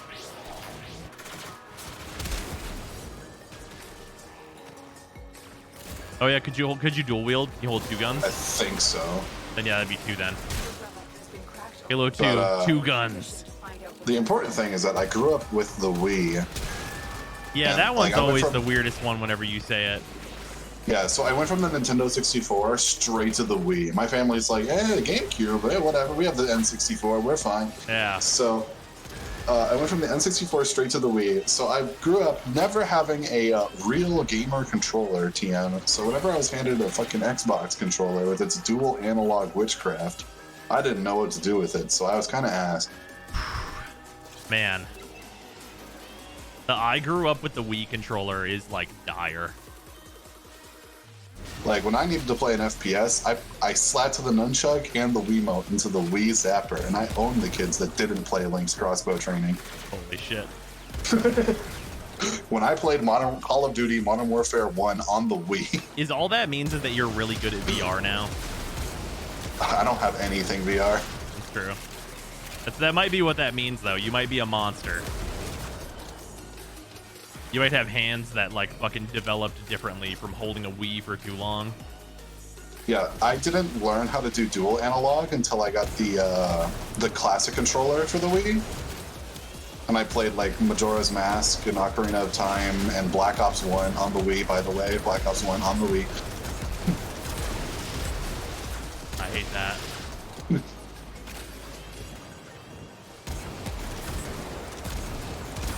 I mean, I've played, like, all the important GameCube games already. Like, the only one I haven't played is well, Sunshine. what about Dr. Muto? Okay, shut up. like I know the instant you bring up the GameCube, you're gonna bring up some obscure bullshit.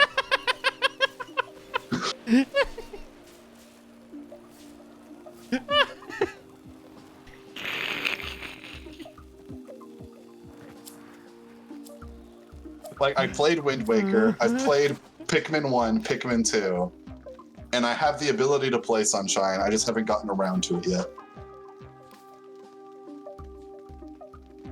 And that's basically everything relevant from the GameCube tied up. Oh man, what about Resident Evil 4? I mean, I could play like the PC version eventually, but like I never got into Resident Evil. I mean, hey, you know what? In fairness, they're probably about to release a remake for that game, so that'll be the perfect time. What about insert utter nonsense? It's just the standard Zyme quote format. Hey, fucking Dr. Muto was a hell of a game. I know we talked about it in like DMs forever ago, but I feel like chat might get a kick out of it. That we considered playing Resident Evil 6 as like a co-op game. Oh yeah. For fun. Just that would have for been the fucking stupidity great. of it. Oh yeah, that would have been awesome. I think I have a RE6 playthrough on the channel. I think. Yeah, we were like going through like co-op games that we might have done. Resident Evil 6 ended up on that list. Chat, I don't know. Is there a Resident Evil 6 playthrough on my YouTube channel? I think that there is. I think it's ancient. It might be decrepit. Just like that BioShock Infinite playthrough that's in like 480p. God, that playthrough was so fun though. That's worth going back to every once in a while for me. Yes, 7 years ago. Yeah. Wow, this little title on 360 hold Dark Sector. Oh, we replayed that not that long ago. We did that.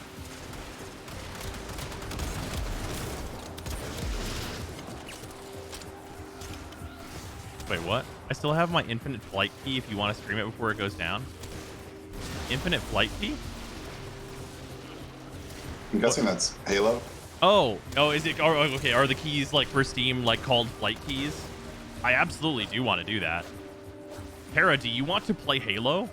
How big is this download?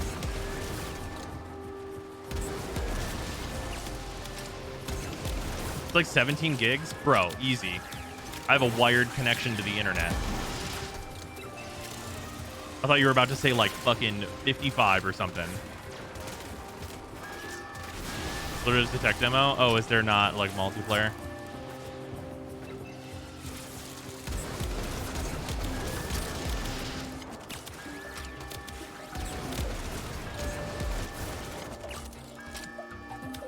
The pros out here, his dad is Mr. Halo.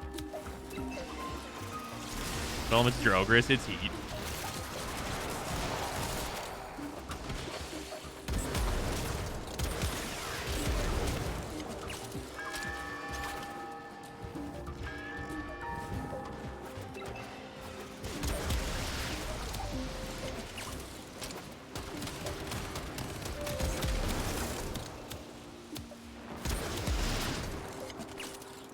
I'm so glad I have this skin now.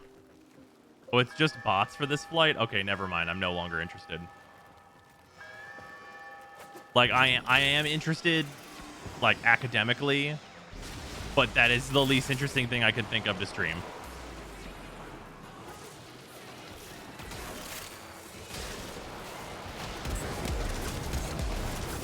Actually, I guess I do want to know how it controls.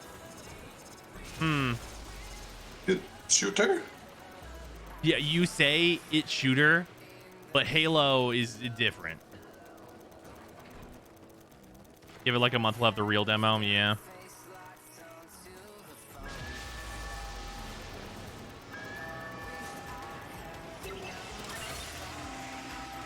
Oh, there's no way I'm getting that techno. You get infinite keys. Well, if you get Diplopia and the blank card, it was an old glitch in the Binding of Isaac, but you could get to, when you get to the chest floor, you could infinitely duplicate chests and then infinitely duplicate keys, and you could get a turbo power build. Jesus.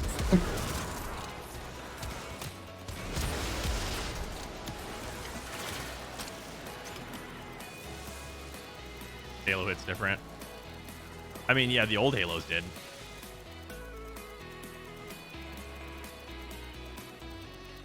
Like, the last Halo I liked was, like, Reach.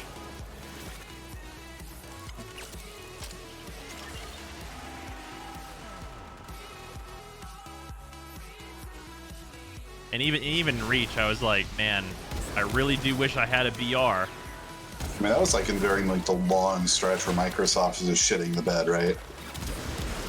Yeah, I mean, it's also that, like, Bungie went and made Destiny. as opposed to making more Halo, right? Except for they did just make more Halo. That's like the most fucked up thing about Destiny is that they literally did just make more Halo.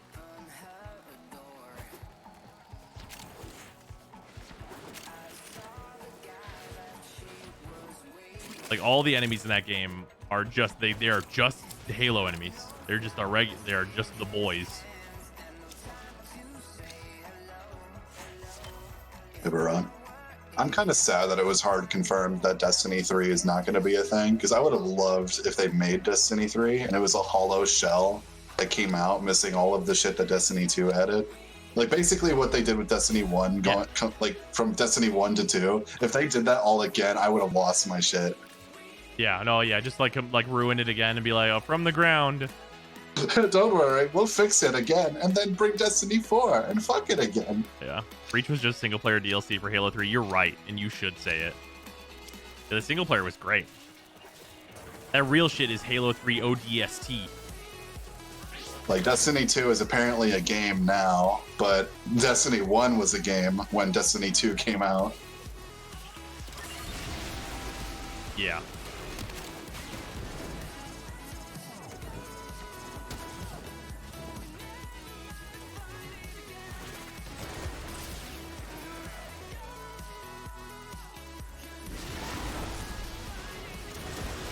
Is that what Destiny 2 is? When Destiny 2 came out, it was like bad Destiny 1. Yeah, they should not do a Destiny 3. They shouldn't have done a Destiny 2. D2 was like a necessity though, wasn't it? There's like some development reason that they had to do D2, I think, actually. I don't know. It might just be because I'm like an outsider looking in, but Destiny 2 just seems so fucking boring. Just looking at it. Fair. I don't know. I played D2 when it came out, and it inspired absolutely no confidence in me whatsoever, and was like very boring and not good at all. So I did not play anymore. I played Destiny 2 for free, and I was still disappointed.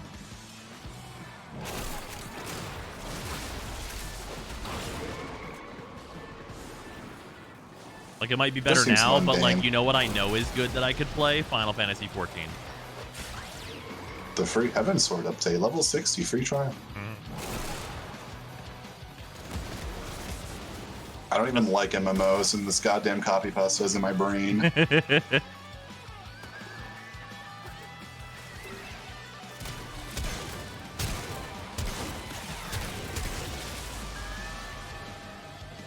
They made it free. I tried to get into it. They fucked the new player power scaling. Like, right now, you can't even play the original 1 to 20 story. Yeah, that shit too. Removing content is also like, what the actual fuck?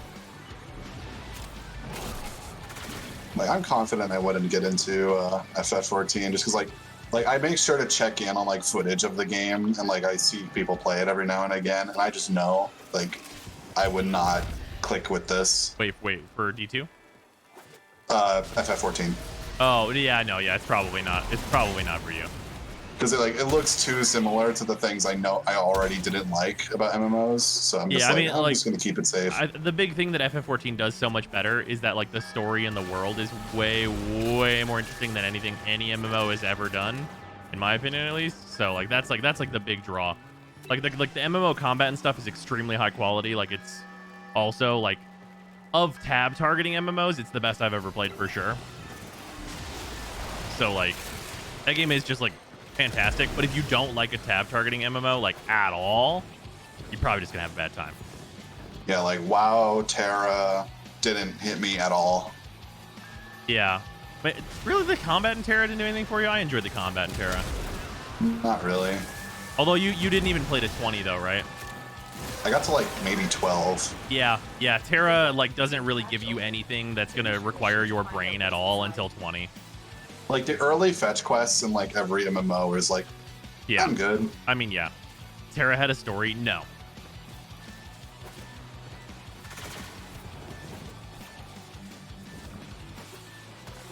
How's Zephyr Post rework? Fucking incredible. Terra is very good. About the first elites in Terra at 20? Yeah. Terra had an okay story later on. Did it though? Terra had some cool raids, is what it had.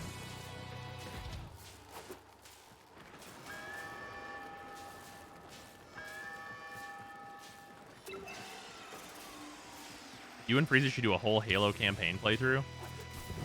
On PC, right? Yeah, the Master Chief Collection. They're all co-op, aren't they? Is there anything we'd be missing out on? Is I've ODST literally out? never played Halo. What? You've never played Halo? Like, not for real. I don't count the kid's garage as an accurate Bro. playtime. Yeah, okay, all right. We're enacting the Dark Souls policy on this shit then. What? What the fuck do you mean? I thought you just played a Halo and didn't like it that much. No, I played Halo in some kid's garage and didn't like it that much. Man. Well, we're not gonna do Legendary. We'll probably do Heroic though. If you're an all grown ass man still playing Halo, you could cross these two things off the list right now. I can send you the Halo Infinite code on Discord if you're still interested. Oh yeah, absolutely. I would appreciate it, Joe. Or Joe, wait, Jeff. Hey, another Atlas helm. Yeah, there's like a large amount of like franchises that I just completely skipped out on because I never grew up with like PlayStation, Xbox. Yeah, I actually, man, it's actually really weird for me that you didn't play Halo because Halo, like someone just said it in chat, Halo feels like an easy lead up into playing Warframe.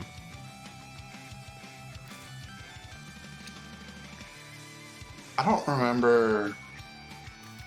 even remember what I first saw Warframe from. It was from one of like the old YouTubers I used to watch. Total Biscuit? No. Okay. I think it might have been the creatures, like Uber Haxer, Nova, Kutra, and the other people from that group. I think one of them played Warframe at some point, and I tried to get into it. And then I like fell super hard off of it because it was early Warframe and I started with Loki. Yeah. Are you excited for Witch Queen at all? I don't think I know what that is.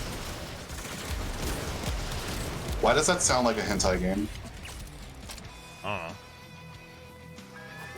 Like when you It scroll sounds like a too far generic down the title. store Oh, page whenever you're a little too deep into Steam and you're like, "What's this?" and you're like, "Oh." Oh no, what is that? A Witch Queen is a Destiny 2 expansion, apparently. Oh, then I am not ready yet for it at all. Yeah, fucking Witch Queen sounded like a game that could have the word Sakura in front of it. Oh no. And it's always an RPG Maker game, and they just make the portraits have like the big badonka honka donka donkers. Yep, there you go. You did it. Like there you go. You made a Steam game. Sell it for $3. You did it. By the way, what are we testing? Oh, right now we're just like fucking about, getting some relics and refills and stuff. I'm recovering from Borrow, taking all my money. Recover of Ducket. Is Witch Queen a Sandrin Kagura?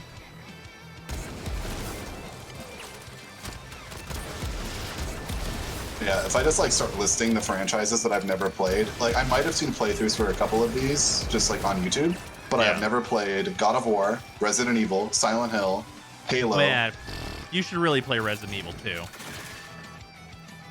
Like the new remake, that game's really good. Really good. Also, the newest Gears of Resident War Evil games. as well. Gears is a little bit more. Gears 1 and 2 are very good. Ever tried Blade and Soul? I did not like it. RPG Maker has made some very good games. I mean, yes, of Para. Lisa the Painful is like one of my top 5 games, and it's an RPG Maker game. Yeah, you noticed the quotes that she put around games, though. True. Like, One Shot and Lisa were both RPG Maker, and they are excellent.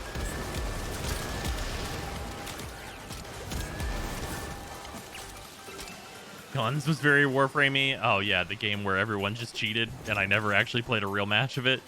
Absolutely. Humaniki's probably my number 1. I think my number 1 is probably just Hollow Knight at this point. Your number 1 game like ever? Undertale was sticking out for a long time, but I think Hollow Knight surpassed it. That was like my favorite game, period. Mine is still just Shadow of the Colossus. I love that game. Every time they remake it, I play it again, and I just love it every time. So good. I've unfortunately not played Tower of Guns.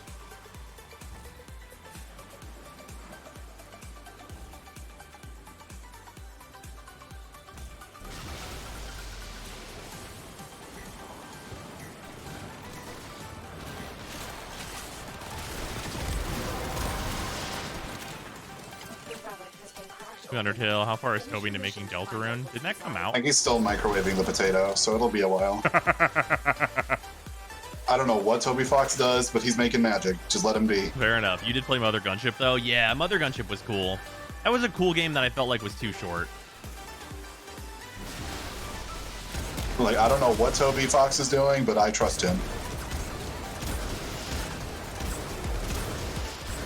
Rain holy hellfire upon them.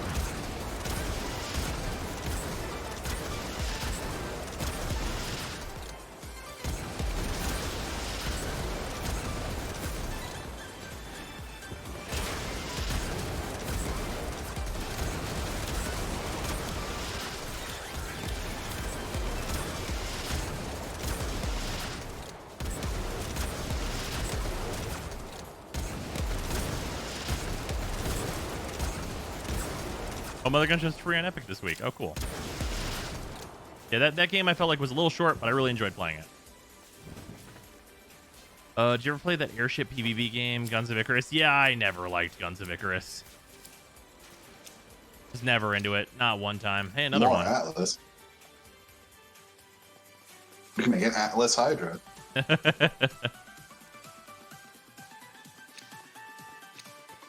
Hey, Toby Fox is busy making music for Game Freak. It's pretty good though. He made out big. Yeah. Oh, he got all the way there, 100%.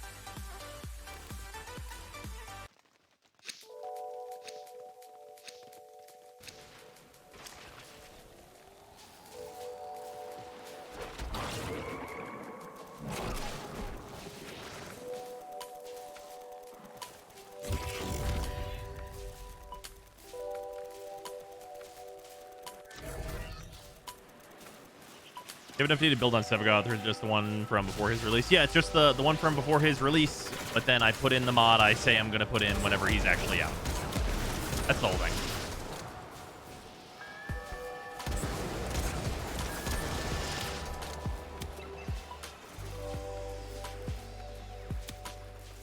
I got a better Sevagoth that's Banshee with Gloom as her first ability. That's not a better Sevagoth, though.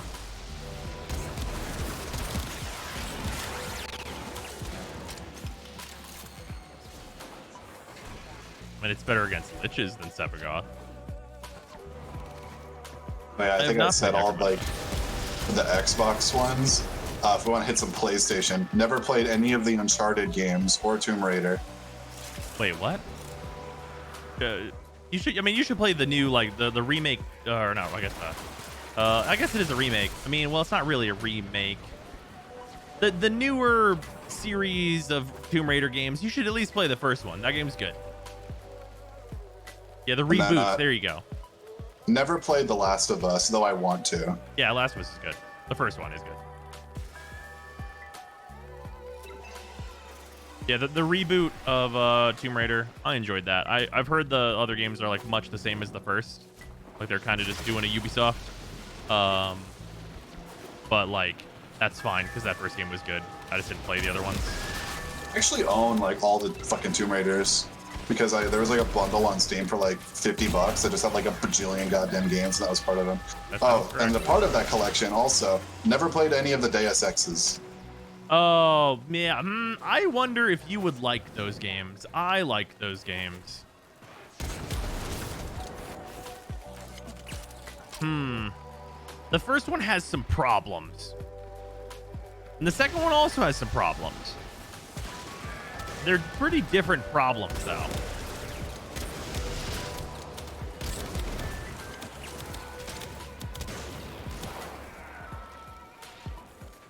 How many times has Tomb Raider been rebooted now?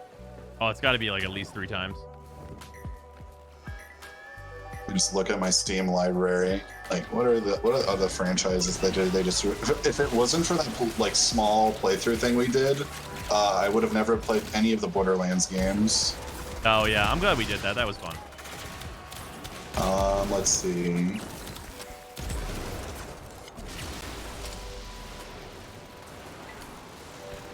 OG DSX is like a PC classic. Oh no, not like the. I don't mean the OG. I mean like the like Human Revolution and stuff. The OG is like ancient shit. I don't think Freezer would be able to get into that. That's like asking Freezer to get into Half-Life 1, which he should, because it's fucking fantastic. Wait, did you play Half-Life? Any of them? No. Yeah, you should play Half-Life. Even if you have to start with 2, if you can't get into 1, you should play Half-Life. I don't know if it's too late for it, but I haven't played any of the Witcher games, even though I have all 3 in my library. Oh, just play 3. Completely and without any irony, no irony whatsoever, actual for real, just play 3. Completely ignore the first 2. I mean, I have the Joseph Anderson videos for the first 2, so I think I'm good there. Yeah, sure, yeah, but like the first 2 like Witcher games, like pretend they don't exist.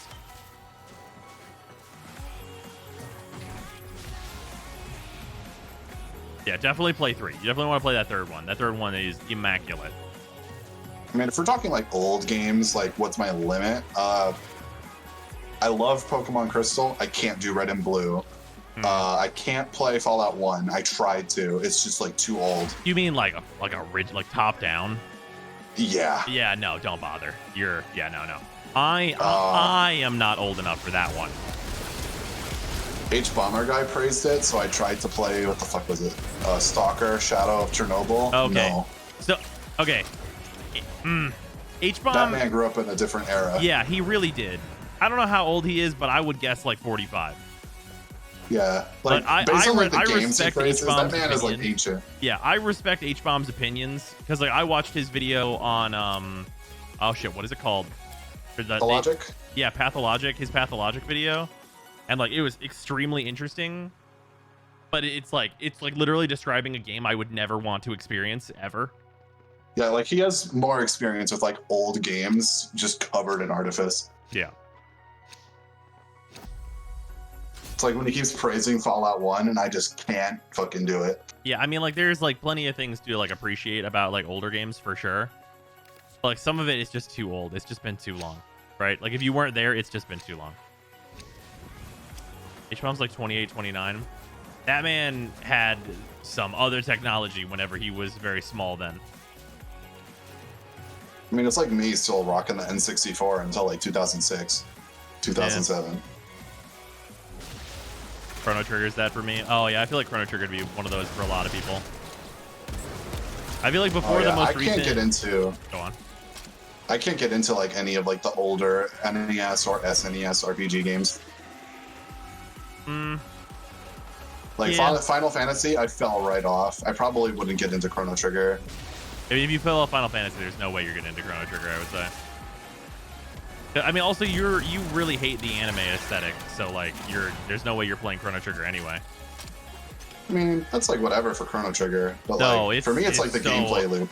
Chrono Trigger is so hyper anime though.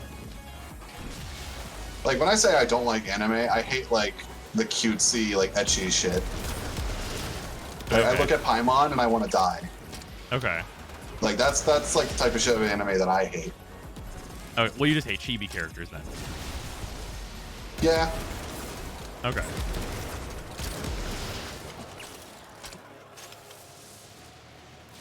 Yeah, moe blobs. That's the best word I'd use for it. Nothing wrong with the moe blob.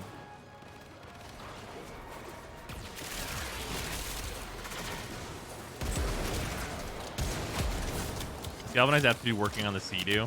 I do not. Well, it's working on the hit scan part of it. The exception to that rule is like the original Doom games. Those are still real good even now. I play it on my smart TV while waiting on food to cook. Nice. Yeah, that's fair. You know what game? Yeah, there's a game that I don't know if it's aged too poorly now, or if it has aged so poorly it has rounded the corner and become very funny, and that's Duke Nukem 3D. I mean, Duke Nukem is kind of looks like an inside joke at this point, right? I mean, yeah. Like, it's a joke inherently. But like, I don't, well, yeah, I just don't know. Duke 3D is definitely ironic levels of dated now. Okay.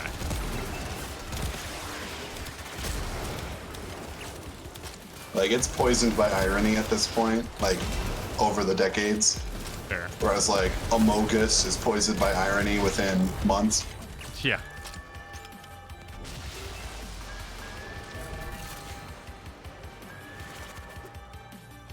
Original Duke games are still pretty kick-ass by FPS standards. As for the character himself, yeah. You know, yeah, they're definitely good games. I guess like an easier thing to reach for is I can't do any NES game. None of them. I think like they're all unplayable at this point for me. No, that's a lie. And you know why that's a lie? You could definitely play F-Zero and be fine.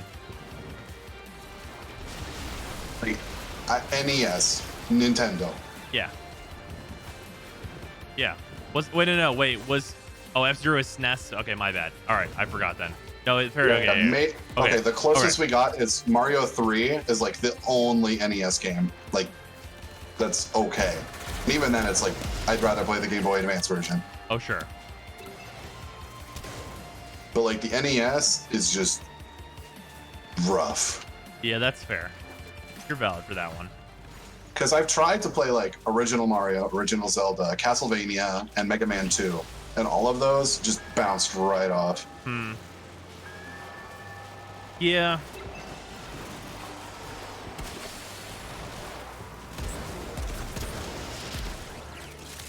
Serious Sam's nothing but monster closets. Yeah, I never liked Serious Sam. I was never into that game. I don't know. Actually, I don't actually know why that game, like, I don't know why anyone cares. I never played Battle Network. My favorite Mega Man is Mega Man Legends, which I know is fucking heretical, but I don't give a fuck. Battle Network 3 Blue is probably my favorite Mega Man game.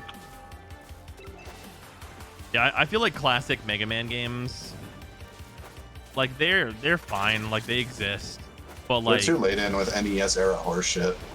Yeah, I mean, even without that, it's like, I'm just not that interested. You know what I mean? Mega Man Legends 1 and 2 on stream 1. I could absolutely bust out Mega Man Legends in one stream. The last time I played that game, I beat it in like 6 hours. Like completely blind, essentially, because I didn't like look anything up. I can't think of a single SNES game I finished. Mega Man Legends 3 when? Literally never. They'll never do it. Because I think my family skipped the SNES. That would make sense.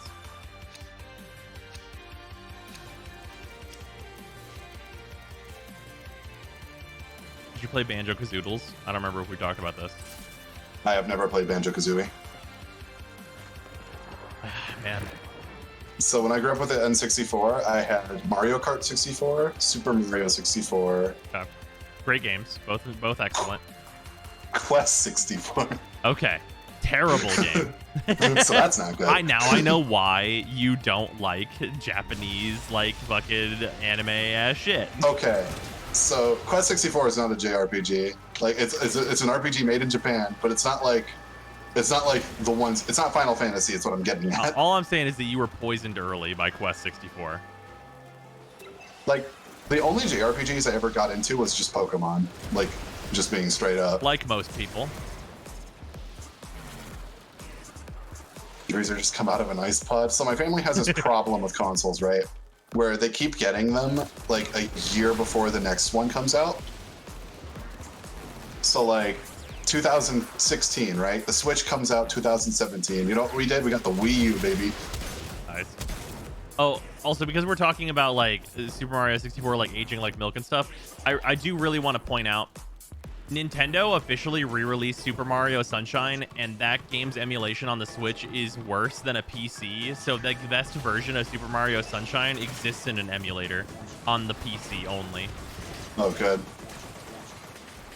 Also, I think 64 is good. Yeah, 64 is great. What an incredible game. But yeah, I never played Ocarina and Majora on the N64 itself. I Right. played them on the Wii Shop channel on the Wii. Oh my god, right, because you didn't have a GameCube. Oh my god, I thought you were gonna say you played Master Quest. Oh no. Oh, no, no, no. Oh no, no. But yeah, I played Twilight Princess, Ocarina, and Majora all on the Wii. Oh man. And then I played Wind Waker on the Wii U. Bots that can bounce grenades. I hate this time. Wait, bots that can bounce grenade, like do like proper grenade bouncing?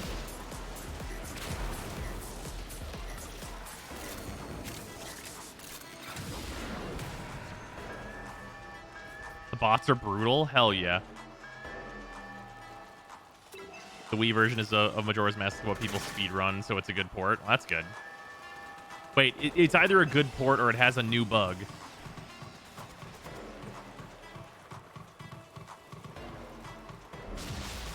I thought I hated Twilight Princess, but then I played the GameCube version. Turns out I hate motion controls that suck shit. Yup. I liked Twilight Princess. Granted, I'm On one of the those Wii, people that though. grew up with the Wii, so I never had like this massive aversion for motion controls that a lot of people have. Since they're like, I could just press a button for this. Meanwhile, I'm like, I never played the consoles that use buttons. I'd Yeah. swang the Wiimote. Yeah, nah, I mean, but like also like you definitely understand like just how absolutely inferior the motion controls were for the Wii and I mean, everything. I get it now, but like Yeah. back when I was a kid, I never really noticed. Oh, Like Skyward sure. Sword, perfectly fine. I mean, yeah, no, I mean, no one notices like most things when they are little, right? Like, I mean, all that kind of stuff is it's always like, it's always hindsight where you're like, wow, that was terrible. It's like, Yeah. the same thing with like, most people were like, oh, wait, oh no, did I have a bad childhood? Like, it's one of those, right? Oh yeah. I just saw somebody mention it in chat, so I'm just gonna say it just to trigger people. I've never finished a Metroid game. That's like fine though. I think you'd really like a Metroid Prime. Like Metroid Prime 1, I think you'd really get into that. Yeah, I opened Super Metroid. I played it for I like bought 20 a or mod 30 that minutes. works I got with bored and I stopped. HDMI. It came with Majora's Yeah. Mask downloaded on. A little annoying cause I couldn't speed run with it in case the HDMI makes it run slightly quicker somehow. Nice. Also, everything. Hollow Knight is a Metroidvania. Hollow Knight did it right. I'm sorry. Yeah, Hollow Knight is a Metroidvania. That's Hollow Knight learned from the old man and they did it better. fair. Did you ever play Bloodstained? I have not. You have not? Okay.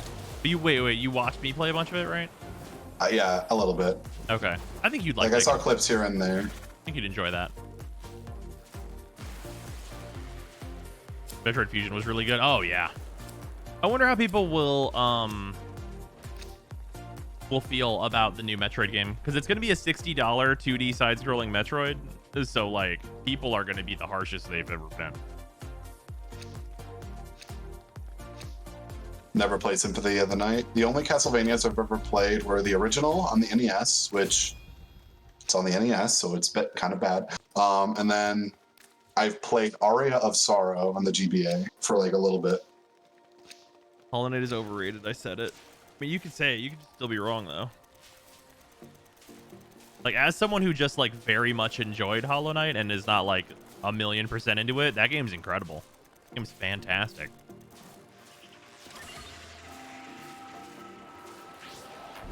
Hasn't been a Metroid in years, right? Yo, it's been ages. I mean, the last like proper Metroid game was Fusion in a 2D setting, anyway. And Fusion was what? 2003? Yeah, Four? Metroid. Three? Yeah, Fusion. 2003. Okay, cool. What about Other M? We don't talk about Other M. 2002. The baby. It was 2002? Wait, was 2002 November. the JP release? Might have been. Yeah, it's probably the Japanese release. Also, fucking Metroid Other M, pretend it doesn't exist. The baby. Da baby, let's go. Oh, god damn it. The last Metroid is in captivity. The galaxy is at... How about GTA San Andreas? What a good game. Yeah, so You guys, okay? So this is gonna be a fun one. So GTA San Andreas is a game where I played Vice City, San Andreas, and GTA 3 all the way through for hundreds of hours, and then the hot coffee thing happened, and those I had played them to death, up and down, left, right. I played hundreds of hours of them. My parents were like, "You can't have these anymore." I was like, "I've already played all of them. You can't have them now." Okay. I don't think I've never owned a Grand Theft Auto game. I played a little bit of it at a friend's house where he had like all the cheat codes, and I fly a tank through the air. It was Hell pretty yeah, cool. that shit's sweet. Games are great. And I think it was San Andreas was the one at his house. San Andreas is great. What a good game. GTA 4 kind of sucked. V is fun. Trio is awesome. Honestly, I think, okay, I legitimately think that 4 is a good game that is marred by some of the worst optimization to ever grace this earth. So this might just me being like nostalgia blind or whatever, but like when I watch people play GTA 4 multiplayer compared to how people play GTA 5 multiplayer, I feel like the energy was more fun. In 4, absolutely, I agree. Because in GTA 5, people are talking about, oh, I gotta like earn money and do jobs so I can buy my car. In GTA 4, you go to the airport and there's a bloodbath. Yeah. That's all there is. We don't care about doing jobs in GTA 4. We go to the airport, we jack the planes, Yep. and we kill each other with rocket launchers. That's the game. Worst optimization ever graced the earth. Cyberpunk is right there. Yeah, Cyberpunk legit ran better for me than fucking like my memory of GTA 4 is so poor in terms of how that game ran that it feels like it was worse than Cyberpunk, even though that's probably not the case.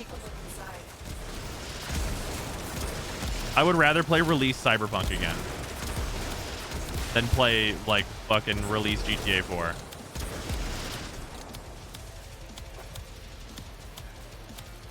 You should do some more GTA Online. I still have everything in the game, so I could start whatever you wanted to screw around with. So speaking of that energy thing that Freezer just brought up, I really dislike GTA Online now because it's not Grand Theft Auto anymore. It's Saints Row.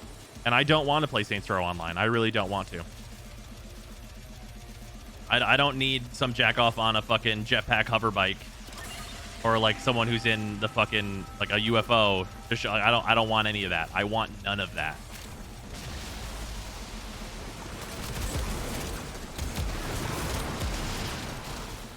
Like Also, I legitimately hate that about new GTA. I don't know if it's an example of like performance, but is that it's like part of the reason people found it like heretical because they played like the original Dark Souls, and then when we finished the area, and I'm like, I liked Blighttown. Yeah, oh yeah. I thought Blighttown was good. Smile. Everybody who played the original are just fuming. Yeah, absolutely. You're right, and you need to say it louder. Well, it's the same thing with like the new Magic Arena stuff, right? Like, okay, for anyone who doesn't know, to catch everybody up, MTG Arena is adding arena-only cards that are not going to be printed in paper because they don't work in paper, and then they're going to have mechanics that are basically fucking Hearthstone mechanics, where you have all this like create a card, fucking like create a random, do a random, do a random RNG, just a bunch of fucking horse shit, just a bunch of fucking trash. And it's all bullshit, and I fucking hate it because it's not Magic the Gathering. It's fucking Hearthstone, and I don't want to play Hearthstone. I want to play Magic the Gathering. That's why I'm there. If I wanted all these other random mechanics and stuff, I'd play the good version of that. It's called Legends of Runeterra. Like, I will play the good version of that. Thank you very much. Please stick to the cards in real life. If it doesn't work in real life, I probably don't give a shit about it in terms of Magic the Gathering. Like, I will play the digital version as a worse version of what I can play in paper with a person. Because, like, Magic is good. But, like, with all this Hearthstone bullshit, I don't want it at all. Like, MTG Arena is, like, the most expensive way that's the least worth it that you could play Magic the Gathering. And, like, that, adding that means I just will never start that client up again. Oh, they're making a new Yu-Gi-Oh game. We don't have like details on if it's gonna be like some fucking real shit though. I hope it is. It's a reboot of the Yu-Gi-Oh! Dungeon Dice Monsters Game Boy Advance game. Get your hype out, folks. Yeah. Yu-Gi-Oh! Master Duel sounds really promising. Yeah, I hope it's a thing. Yeah, I hope it's not like Legacy of the Duelist. I just want them to like, but I want them to do what Arena should have done. Like if they do, hey, this is digital Yu-Gi-Oh! And then they go with like a monetization scheme that is similar to like Runeterra. Like I'm about to play a lot of fucking like Yu-Gi-Oh! Is gonna get a big bump if they do some like cool shit like that. I should do another playthrough of it at some point, but I think the most enjoyable card game I've played in like 8 years has been Slay the Spire. That's fair. Slay the Spire is great. Wait a minute. If you fucking please play Runeterra. They literally just added a Slay the Spire mode to it. It's so good. We played through like the 3 characters that are available to start, and it was fucking awesome.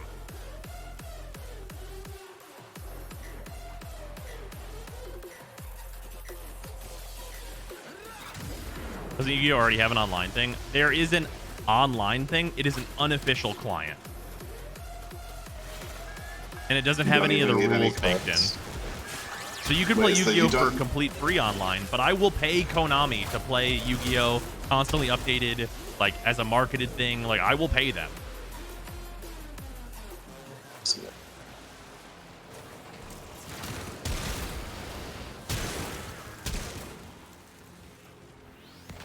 Yeah, Dueling Book also you do everything yourself, so you have to actually know how to play. It won't teach you. I caught a bit of the Commander game last night. Is that Rakdos deck as fun as it seemed, or does it just whittle a lot? No, that deck is sweet. That deck is one that I would probably put a couple of upgrades into. Probably put a few things here and there into it to like give it like some finisher spice, where it's like, okay, end a game, like hard, just like hard line, end this game right now. But otherwise, I think that Precon is fantastic. Same with the Gruul one.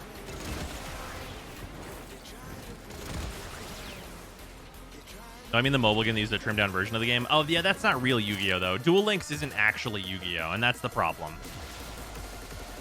I want Duel Links, but for real Yu-Gi-Oh.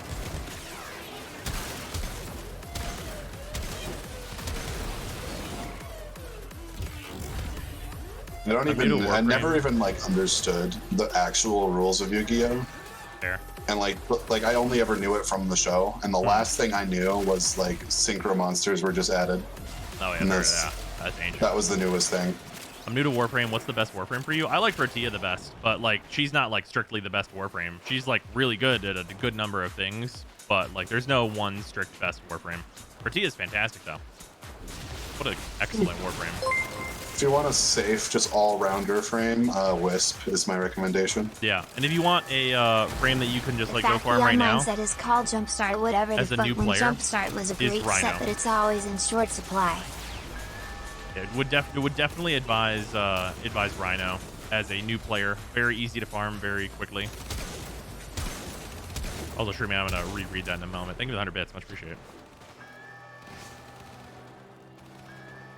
Back to the online set is called Jumpstart. Whatever the fuck when Jumpstart was a great set, but it's always in short supply. Yeah, they're getting better about that now though. They really have actually like kept up their promise on the print to demand stuff with like the real Jumpstart set, which is good because like that set, I mean, honestly, I want them to print Jumpstart into the ground. Which, as someone who like cares a little bit about the value of my cards, is probably a weird thing to say, but like I want everyone to have access to Jumpstart. Like I legitimately think that like buying 2 Jumpstart packs should be $4. Like that's the ideal world to live in. Or realistically probably be 5, but like just that where you can be like spend $5, you and a friend spend $5, find out if you like Magic the Gathering would be so good just for Magic in general. Time Spiral Remaster, print to demand when? Literally never.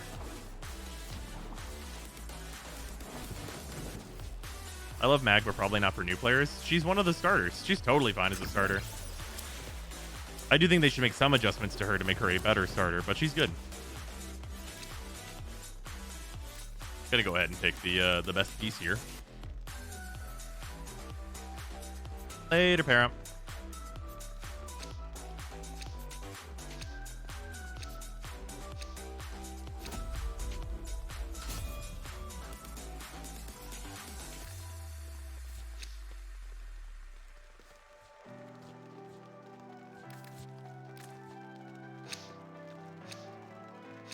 Be nice if Mag had a larger energy pool, for instance. Not even a larger energy pool. Her 1 just needs to mark enemies. Does anyone know that like Mag's 1 fucking gives energy if it kills? That's a function of Mag's 1, but it's an Both Mag's 1 Yeah. and Oberon's 4 should be a debuff instead. Yeah, they both it just needs to be switched to a debuff, and Mag would be such a good starter. Yeah, if Mag's 1 kills enemies, then they can have a higher chance to drop energy, but it doesn't fucking kill anyone. They need to make it a debuff that her 1 like puts on enemies. It'd be so much better. Oh my god, it'd be so good. That is honestly like one of like my really, really high up there changes for Warframe in general, because like it would make Mag such a better, like way better starter, because it'd also make her kind of a support, which is such an improvement to have a support as one of the starters.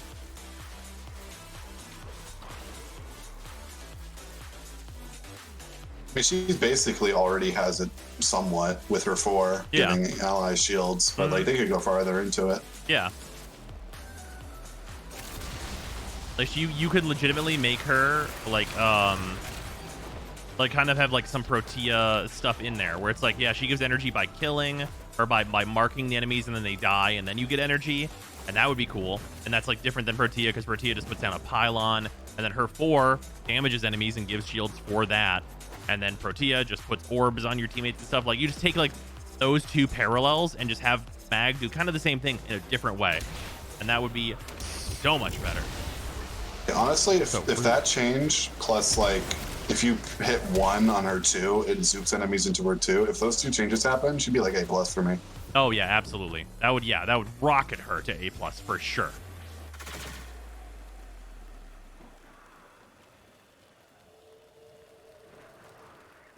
Yeah, those 2 changes on Mag would make her like it's such simple changes, but it instantly makes her like maybe the best starter, honestly, straight out. And then like B, just like a much more well-rounded character with more of a plan. And then like the last change that they could do but wouldn't need to do if they did both of those other ones would be to allow her to put her bubble wherever she wants and not need an enemy for it. I mean, if you get like any okay gun early on, her 2 like dumpsters most of the Star Char bosses. Oh, for sure. Agreed.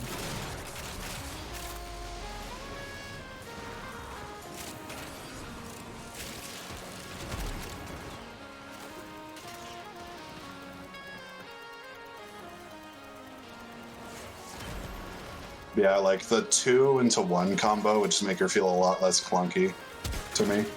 What needs to be done to Oberon? So much. He's incredibly down bad ever since Wisp came out. He was already pretty feeling bad before that. Yeah, it's very bad.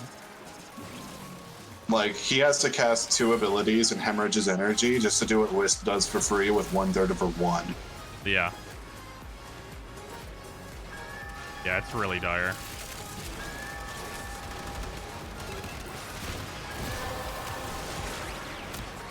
The relic has been cracked open. Finish your mission to find out what's inside.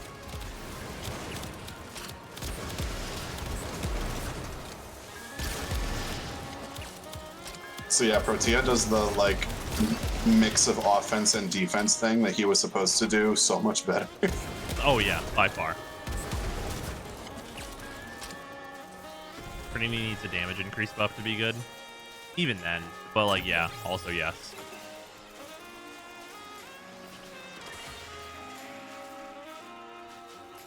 Such a shame. I love the theme of Oberon because it mirrors one of my favorite specs of D&D, the Paladin of Ancients. Yeah, I mean, honestly, Oberon probably needs at least 1 brand new ability, straight up. It wouldn't be a permanent change, but I feel like a band-aid fix for Trinity to just kind of help her out would be to like make her 1 and 2 AoE, like AoE CCs. Sure. Because it would at least help her with like the crowd game that the game has become. Until they can think of like a permanent solution. You know what they could do for Oberon? Also, I'm sorry. I'm so sorry I'm about to say this, everyone that likes Oberon. The thing that they could do for Oberon, and this is probably like one of like the simplest paths you could take to make him good because he's just so bad right now, is you take his 4 and you roll it into his 2. Okay. So then you have a circular area where you make like your grass, and it also slams the enemies into it so that they get knocked down and start taking radiation damage. So base level, way better ability, right? Okay, you take that, and then you also have to you probably increase the range of like from the 4, because I think it's 15 meters right now. You probably put that to 20 because that's more realistic. You put that there, and then the 3 remains the same, except it would have Sevagoth style energy cost, where it'll cap out at a certain number of like healing. Make it like if it's cap out at like 5 and make it so that the drain can't be absolute fucking bullshit. And then his 1 is honestly probably fine. The augment's really good for it. It does percentage damage. That stuff's fine.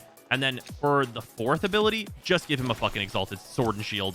Like just give him an exalted sword and shield. Just make it not anything fancy. He gets a shitload of defense. Allies near him get like 60% DR at base. Increase it with power strength. Just do basic shit. Just do basic paladin shit, and it'll be fine. Like himself and his allies get like 90% DR. And make it a good melee weapon. Just do that. It's just super. Sure, a hammer and a shield. Either way, doesn't matter.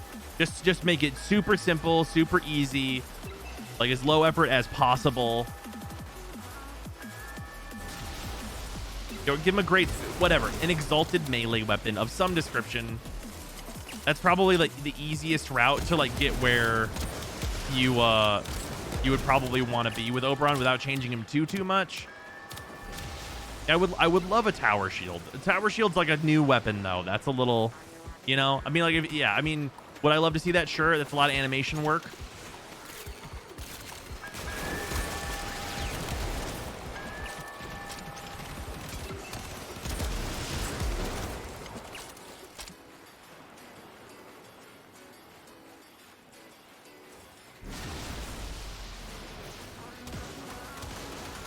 Oh yeah, I'm sure. Yeah, I mean, they need to buff exalteds that are not Sevagoth claws. I definitely agree with that.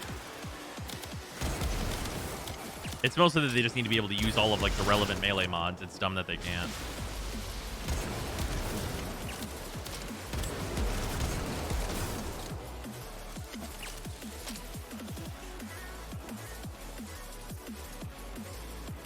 Sevagoth's good. He looks really fun. Yeah, Sevagoth's great. He's more of like a generically good frame as opposed to like a scalpel. But that's totally fine.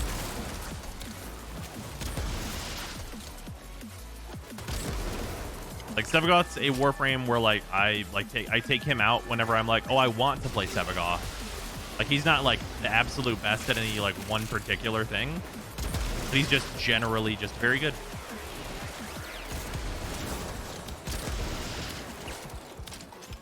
He has a wide kit, but doesn't specialize in anything in particular. Yeah, exactly. Nerve, thank you for the 200 bits. I did them. I bought 2 more Code Geass figures. My GF is gonna hate me. Nice. How much more would you put in Sevagoth? Like 11.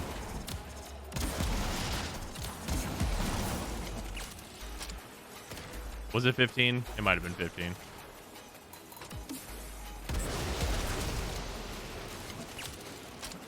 It's a lot. He's very fun though.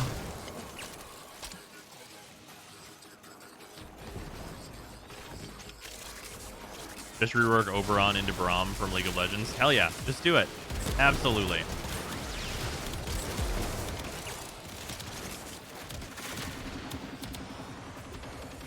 Looking for generic good Warframe. When I say generic good, I mean like he's like a very broad Warframe that's good at a lot of different things, but not like a particularly like insane at any one activity.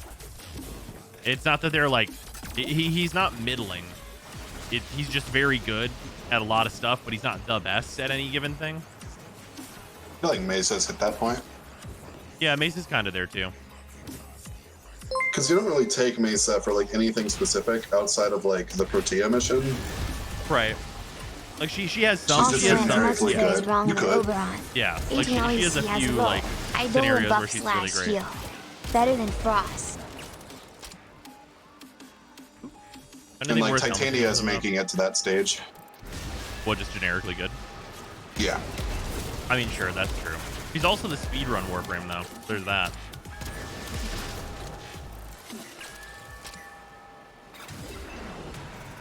They buffed the water bell Delphine frame. No, Ureli. Well, I mean, hey, no, they did buff her. She's just still trash.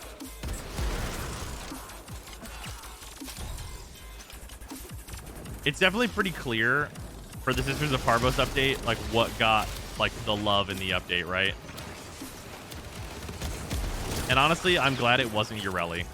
I'm glad it was like the arcanes and like making primaries and secondaries good and stuff. Like I much prefer that over having like Ureli be a good frame. Like actually straight up. Is Titania faster than Nova's portals? Yes. Yes. So the reason the Titania is faster than Nova's... Oh, did I not get enough? I thought I did. Oh, well. You did not select a relic.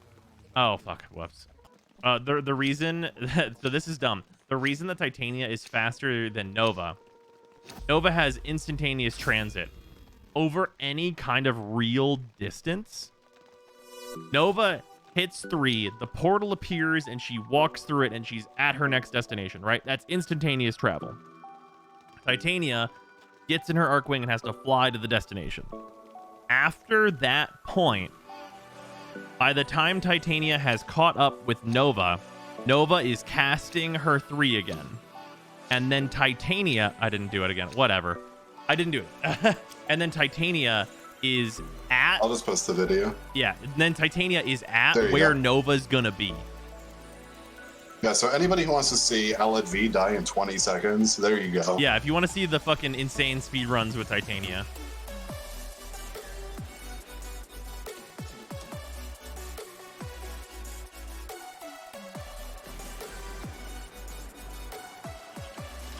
I don't think what we got is going to fix things in the long run. They should have just done a pass with all the weapons.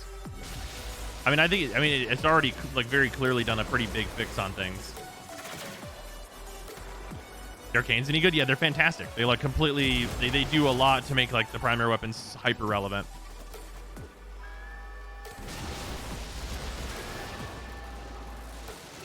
What the fuck is that speed? Right? Exactly. Literally exactly. And it's not that hard to learn either. Like I got that Titania build together and like we were doing like we did the Alad V run. I think we got down to like 27 seconds or something. It's not that hard. Titania is good at it. Also, be right back. I gotta give the dog his midnight medicine. Hear me.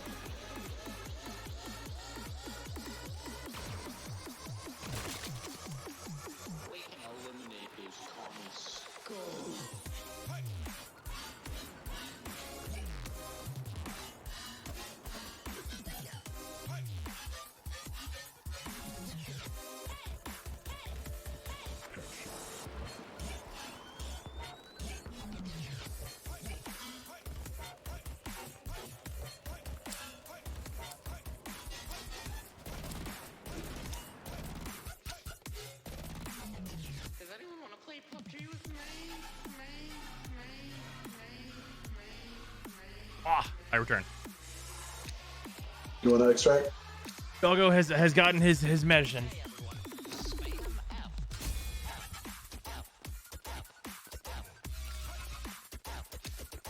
Ooh, nerf. Thank you very much for 1,000 bits. I've done it. I selected a relic. This will probably I be have the last Frozen one. the freezer flare. Have Is it your either last of one? you seen Code Round Geass? 20. If so, what did you think of it? I like Cookie. Cookie is cool. It is a pretty hard rewatch though, because there are some quality moments. I have not seen it. I like it.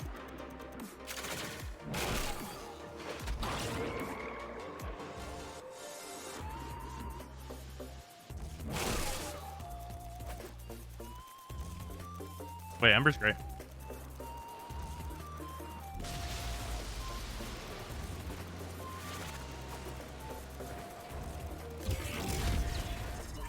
The thing I remember about Ember is Z saying she's too good at early game content and nerfing her where she was good at no content. Oh, yeah, that definitely happened.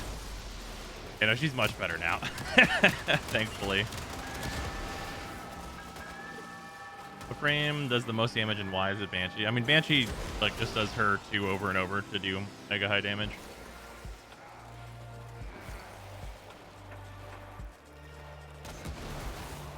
Loki's Invis and Radios armor are already great.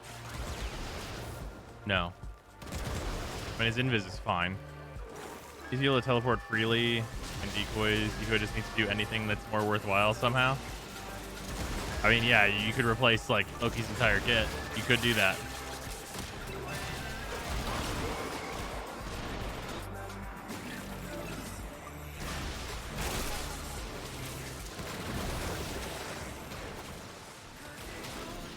Want to see your Banshee fashion when you have a chance, like the colors? Probably not. It's the Grenier palette for the green, though. The other stuff will be pretty similar to my Wukong, which you can see in the widget.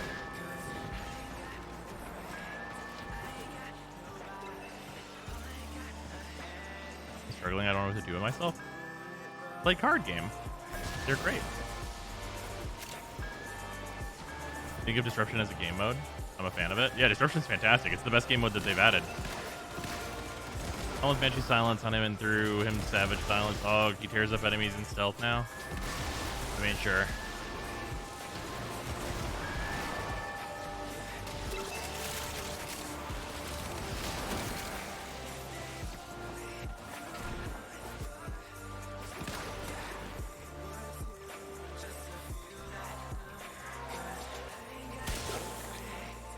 They need to rework Defection. It's lousy. What?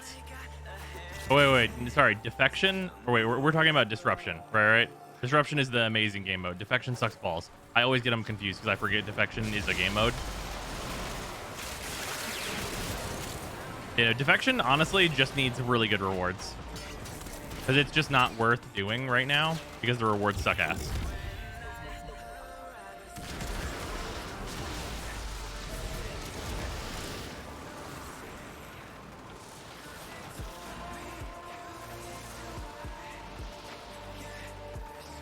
Defection isn't a game mode. It's a cock and ball torture with a slight hope of getting Harrow. I mean, hey, if you have Wisp, it's really not like a big deal at all. Like we did that in arbitration with 4 Wisps, and like, you know, I'm back from my was new fine. world addiction. Back from your new world addiction. Also Valor, I think 3 sub. Yeah, I think we're probably gonna at least try New World and see how it is. People are talking a lot about it. I really don't want to brick my GPU though, And we'll take a look inside. so probably give it a little while. Speaking of bad game modes, what the fuck happened to Orphix? They removed all the rewards and then put it behind Railjack.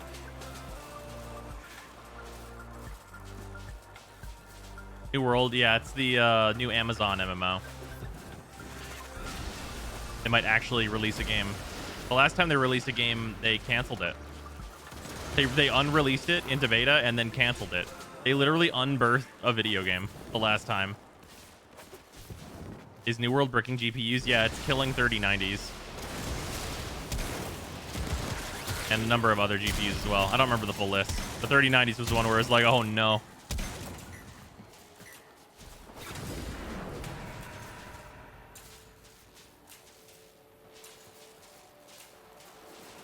I play that with you? E.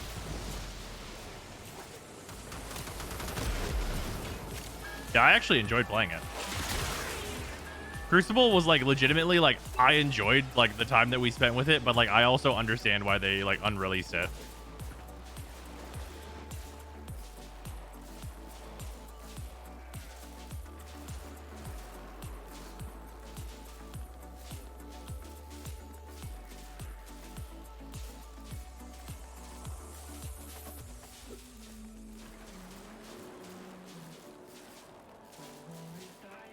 Clap infested salvage limbo is amazing for Iotans. Interesting.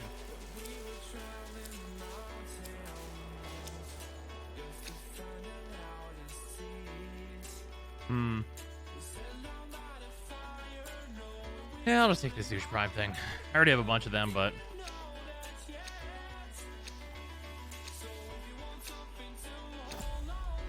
we're out of here on this one, right? Why use Limbo for can opening though? Doesn't Zaku have more range anyway? Yes. Limbo's what people are used to though. Like I get it.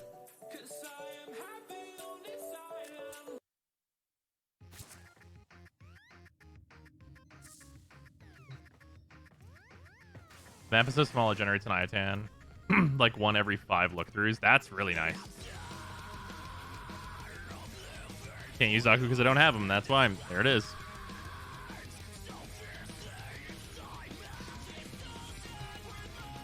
Shit, we might do that as a run. That might be fun.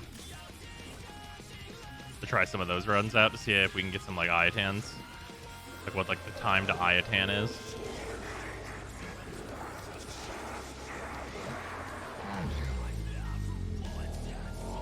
Probably have to leave you to that though. I have work in the morning. Oh, fair enough.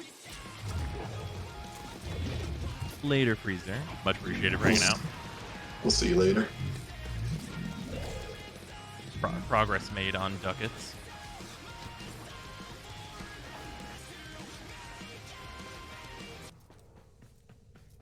Bitch, indeed. All right, yeah. Let's mess with that then. Let's do the Zaku Iotan build. You get like 3 Iotans an hour doing 1 cycle of salvage with Golden Instinct. 3 Iotans an hour. That seems so low.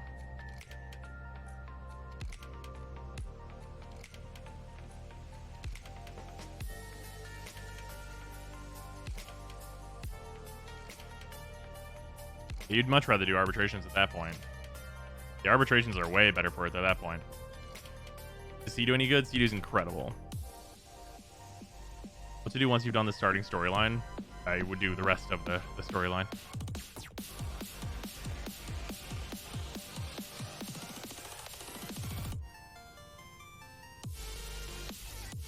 You're only completing the mission whenever you find one? Yeah.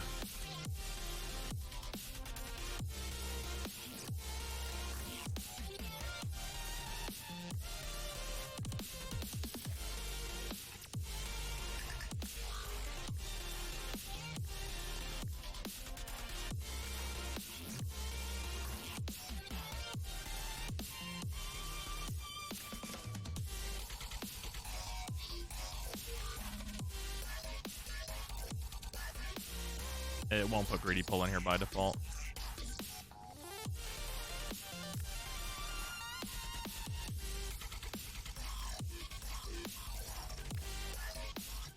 By the way, for anyone who doesn't know, that's the thing you can do. If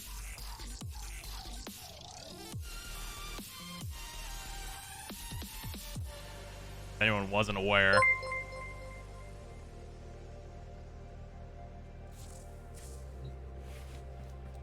Why did they make Ash Farm so shitty?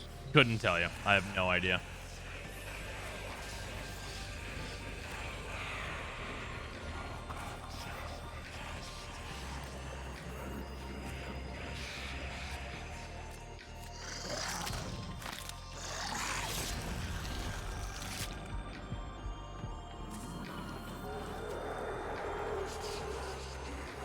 Golden Instinct. Yep, new helmet ability.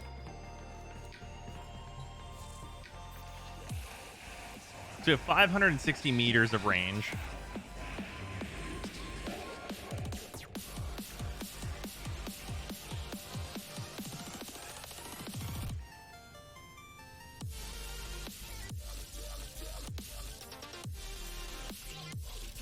There's nothing else we can put on here, right? Yeah, we're all maxed out. Okay.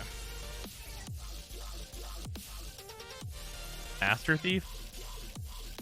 Does that help with something? Is unlocking lockers better somehow? Wait, does this tell you whenever there's an Iatan in a locker?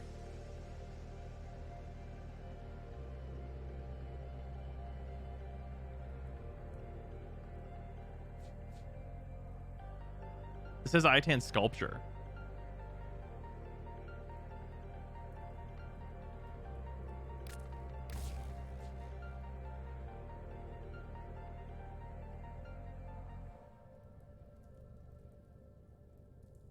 Interesting. So what's the salvage node anyway that you're going for? What, the loot radar aura? Oh yeah, that's true.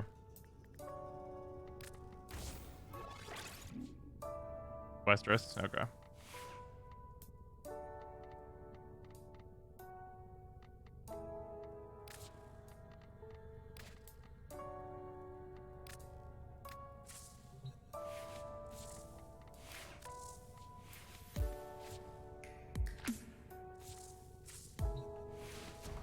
Oh right, there's only the one. There's only the one node.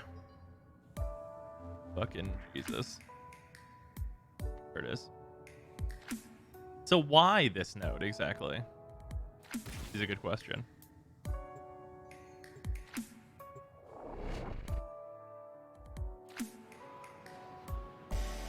Just because it's super small. The crew of this ship fell victim to the very Area is barren is what it says. We're here Oh, to it doesn't recover actually their use the expensive energy? supplies. Find the consoles that contain the shipping manifests.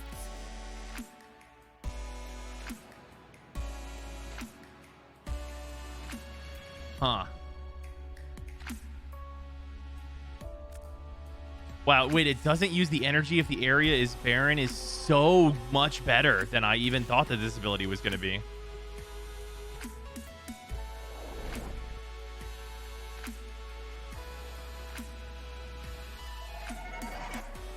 The crew of this ship fell victim to the very infestation they were researching. We're here to recover their...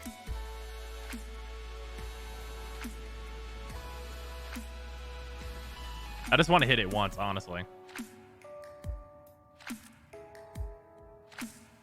I really should be hitting repeat mission.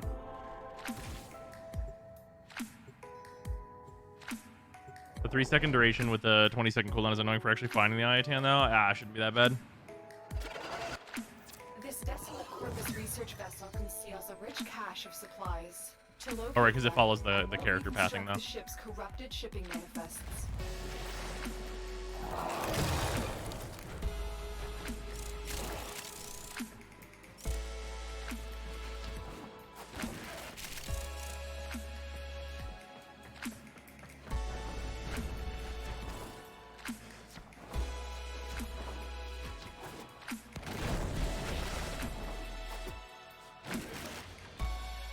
These consoles have been compromised by fast-growing infested pox. Use the vaporizers to kill the pox, and I will access the consoles. Something in the air is corroding your Warframe. Limit your exposure. Multiple biosignatures detected. We've got infested incoming.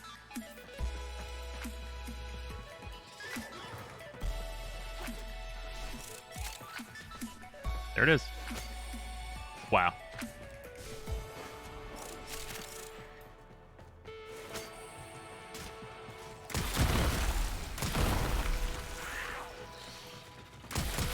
Those infested must have taken that serum from the researchers on the ship. Put that serum in a vaporizer.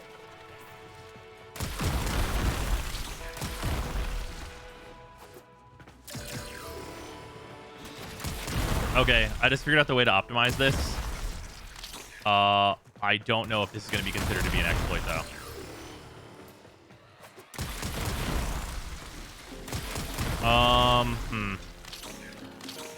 I might not want to actually say to do that.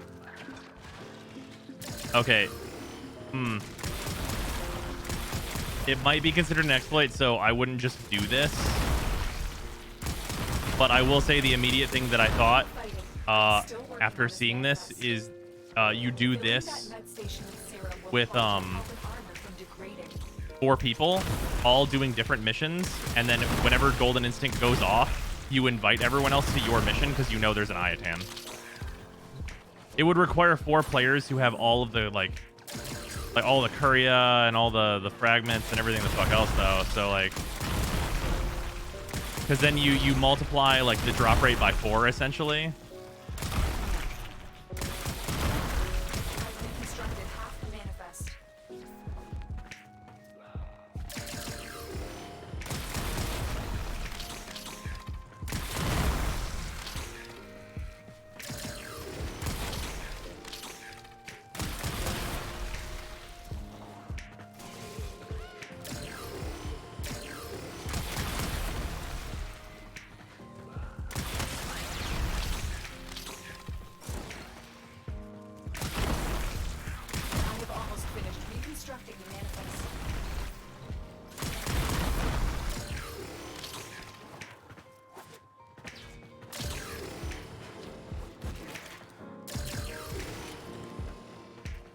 Hopefully we'll have a sculpture and then someone isn't getting all of them. Sure. But I mean, if you're doing that, then if they overlap like that, like that's fine, right? Like that's not a big deal because you're getting so many more just due to like the raw higher chances that even if they overlap, sometimes it doesn't matter.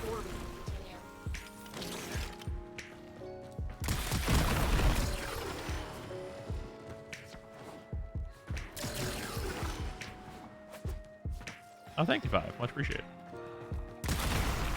I'm doing very well. Success. Yeah, Do you want to attempt to reconstruct another manifest?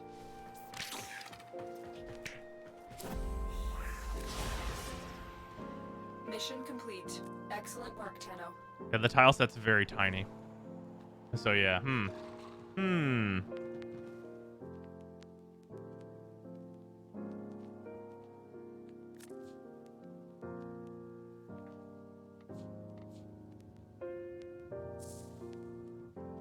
Yeah, I don't know if that's an exploit or not, because it literally is just how the ability works.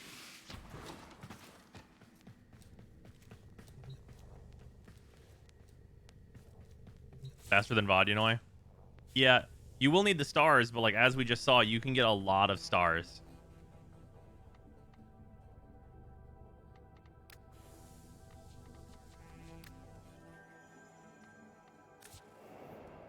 I mean, that was 1400 endo, right?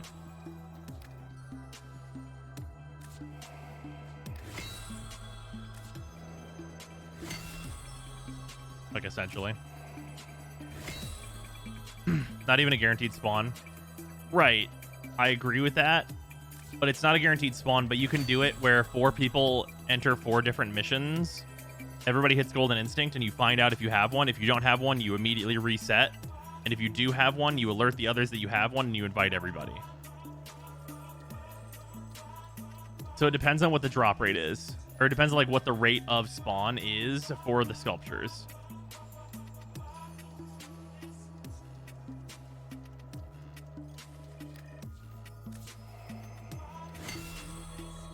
People have been doing that without the ability for years. Ever since they added this mission.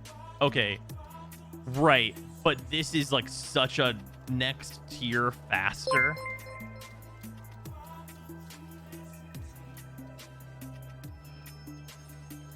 How long did the mission take? That's true. It's definitely not faster than Vodunoi, actually. Because you have to go through like the round. Vodunoi is faster and will give more endo. This is something you can do solo, though. So if you can't do Vodunoi, why do you have rank 15 helmet?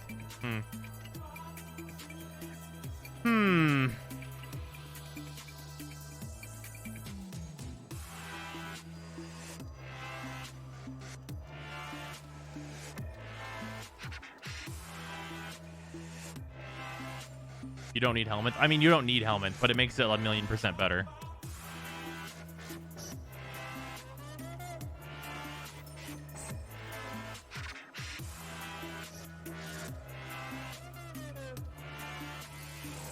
Are Sculptures the best endo farm at the moment? No. Vodunoi is.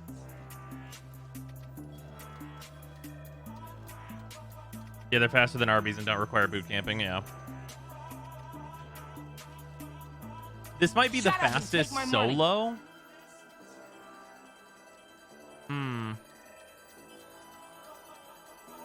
It might be the quickest solo.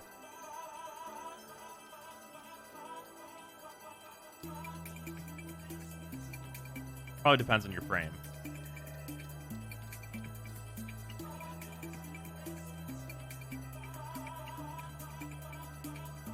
I just want the skill for the crates, curry, etc. that I still need. Yeah, that's fair. It's not worthless, but it's not amazing. An option is always a nice thing, though. Oh, yeah, it's definitely very interesting. And I mean, it's good for, like, collecting things that people have missed, right?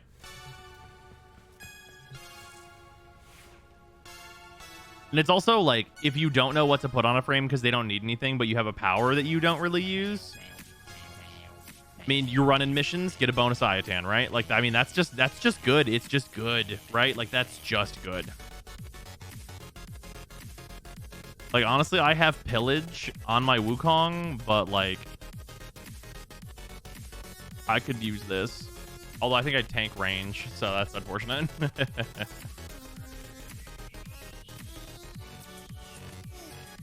Nice for the captures you run for your Lich. Oh, yeah. Oh, yeah, it's great for that. That is a fantastic use for that.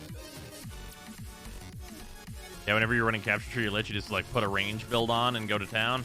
I could definitely see that. Probably rate that over Roar for most general usage. Yeah, just because you don't really need Roar. Even with 34% range, it's still 68 meter range. True. It is still going to be pretty big. I think the real benefit of Golden Instinct is being able to cross farm, use it on like Wukong and pop capture and rescue relics, or doing derelict vault runs. Yeah, absolutely. Yeah, the cross farming is probably where it actually does really shine, because like if it's like, hey, I'm doing the rescues I need for Nightwave, I'll pop on Golden Instinct. Man, fuck, this goes on my Protea, huh? Well, no. Well, I mean, hey, if I'm doing low-level content, shit, that goes on my Protea, because I build hella range on my Protea. So just general mission running Protea uses Golden Instinct, and then Larva Protea is for, like, higher level shit, where I would need that.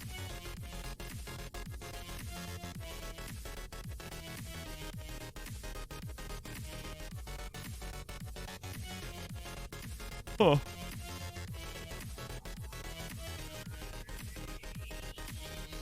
Vodunoi for endo farm? Yeah, Vodunoi is by far the fastest, but you need like a boot camp for it. Like you need like a squad. Like, I mean, you don't need it. You need a squad that has like multiple Necros and stuff to make it insane.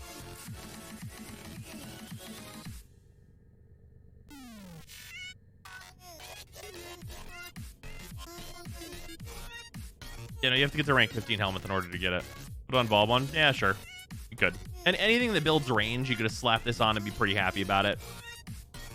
So what are the frames that are like generally going to have range anyway? Like even like just some range that are going to be the frames where you'll be like, oh yeah, Golden Instinct, sure.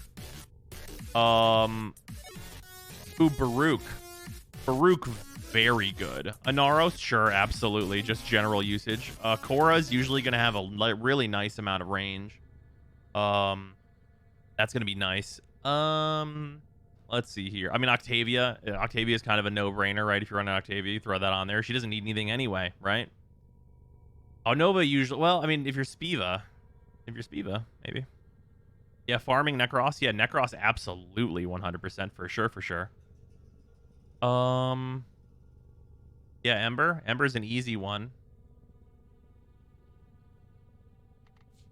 How much does Sevagoth? How much range does my Sevagoth have? Oh, he's on 145. That's enough. Honestly, that's enough. Like if you felt like you didn't need So for whatever reason, like you like remove So, put on Golden Instinct, get some more stuff that way with Sevagoth. Sure. Zephyr can use it for sure. You probably have to replace her 1 or 2.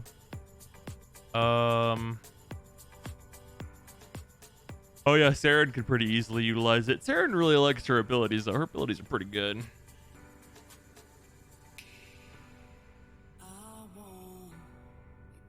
Gara can pretty easily utilize it, honestly, if you have like a mid-range build.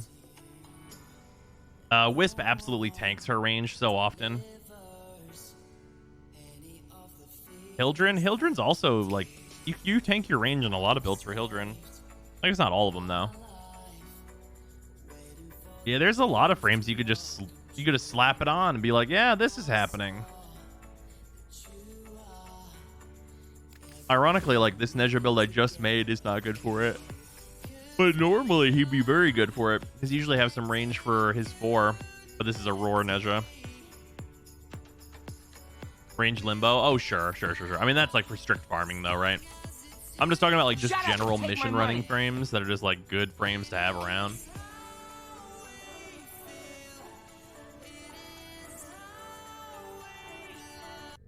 To use a bit of range for Hildren, but not an awful lot of it. Yeah, no. I mean, just like as long as you're positive on range, or even maybe neutral.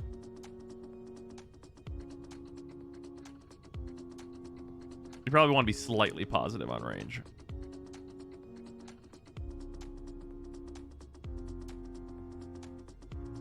Yeah, there's actually like a lot of good options though for that.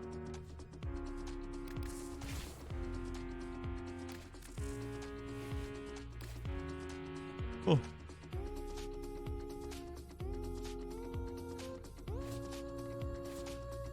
I'm gonna move this build over into config B real quick.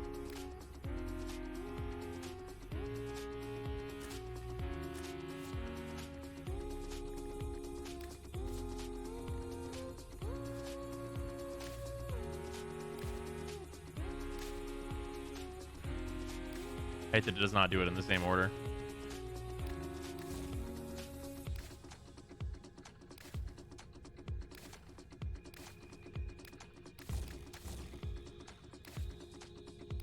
Okay, there we go.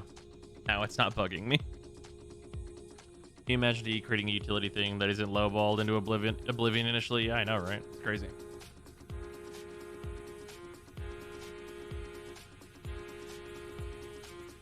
And remember Temporal Anchor? It's easy to forget that Protea even has that ability. 365 range. Well, yeah, that's from an Invigoration. I used it to get to 15.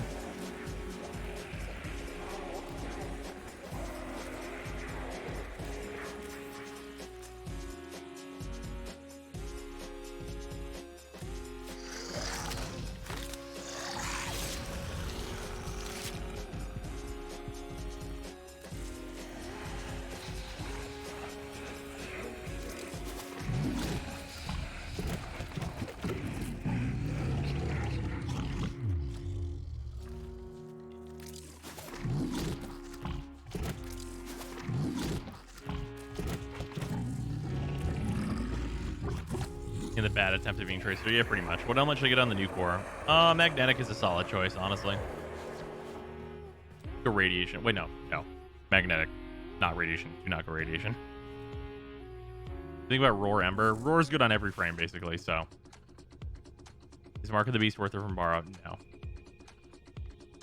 They just have Golden Instinct on here. 730 meters, huh?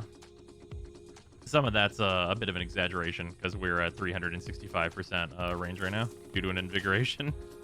So much range. Oh, it's so much range.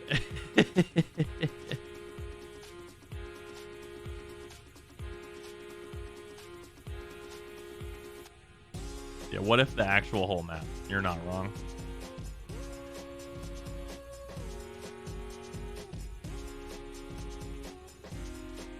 Whew. How much range is on my Titanium?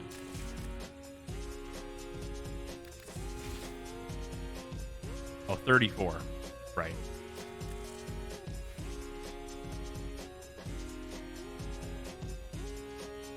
Is there a change that can be made? Probably not.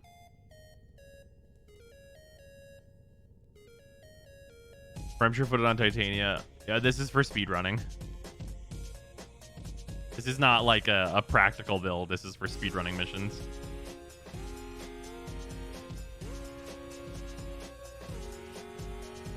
That's why I've got pull in slot 3.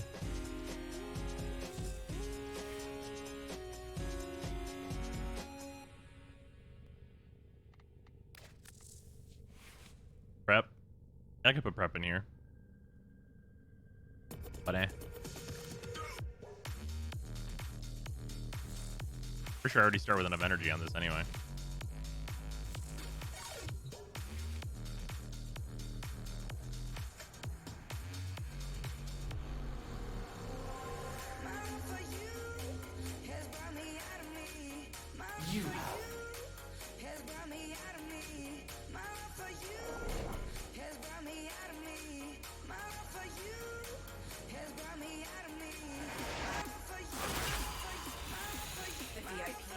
All right, I have to hit this button this way.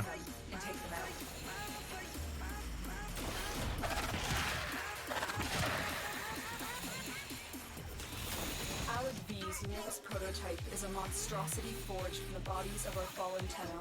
We cannot allow Zanuka to go into Ow. full production. Destroy Alec V and his horrible Friendship doors are the worst. You have loyalty issues. I got stuck. I got stuck. Oh, whoop. We'll fix that for you. Oh, if it's your friends you're looking. Alec V sees the power of the Tenno and thinks he can take it for Oh, himself. out of map. Okay. That power is sacred. This blasphemy must end now. We're out of bounds, but it's fine. It's fine. It's fine. It's fine. We're out of bounds. I've been looking all over for you, Terry. Come, let me show you my new venture. I think you'd be a perfect fit. Oh, have you It's got fine. to make a donation We're good. to my newest enterprise? We're fine. It's okay. Please report to my lab for reconstruction. Let's get out of here. That was very, very slow. Why does it say 14 minutes? That's not true.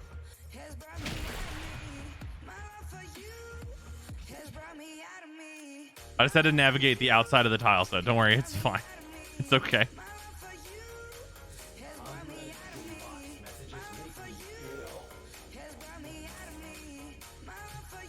Oh, in-game timers are broken at the moment. Oh. Aww.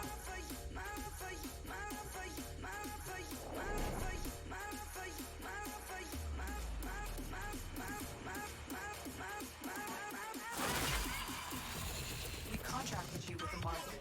You are here to find your mark and eliminate the assigned target. Oh, I got under the elevator. Damn it. Alec V's newest prototype I'm so is a fast. monstrosity forged from the bodies of our fallen Tenno. They cannot allow Zanuka to go into full production. Destroy Ignore Titania and all of her clipping. Alec V sees the power of the Tenno and This thinks he can fucking take it for Alad V himself. speedrun That OOB. power is sacred. This blasphemy must end now. Oh man. Oh, I'm if it's so your fast. friends you're looking for. You're welcome to taste a big four-used Zanuka prototype. You have loyalty issues, Terry. My Zanuka prototype will fix that for you. Oh, have Damn, you come to son, make where'd a you find donation There we go. this? to my newest enterprise? Oop, 5. Think of it, $3. Much appreciated. Please report to my lab for reconstruction. That stunt deserves a There we donation. go. Holy moly, Full you swap. just gave Quite a my bit. ghost a heart attack with that speed. Yeah, Titania is very fast.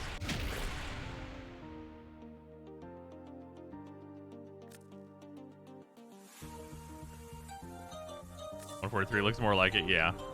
And that's like, we're getting like a really bad tile set too. With like double friendship doors essentially because of the elevator is really rough.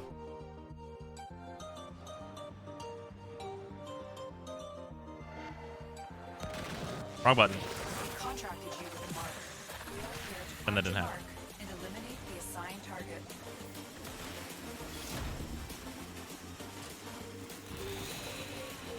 Too many Tenno have perished to make Alec V's abomination. There will be no stopping the corpus if Zanuka is mass produced. You are here to make sure that doesn't happen. Oh, I've been looking all over for you, Terry. Come, let me show you my new venture. I think you'd be a perfect fit. Much better tile. Oh, if it's your friends Okay. you're looking for, you're welcome to Much taste better a tile. Still fucked it up. four-used Zanuka prototype. You have loyalty issues, Terry. My Zanuka Now the question is why are we speedrunning Alad V's funeral? That was 40 seconds? Need to teleport? Yeah, I need to do the Titania dashes. I am not adept with Titania. But you could obviously, like, I am not a practice person with the Titania speed, and you can see how fucking insane she is. The Titania really woke up today and chose speed. 37 seconds by my counting. Okay, let's try again. I had like top 20 speeds on like the speedrun site for this, which I felt like was pretty solid. I don't remember what we got, like what our low was, but it was pretty nice. Too many Tenno have perished to make Alad V's abomination. There will be no stopping the corpus if Sanuka is mass produced. You are here to make sure that doesn't happen. You have loyalty issues, Tenno, my Zanuka project. We'll fix that for you. Oh, that one feels good. That one was fast. This timer is definitely wrong. That timer is definitely wrong. That one was good though. Zanuka has all the power of a Warframe with a full complement of mods. It's as if you were fighting 55:16 start, 55:50 end. So it's like a 34 second. Yeah, 34 second feels pretty solid. That's nice. 28 by my count. Yeah, somewhere in there. Nice. That's nice up. Yeah, Titania's fucking quick though. Like if you ever want to fuck some people up, like if you ever just want to like make it so like things don't make sense for like other players, you play Titania, you take off like a fucking rocket on the sergeant. Like a new, like you need to match in with like an MR2. And you just got to be at the end of the mission. Like you need to complete the mission. You need to get no friendship doors, kill the sergeant, and get to the end of the mission and have like the minute timer tick down. Like they don't even see you. Like they see you take off. Like they see something happen that they don't know what it was, and you're gone. You're fucking gone. I think on the sergeant there can be not friendship doors, right? I'm pretty sure on sergeant there can be none.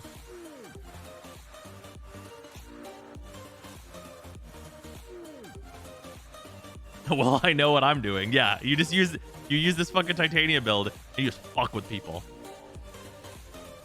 Like on Alad, I'm pretty sure it's 100%. You always get one.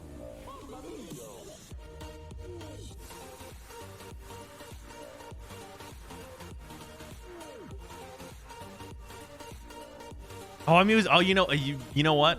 By saying, have you considered Firewalker? I forgot that I have pull on here because you activate pull faster than you activate Spellbind. That's why pull's on this build. You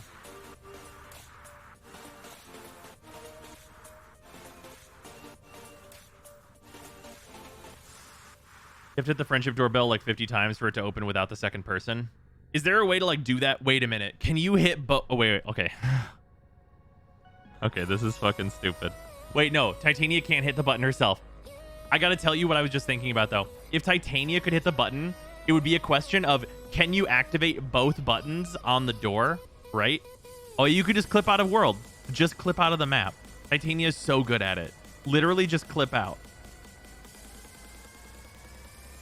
Just get a tile where you know you can clip out of the map, kill him, never open the door to his boss room, fucking hit the end of the mission. Be like, what happened?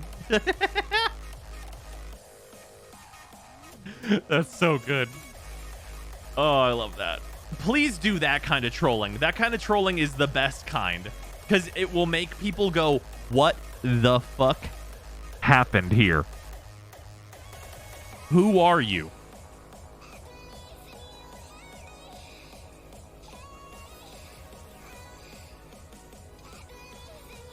Yeah, the thing I was thinking about though for friendship doors is if both doors are active and you have to hit them 50, you have to hit the buttons 50 times in order to get it to open by yourself. If you're Titania and Titania could hit the button, you could left-right spam with enough speed and hit both buttons at the same time to do it twice as fast. Because she's that quick. Like literally just do like the fucking super, like just MC Hammer sidestepping between the two buttons.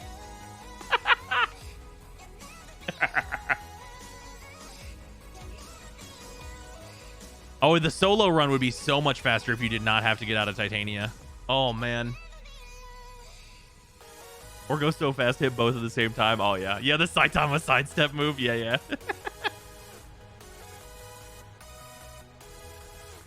I spammed the door because the other player was wasting my time and it opened on its own. Yeah, that's like a fail-safe that's in there for players that are AFK and stuff. Yeah, the friendship doors will open if you just fucking hammer that shit enough times.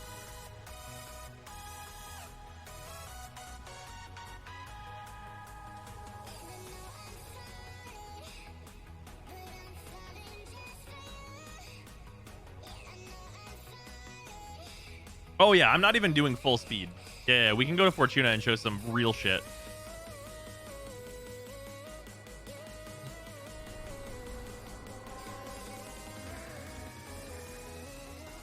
Just set X to scroll up for friendship doors. Well, there's like a limit to how fast it can be clicked though, right? Titania showing up to fight the sergeant in hammer pants. Here we go, about to mess with some MR2s. Oh, thank you, Coupon. Yeah, okay, so Titania is fucking quick. So the thing that you do with this build is you go into her 4 and use Razor Wing Blitz. And that gives you more speed when you cast other abilities. And you can cast pull a bunch and stack that buff up. So you can go very quickly. You can see, oh, you can see us cruising across the Valis and how quick it is.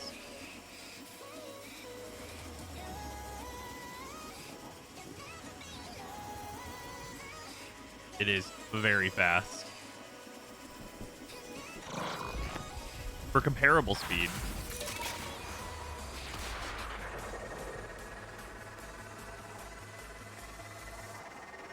Also, you can blink in Titania, so like this jumping stuff can happen. This speed would blink slow you down. I don't remember. I don't think it does. But yeah, that's not even max speed Titania. So the problem with max speed Titania is you will not have knowledge of where you are. You cannot know. Yeah, that's 130% strength. Even with only this much strength, I usually only activate twice, because if I have full stacks of Blitz in a regular map, I will not know where I am.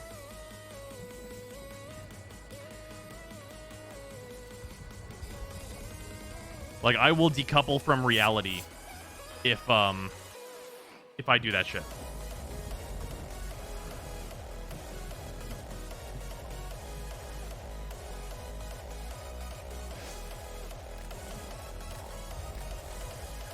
Now I need to see maximum speed in the battle. All right. I mean, we'll fuck some shit up. Yeah, we can kind of show max speed in the Valis. It'll look like I'm teleporting still.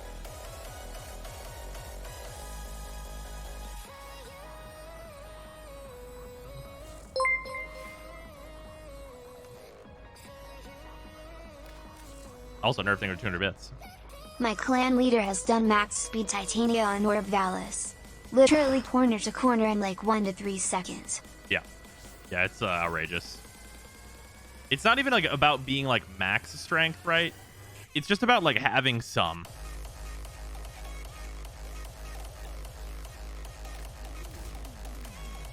Okay. 209%. I'm not even going to bother going higher than this. I literally am not going to bother. I will not need to. Helmet will not matter. I will be surprised if we can see what's happening.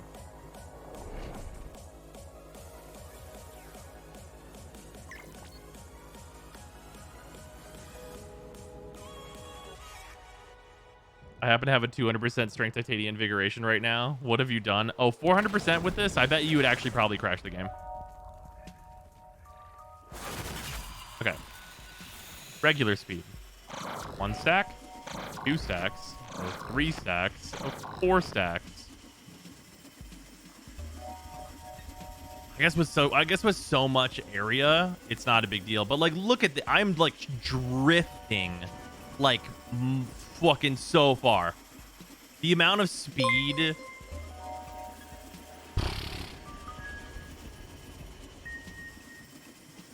By max speed, I mean Volt buffed with Nidus Archwing Loop when that was a thing. No. If you involve the other frames in this, it gets dummy. Right off the map. Oh yeah, you guys want to see what it looks like close to the ground?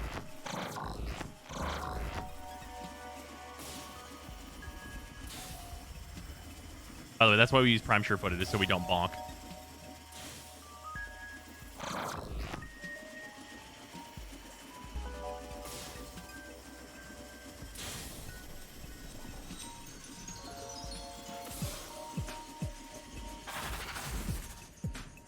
Yeah.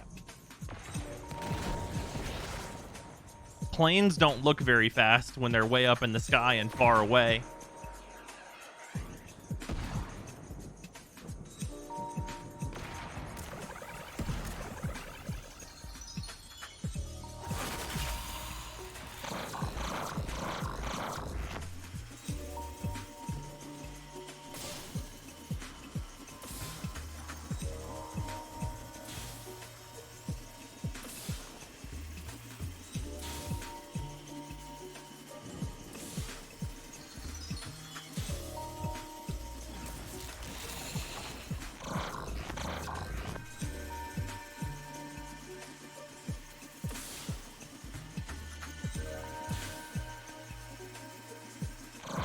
Well, here I know.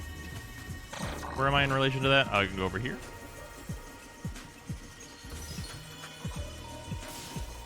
I'm gonna go find the orb. Here she is.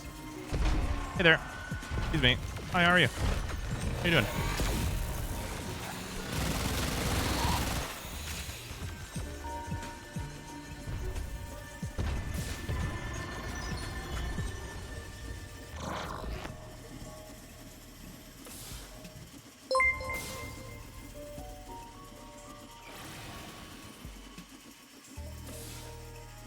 Would you ever join Zandy Pants racing streams if he did them again? I didn't even know that he did those. Also, probably not. 'Cause doesn't he have, like... There are, like, characters that are, like, banned and stuff anyway, right? Because this shit. Because of this shit.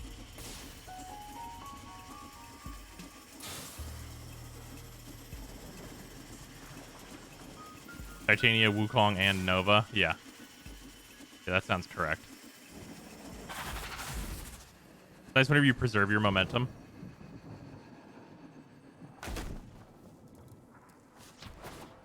Boss the fastest frame on foot? No. Also no.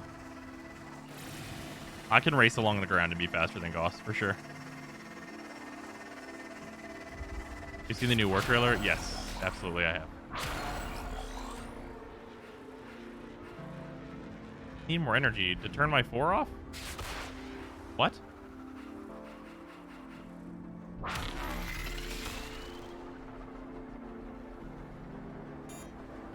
Wait, what? How did I get in the Amisha? Did I turn on the Amisha by accident?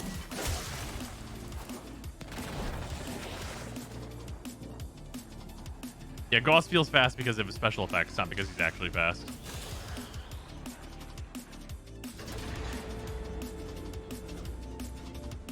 We can like go into Gauss and like show him comparatively though. Gotta fix my Titania build, obviously. What are you supposed to see? We're just showing speed running Titania right now. What's our question? How's the Naku weed farm doing? How's Finn? Oh, I just gave Finn his midnight medicine. He's doing good. And then yeah, I replanted the Naku weed and everything. Who's actually faster, Gauss or Volt? I mean, I think it's Gauss still, right? Yeah, I believe so. Okay, I gotta fix this build.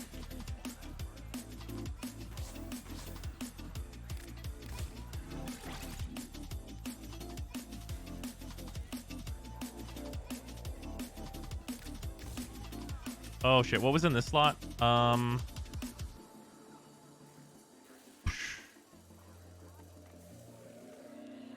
Shit, what was it? Oh, it was natural talent. Right, thank you.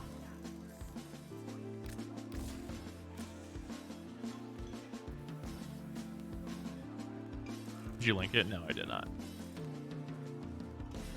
Bolt has far finer control. That's true.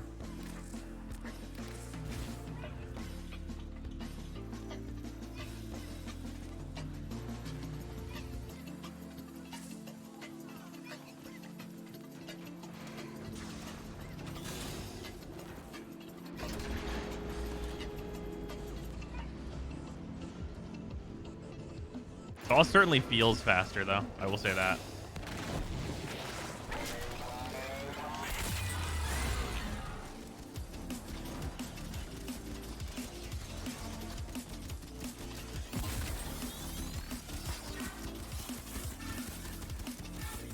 Like, right?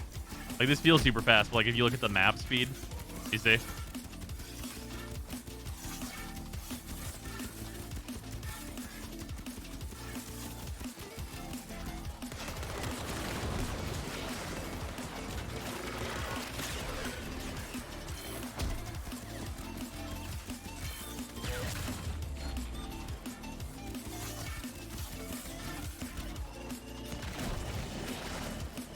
Also speed bust from 3 other frames, yeah.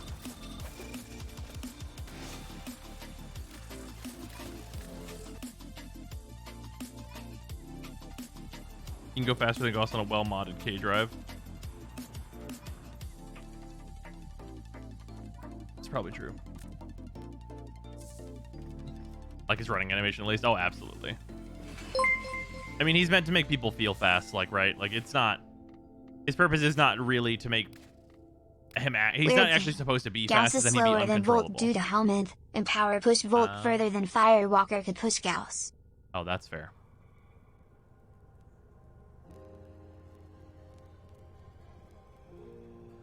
Does Gauss give the highest fire rate? That might be true. I super don't remember what the fire rate values are for everybody.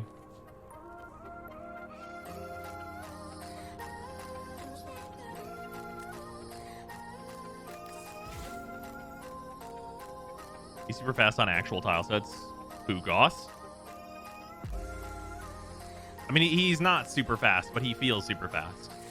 Like, he's faster than most frames. Like, most regular frames people are going to be playing.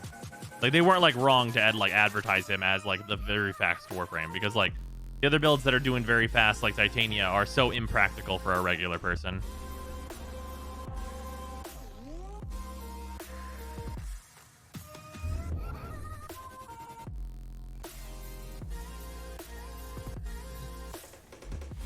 Also, I actually just want to check real quick. If you wanted to farm... Oh, I'm thinking. If you just removed narrow-minded, be at 100%, remove natural talent. Here, hold on. I'm actually going to make this different real quick.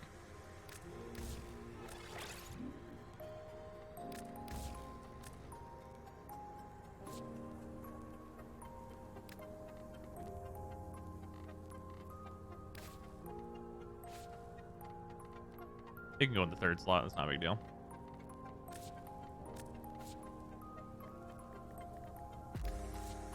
There we go.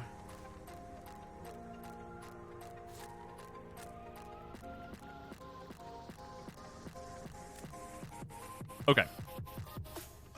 You're looking for a speed Titania build? No.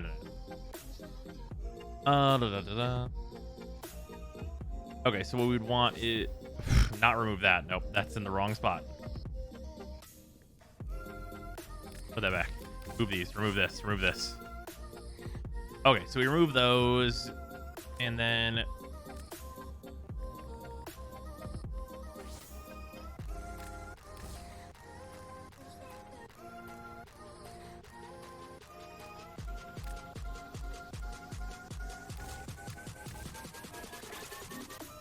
yeah, do overextended, stretch, and then... make up the difference, essentially.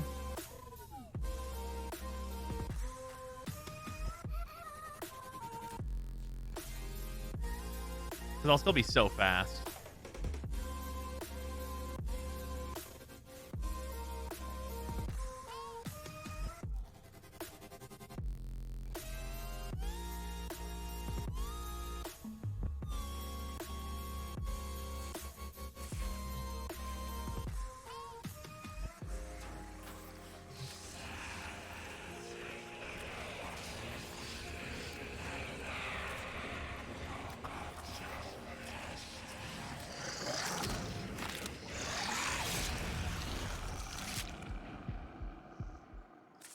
And the fact that Golden Instinct only goes off if it finds something is so important. Press speed boost for a fitting aura and slot in Umbral Intensify. Oh, true. That's a fact. I do need to form of this aura slot. Is it D or something right now? I don't remember. Is it a dash? Nope. Okay, it's a V, I guess. Throwing power, sure.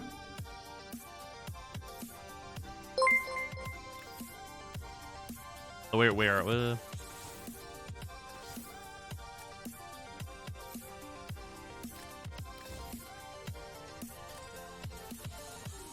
Might do this with the V polarity though. I guess I can just put a fortitude in here. The minus duration's not great though.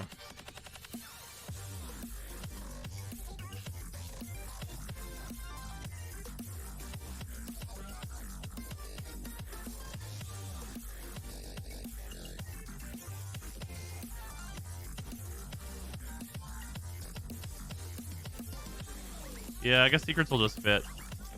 Trying to find something that'll fit though, that'd be better. Yeah, sure, okay. This.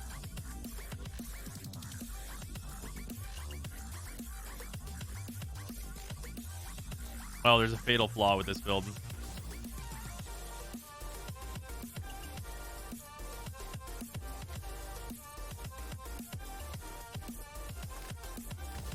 Definitely would need at least this.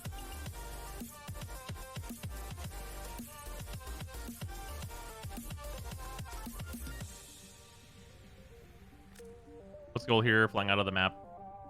Speed run? Not quite. Also, this is too much range, I've just realized.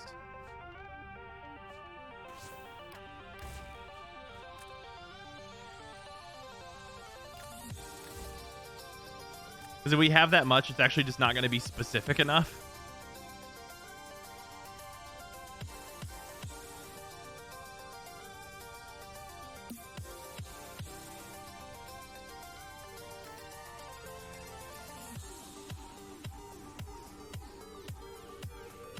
Does her one prevent self-stagger?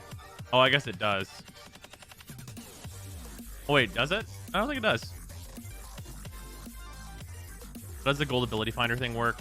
So this will locate the nearest Ayatan sculpture, rare crate, unscanned Curia or unscanned fragment, or medallion. So it's unscanned Curia and unscanned fragments. So if you have all those scanned, eliminate them from the list. Ayatan sculptures, rare crates, medallions. If you're not in a syndicate mission, there can't be medallions. Rare crates and Ayatan sculptures. Or one does prevent the stagger? I'm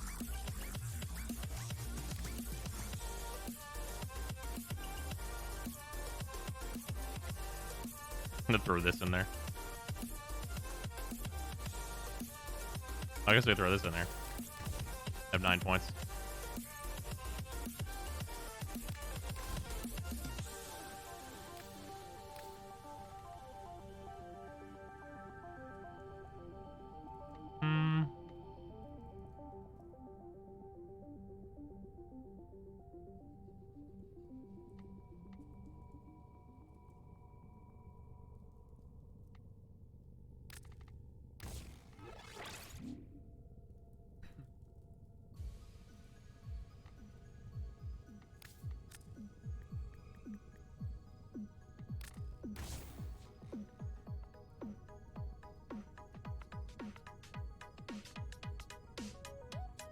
This is really fast.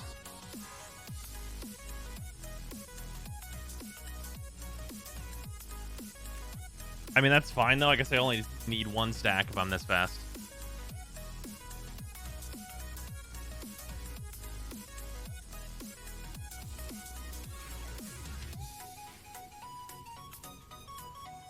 Okay. Let's see about doing some void runs.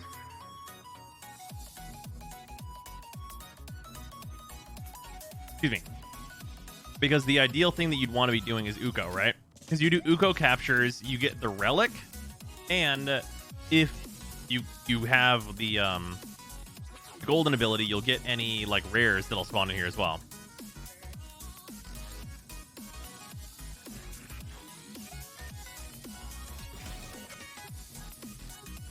And your Titania so capture is like a joke.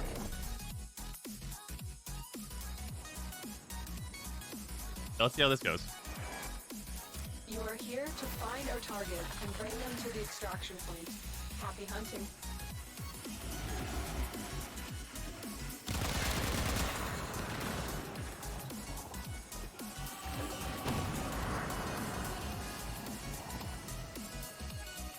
Excellent work.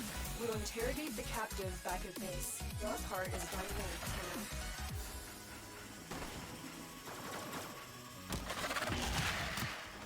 Did not need that second stack.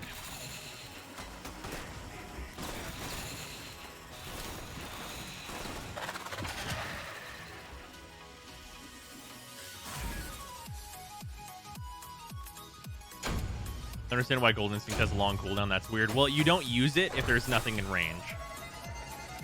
Also, this timer is completely fucking wrong. That's actually unfortunate because it matters here.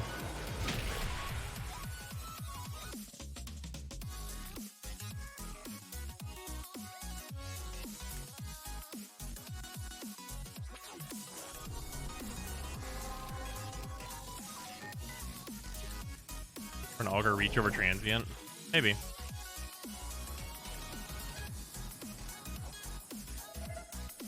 You are here on a capture mission. You must find, capture, and extract our target.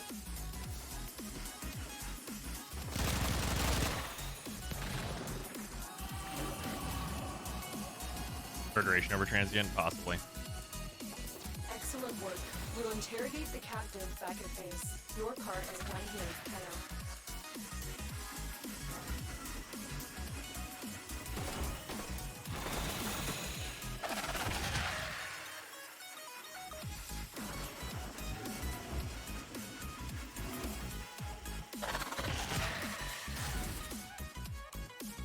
There's a special icon for the located item with Golden Instinct? No, that'd be super great, though. This is more realistic for this. Yeah, so, like, if you do the farm this way, you get relics every time, which is valuable. 38 seconds. Nice.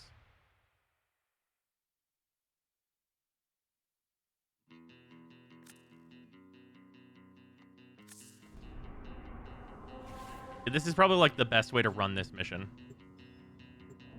Is the text for that ability saying area is barren? Yeah, if it doesn't detect anything, it won't spend your energy. It'll just tell you there's nothing there, which is very, very nice. You are here to find our target and bring them to the extraction point. Happy hunting.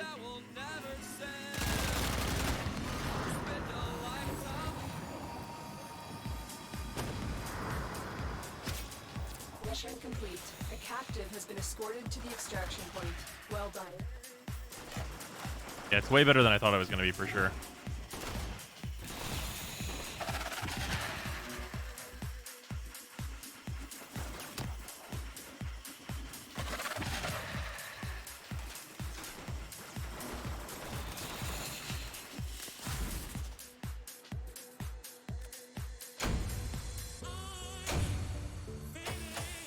"37 seconds. Yeah, so you get a relic, like 2 relics a minute if you're like really optimized. Yeah, it's like 2 relics a minute if you're really optimized, and then also maybe a an Iatan every once in a while.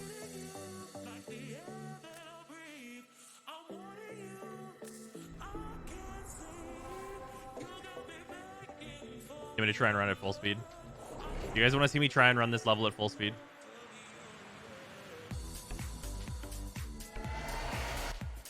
You are here on a capture mission. You must find, capture, and extract. Oh, wait, our hold on. target. We got one. Next time I'll do that. 1 second. We're gonna go get this real quick.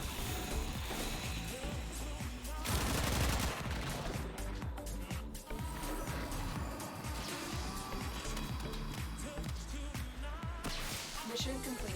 The captive has been escorted to the extraction point. Well done. Okay, I've narrowed the possibility.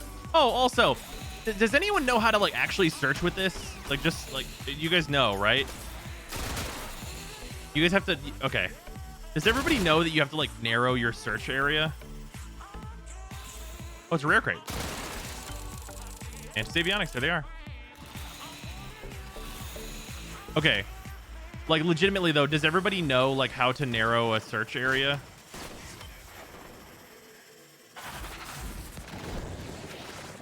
30-minute credit booster too. No? Okay.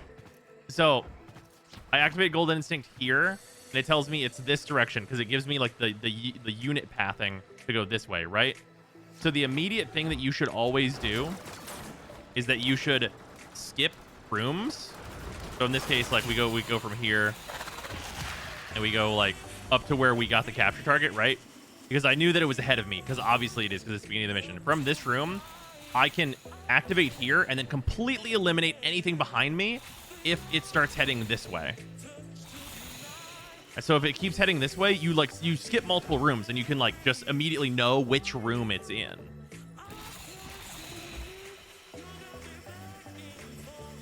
Like you shouldn't just keep following it like a puppy dog. You've got to like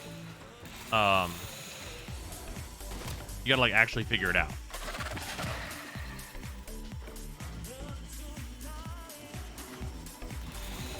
Also, map marker's broken. Speaking of figuring it out.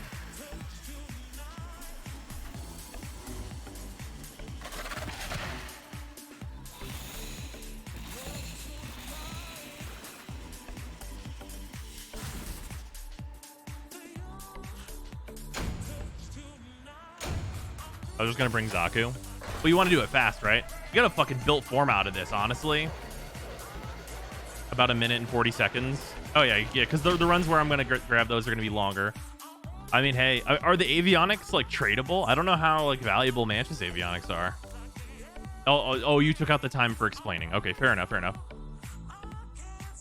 I mean, hey, fucking getting relics, getting Forma sometimes, like that feels good. What does the pointing even look like? I can't even see it. We'll get one more and I'll show more explicitly what it does. Because it uses the AI pathing routes. 8 plat for an avionics. Not bad. We received intel. Rather have it than not. Vital to enemy operations is here. Find them and capture Alright, I them. said full speed. We're gonna do full speed.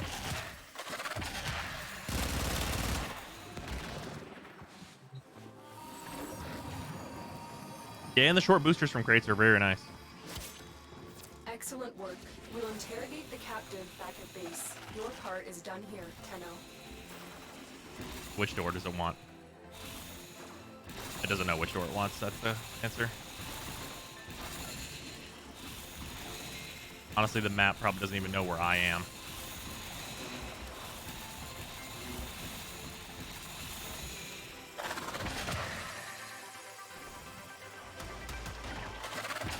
Yeah, map did not know where I was. Yeah. Map had no idea where I was.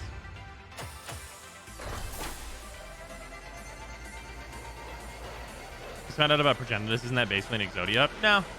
Progenitus really isn't a big deal. However, you may look up Emrakul the Eon's Torn. That one's an Exodia. Faster to go slower. It really is. Yeah, Emrakul the Eon's Torn. That one's an Exodia.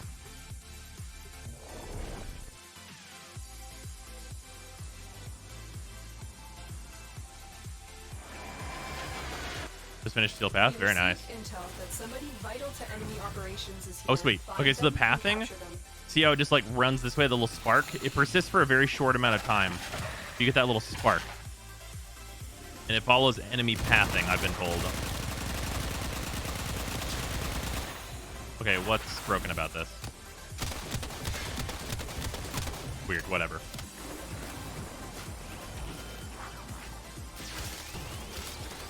Excellent work. We'll interrogate the captive back at base. Now from this room, we can activate it. It's going to go down. And immediately disappear to the water, unfortunately. I did it from very high up, and I should have known I shouldn't do that.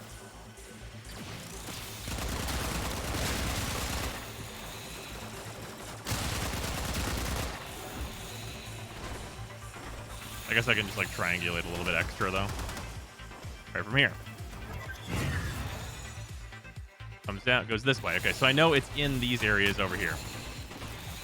So now it's just a matter of figuring out if I was an Iatan, where would I be? Or Rare Crate for that matter.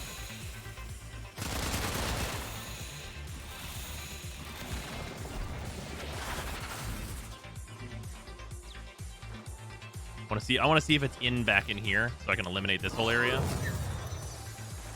It is not.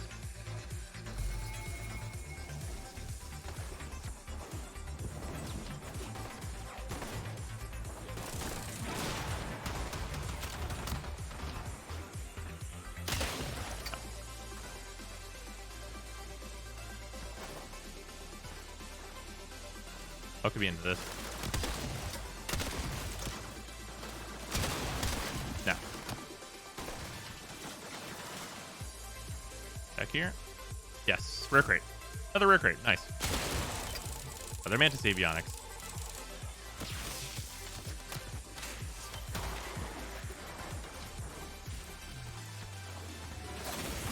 Another Built Forma. Another credit boosters.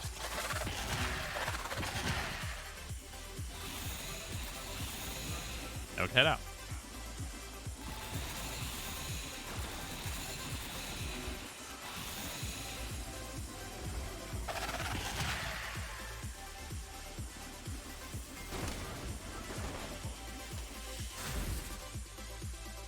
Stepped in. BRB feeding my entire Warframe stock to Hellman. Yeah, this one's a Forma farm a little bit. And we get the relic every time from this.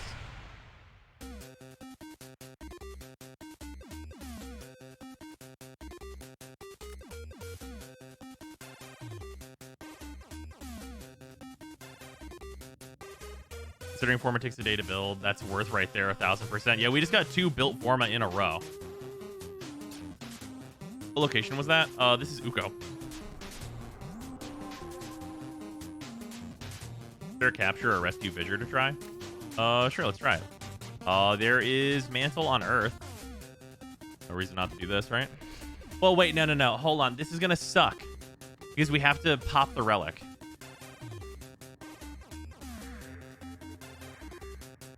Yeah, I mean, you wouldn't want to take a Titania to it. Yeah, for Vizors, you'd want to do Zaku. Yeah. It's on Steel Path for ×2 resources. I mean, you could. You know what a good question is? Is it... No, you don't think they would have made the rare crate spawn chance higher on the Steel Path, do you?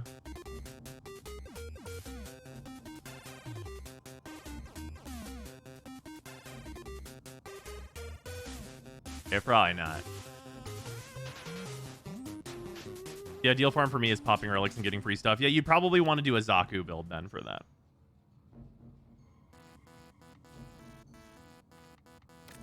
This is sweet. Let's get like one more thing. I'm curious what I mean, we're getting rare crates. We haven't seen an Ayatan yet from here.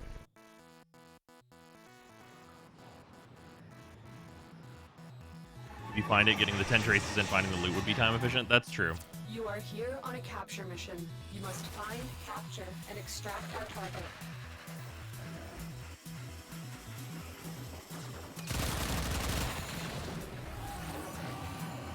Hey there, Titania. Look how small. Look, it's small. Excellent work. We'll interrogate the captive back at base. Your part is done here, Tenno.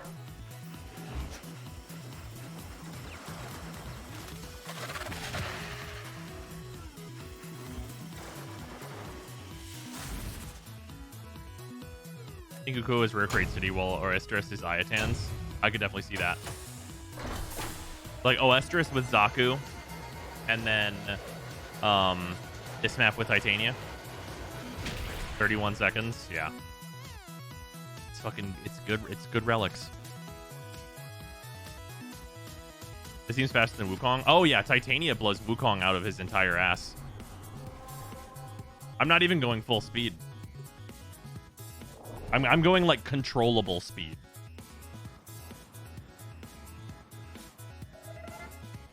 You are here to find our target and bring them to the extraction point.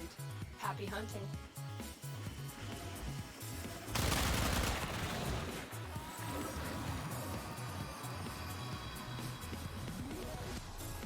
Excellent work. We'll interrogate the captives back at base. Your part is done here, Tenno. Yeah, this is like half my speed, or half my speed boost anyway.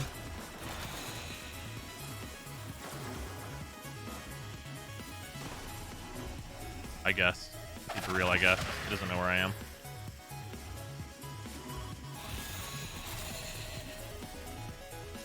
Oh, there's just a whole other branch over here. There's a whole extra area. Yeah, I wanted to go this way. I took a guess. I took a guess, took a gamble. That's what I get.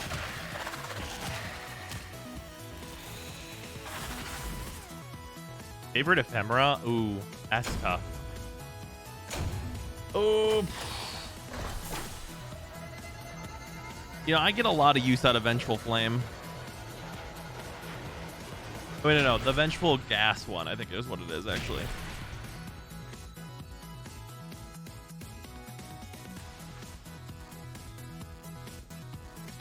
Yeah, Vengeful Toxin, that one's really nice. Ooh, the Crania is really good. Oh, shit, there's so many good ones.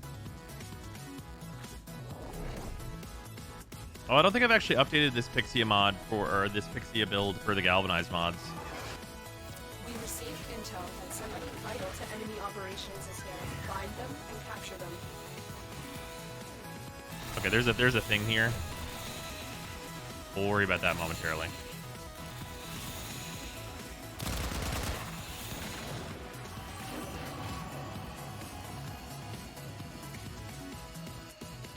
Excellent work. We'll interrogate the captive back at base. Your part is done here, Tenno.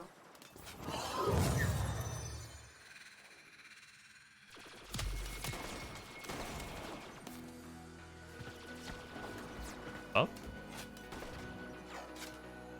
I think I wanted to go this way.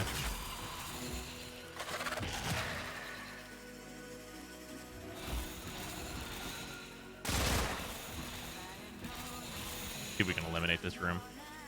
If I just be over here.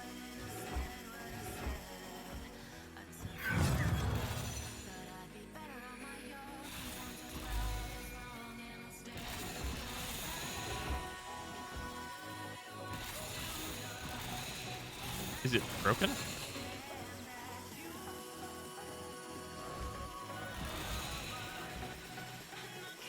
Went into a wall.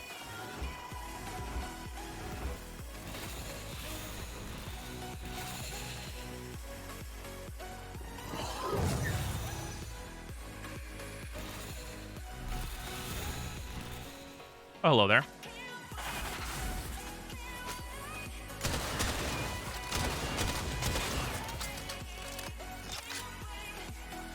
Oh, I guess I should probably complete this, huh? Not get down without it.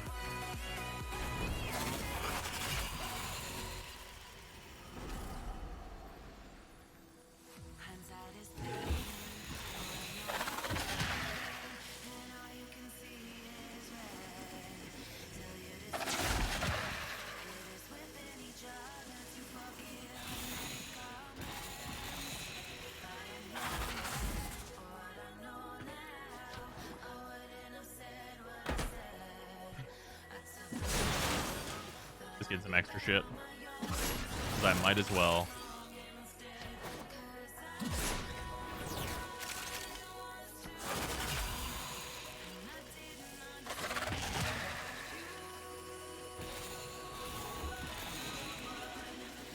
Quick before the door closes. Yep.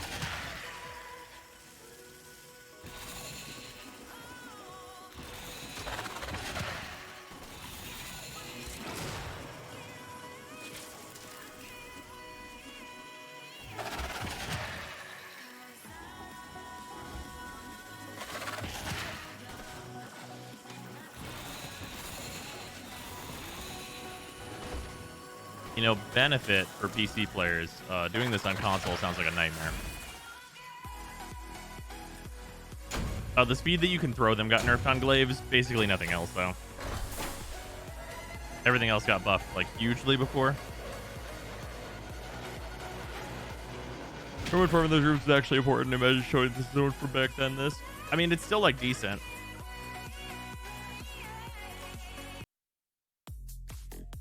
Do you think cross-save will be implemented with Tenogen stuff? No, I have no idea. I assume they'll want people to log in on PC and get stuff off their whenever they're on their Steam link and everything, and then they'll just have it on all platforms. That's probably the cleanest way to do it. Then just respect the ability to buy the ones that are currently available on the other platforms. Capture and extract our target.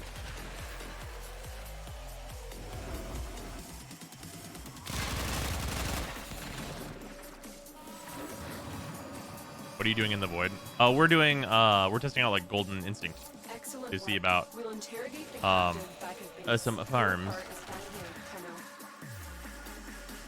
So this is we get a relic for each capture that we do, and then also we are checking the environment for stuff with golden. So you can see in the bottom right, it's like checking and saying area is barren. We've already gotten 2 rare crates and an Iatan.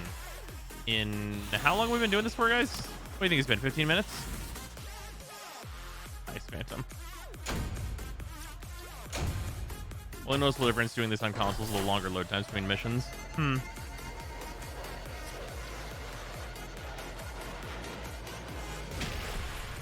It's been like 2 years since I went PC from Xbox. Ah.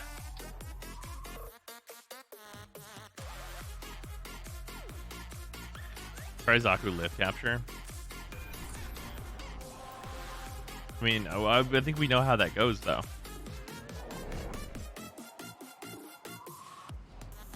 Just left a squad with 4 Wukongs. Just got crazy. We received intel that somebody vital to enemy operations is here. Find them and capture them.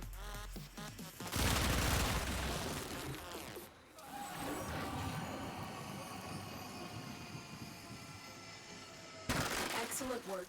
We'll interrogate the captive back at base. Your part is done here, Tenno. I think the main thing I dislike about Titania right now, for like the purposes of this like speedrunning this, is whenever you get back in, it doesn't retain your operator's heading. It retains whichever way Titania happened to be going.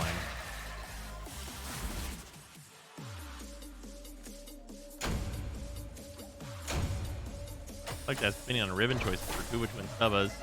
I mean, you're pretty much gonna just go for like the stats that the gun wants anyway.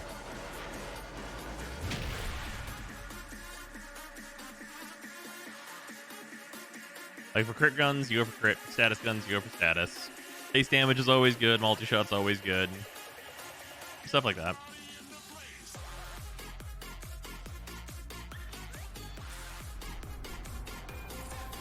Oh. Yeah, there's a good number of phones that are stronger than a Switch. Well, somebody did bring up the thermal problems that might pose. Do they add more levels after MR30? Yeah, I'm Legend 1 rank right now. You are here to find a target and bring them to the extraction point. Happy hunting.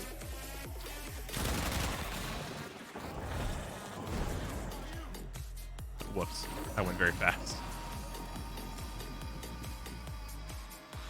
Rare crates spawn in the void tile set loot orbs. Oh, that's a good question. I actually do not know. They might be able to spawn up there. I mean, doing this is the way to find out. They're probably not a valid spawn location for them.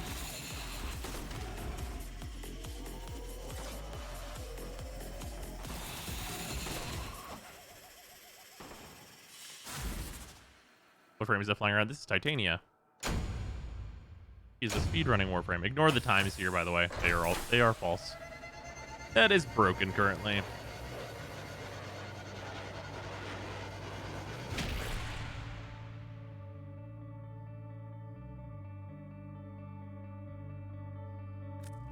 Yeah, Titania has her own tiny Arcwing.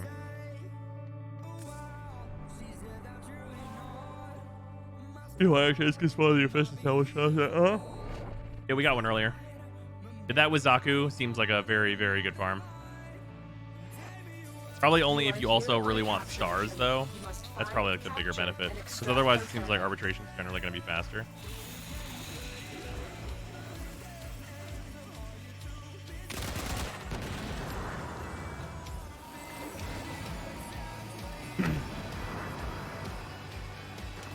Excellent work. Interrogate the captive back at base. Your part is done here, Tenno. Oh man, very fast.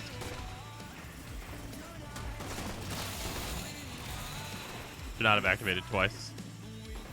I am a fool.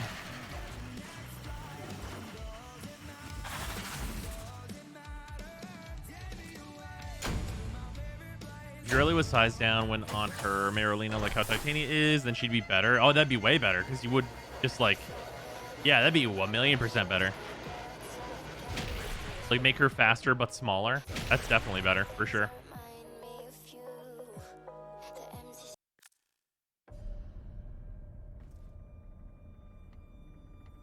All right, we're gonna get one more.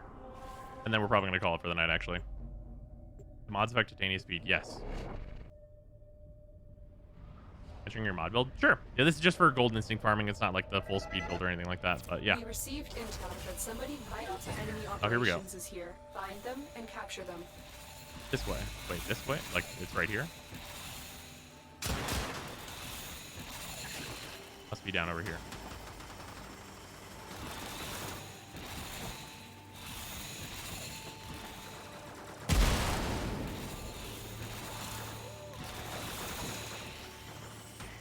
Or must be broken. Let's go get our guy. Might have broken pathing. Just like the waypoints sometimes break. Third Forma, perhaps? I would love that. Honestly, for the Forma possibilities, this is really nice just for that, even. The captive has been escorted to the extraction point. Well done. That way, huh?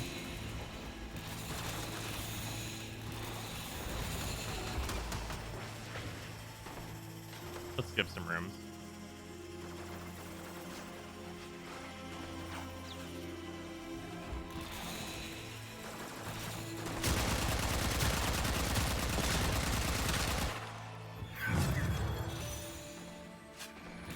Okay, we got it kind of locked in now.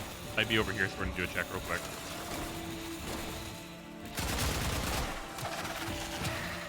There it is. Wait, no.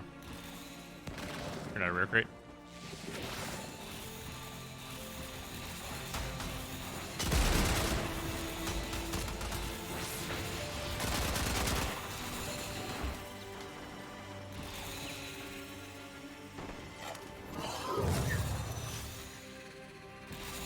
Ah, there it is. I-10 number 2.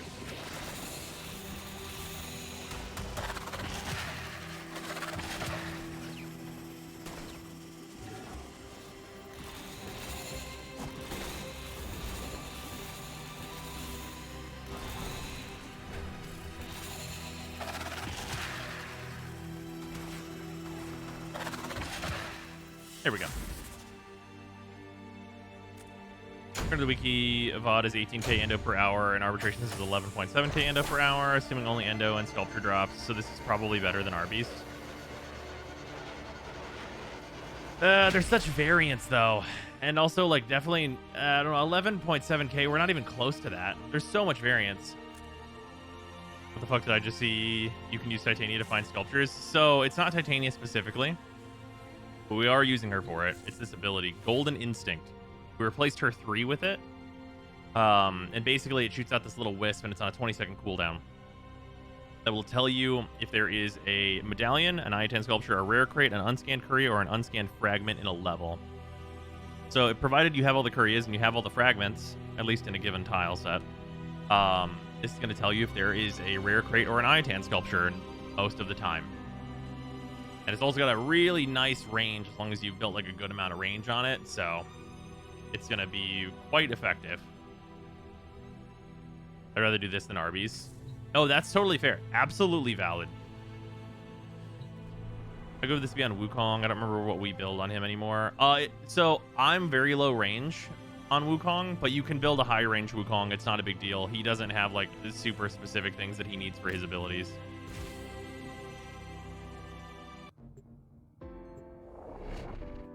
I didn't have functionally unlimited relics. This would feel a lot better if I didn't have hundreds of them to the point I can't use all of them. Yep, we need to be able to pop multiple relics. Received intel That's true. that somebody vital to enemy operations is here. Find them and capture them.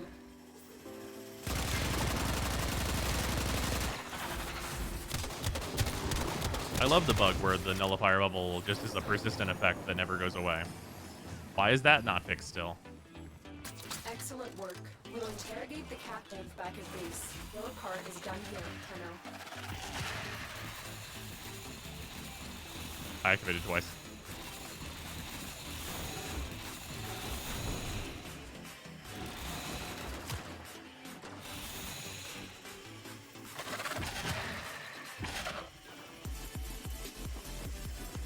By the way, I can activate up to 4 times.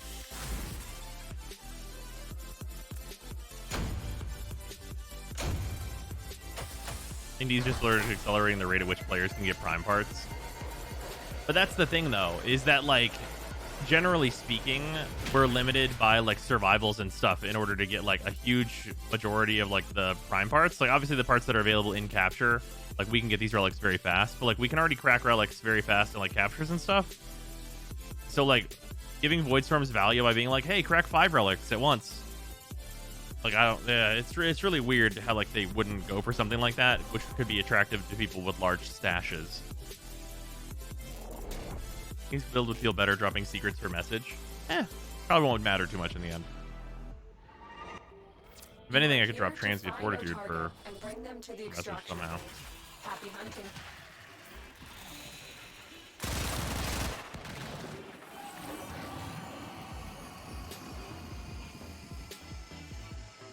Mission complete. The captive has been escorted to the extraction point. Well done.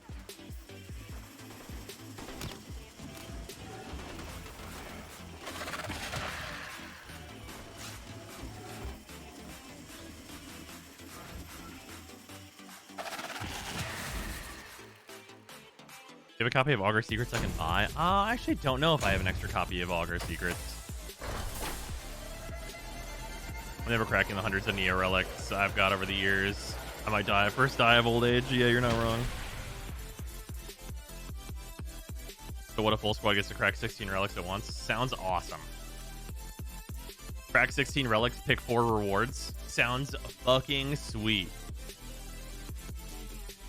That'd be so exciting. You get to the end of the mission to be like, boom, here's all these rewards, pick 4.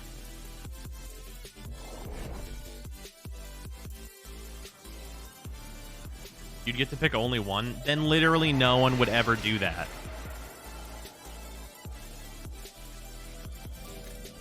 You are here to find our target and bring them to the extraction point. That is some fucking DE design on that one. Restrict it like this, but then it's completely useless and no one would ever do it. Perfect. What? Mission complete. The captive has been escorted to the extraction point. Well done.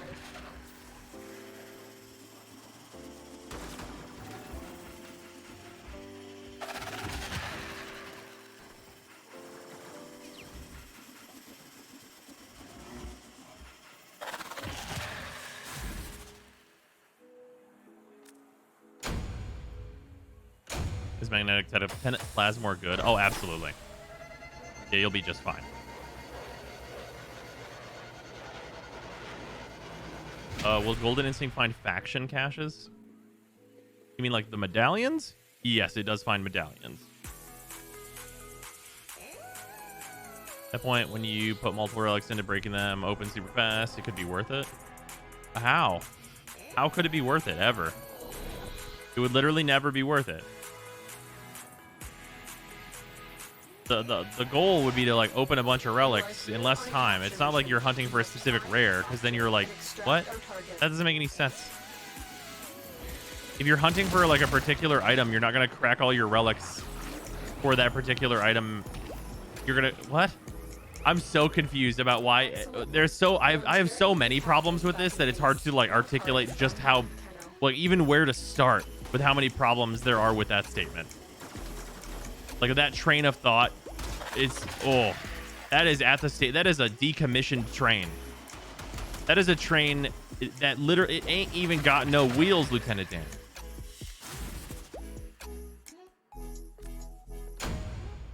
Consume 4 relics to roll all 4 of them at once to pick one.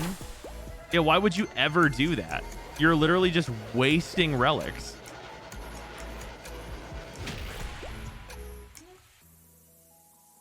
For no reason. Just literally just tossing them into the fucking wind.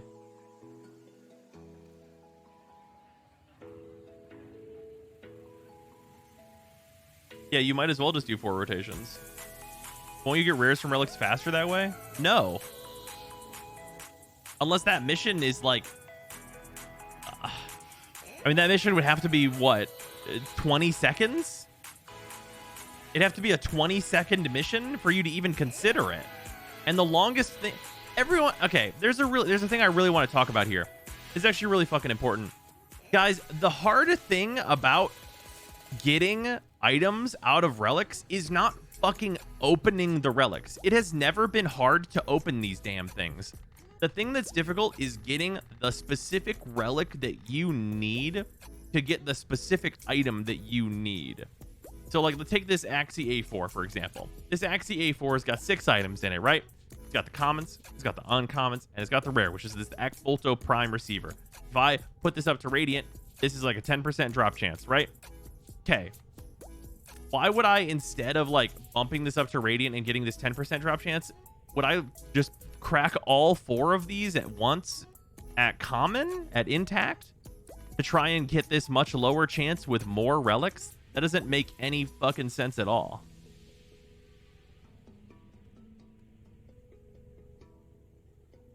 Like, you do them one at a time with other players.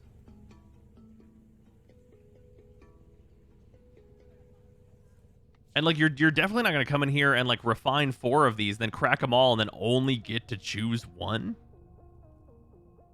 Like, what? Yeah, crack 4 radiants at once and only get to pick 1 reward. Like, what? What if they made it so that Voidstorm upgraded relics to radiants?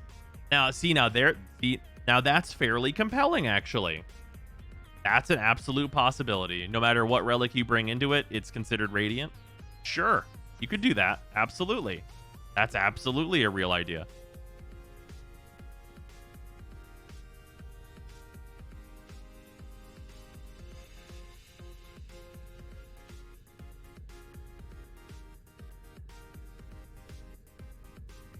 I got the Kubazar. Can I see your build? I have a YouTube video that has everything you need in it.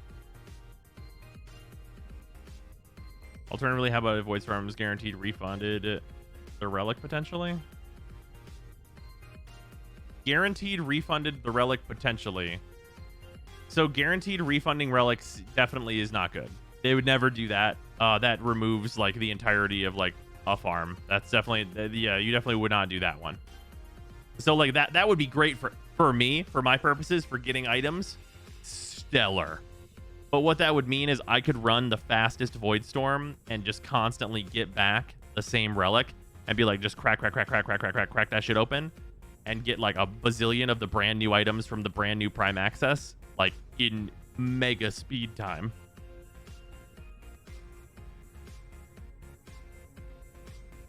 What if Voidstorms gave a shit ton more Void Traces? Now, see, the problem with that is that they just took Void Traces out of the drop tables.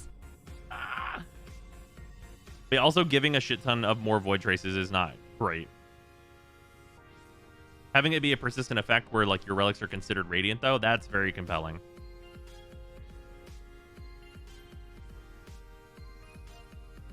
Voidstorm should definitely be batch relics. It's higher Void energy, so thematically, you should be able to open more relics. Yeah.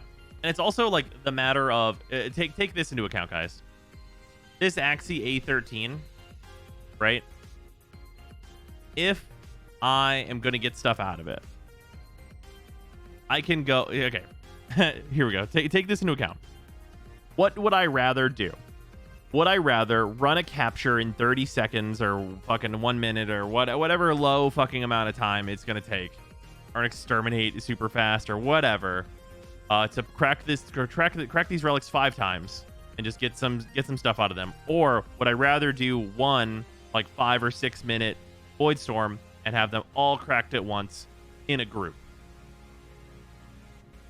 where we can just be like, yeah, let's get through our backlog of Axies and just fucking open that shit, open that shit, open that shit, open that shit, and just crack a bunch and then like put 4 in, pick 4 rewards. You can pick all 4 of yours and just pick any 4 from anywhere on like a whole, just like literally hit you with a screen that just looks like this layout and says pick 4. Like they all show up.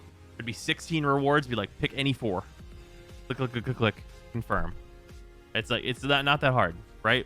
Obviously you extend the time that you give people to choose, but in Railjack there is that time. You all just got back to the ship. There's fucking nothing going on. Nothing is happening. You just got back to the ship. It sounds like replacing previous loot cave with another one. It's not a loot cave. You're just opening relics at the same speed in like a flashier way. Like right now, Voidstorms are slow as shit. They are fucking slow. They're unrewarding. They have shit rewards, and their rewards get worse as you get them. So all you're doing is making it not a complete fucking waste of your time by opening enough relics that it's like as fast as capture on like a relic basis for opening stuff. Like, holo keys suck ass. Sevagoth is a dead drop once you have Sevagoth. Well, I have having Sevagoth twice technically because of Helminth, but either way, like, Sevagoth becomes a dead drop. Like, you have all these weapons that become dead drops. Just actual literal garbage fills those fucking drop tables once you have them once. So, like, it's not like it would be bad to have you have, like, a good rate of relic opening in these missions. It would be actually literally something that you could look at as a positive for those missions while you're like, I guess I need these holo keys for these weapons I don't have, and I didn't get them 6 times in a row, and I need to hit that drop 8 times to get literally anything. So I guess at least I opened my relics.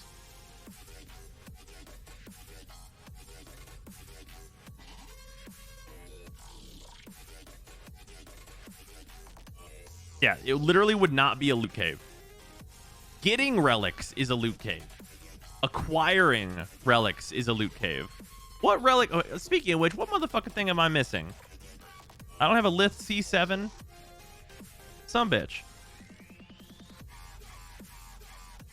And I have so many Requiem relics. Jesus.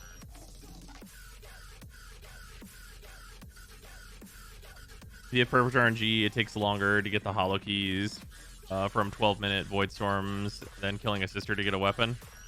Yeah, that sounds about right.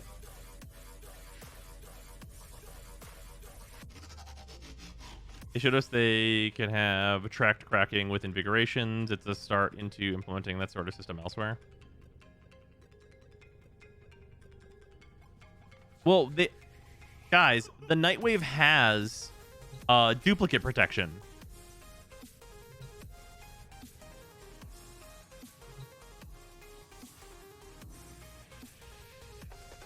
Actually, I honestly would be willing to crack 4 Requiem relics, pick only 1 reward. Why? I'm MR, literally legendary rank 1. I only have 1,600 void traces. I could only do that 4 times before being completely out of void traces.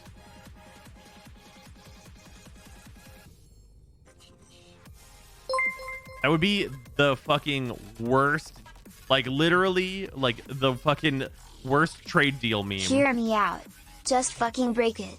Open 16 relics with 4 peeps, get to pick 4 rewards. Get 4 relics back. It would make it worth our time. I don't even think there should be, like, you don't even have to have relics be in the drop tables.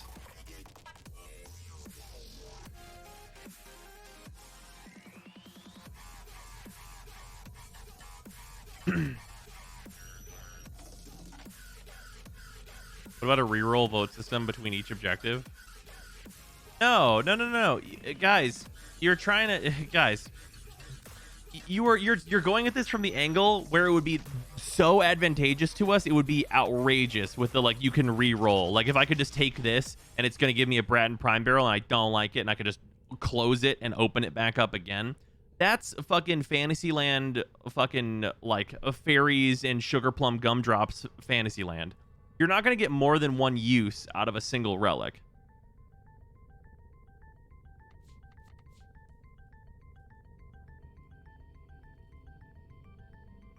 How many relics do you have total? A lot.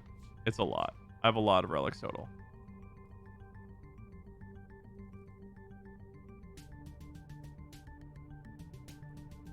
A lot of relics total. Yeah, you're not going to get more than 1 use out of any of these relics. Like, that's crazy. Yeah, at least 350. What if you get crack 1 as normal but get 2 rewards? No.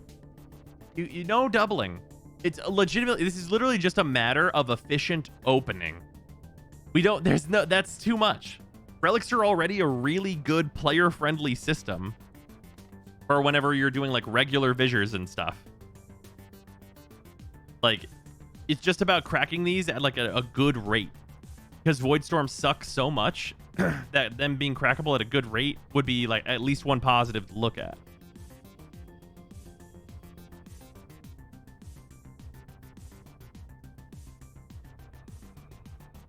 What if void storms let people open multiple of the same relic? If you yes, right. Well, it doesn't even need to be that. Why even have the restriction of the same?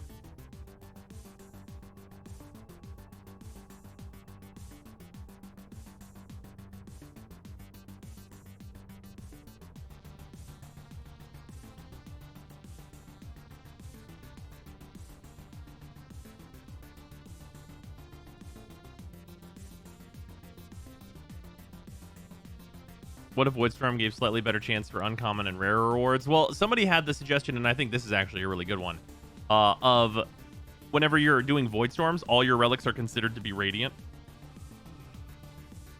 I think that has a huge amount of potential.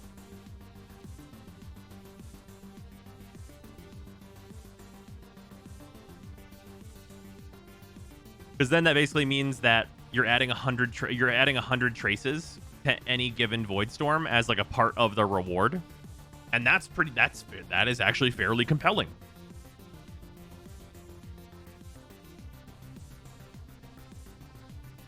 And like cracking more so that you're cracking like a reasonable amount of them like per time invested is also an option. Not 15-minute long mission potential. Oh yeah, some missions are just going to be absolute dog shit for it. You're just not going to do certain nodes on void storms like literally no matter what. Like it doesn't matter if it said comes with a free blowjob. Like we're not doing it.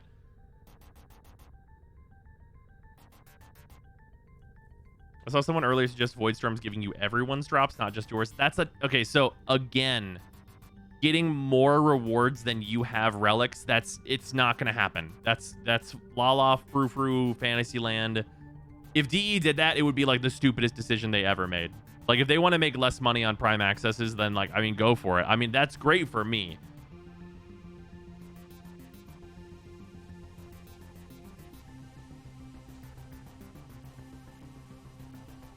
How a double drop sound, so the relic is rolled twice and you can pick 2 rewards. Right. So that's getting multiple rewards out of, like, 1 relic again. They're not going to do that. No, they're not doing that.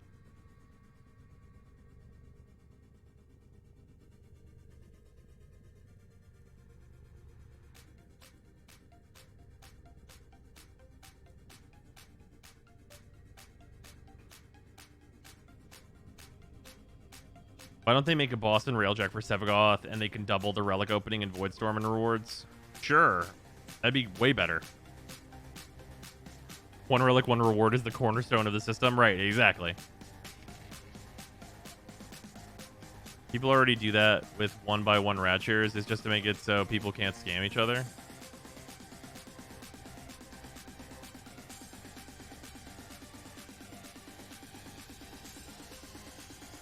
Okay. But you're using someone else's relic. Like, we're lucky that DE allows for that.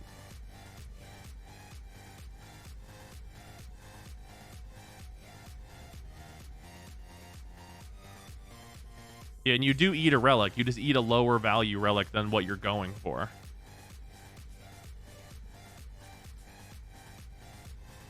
Like, if you're saying, okay, you guys want to talk about real Fantasyland? I have 19 A13 relics to me. These are useless to me.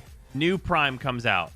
It's fucking Excalibur Umbra 2, Electric Boogaloo. It's in the relics. Whatever. I don't give a shit. I have 1 Axie A fucking Umbra 212 or fucking whatever. And the rare is that part that I need. If I could roll this one, but then spend 19 A13 relics to roll this 19 more times and get 20 rewards out of it, yeah, I could live in magical La Frou Frou land where DE never sells a Prime Access ever again.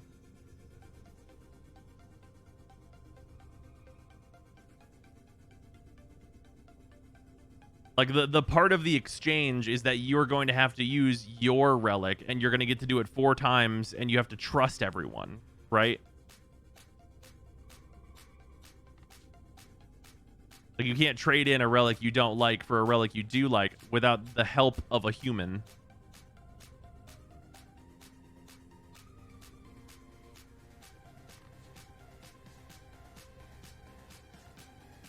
There's more rewards for his time at the cost of more relics, but chat keeps wanting more rewards per relic instead of increasing or decreasing time spent, which is ignoring the problem with relics entirely. I could never run all the relics I own, and that's an issue. Yeah, well, it's also like a matter of like Void Storms just not being rewarding enough, right? Like if a Void Storm was a minute long and you could crack one relic in it, I'd be like, oh, I mean, it's like a capture. Okay, sure.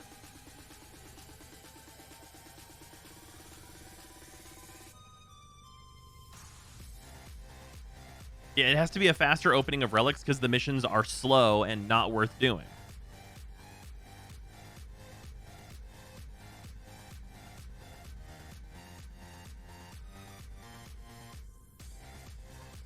Yeah, don't make suggestions where you get more rewards out of a single relic because that's just unrealistic. For real, crack 4 relics each, pick 4 rewards is a perfectly fine system. And the UI for it is not going to be that crazy, right? Because, like, you think about what we have now, right? Where it's a line with all 4 rewards and who had them. Literally, you just make it tall. You make it taller and you give people some more time. And because you're all back in the Railjack, you have that time. And the neat thing is that potentially you could pick, like, you'd have, like, a block of 16, right? You have, like, you'd have, say... I feel dumb for thinking this, but I wish I could give back the relics to my syndicates and get some standing back. Maybe. But yeah, so like if we look at this, so there's these 4, these 4, these 4, these 4, right? So normally, if you crack 4 relics with a squad, they have like the 4 rewards, and you have to pick yours, this one, or this one, right? The advantage that you would kind of have for this system, but it's not really an advantage, but it is a little bit, is you'd be able to unfuck yourself whenever people get lucky on certain ones. So like if you crack all 16 with a squad, you'd be like, okay, well, these are all commons. These are all commons. There's a rare here. I'll click that. I'll take this rare for sure. And then there's an uncommon here. We'll take that one. That's an uncommon that I need. And then on the bottom one, if there were 2 rares rolled, you'd be like, oh, I'll take those 2. So you didn't take anything from these 8, and you took from these ones that rolled better. So that would be the advantage you'd have for doing that as a full squad. But they should encourage group activities. And that would do that. Like, that's the advantage that you would gain. Do I need to make this more clear? I could make this more clear if it's necessary.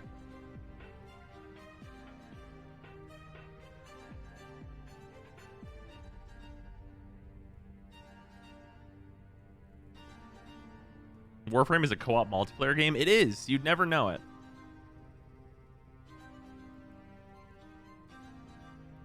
If they were to do that, it would probably be 4 sets of relics.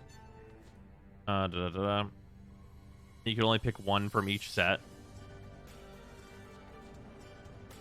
Why?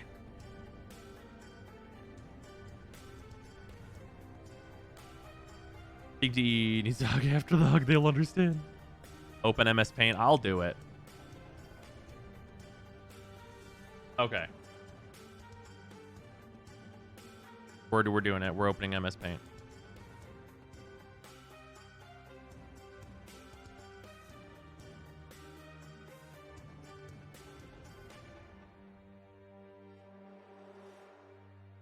But why the fuck would I open Paint? I have like real fucking actual shit here.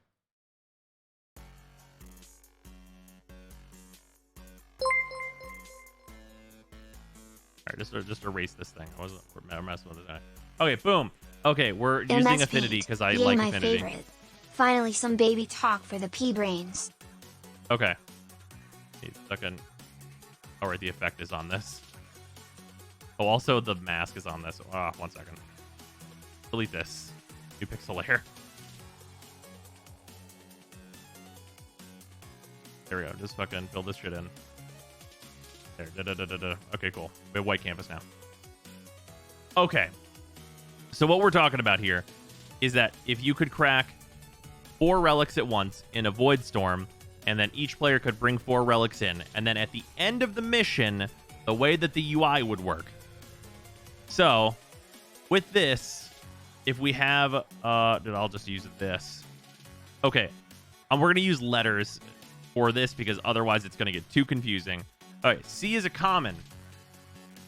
R is a rare. U is an uncommon. Okay? So we'll say this top line is crook.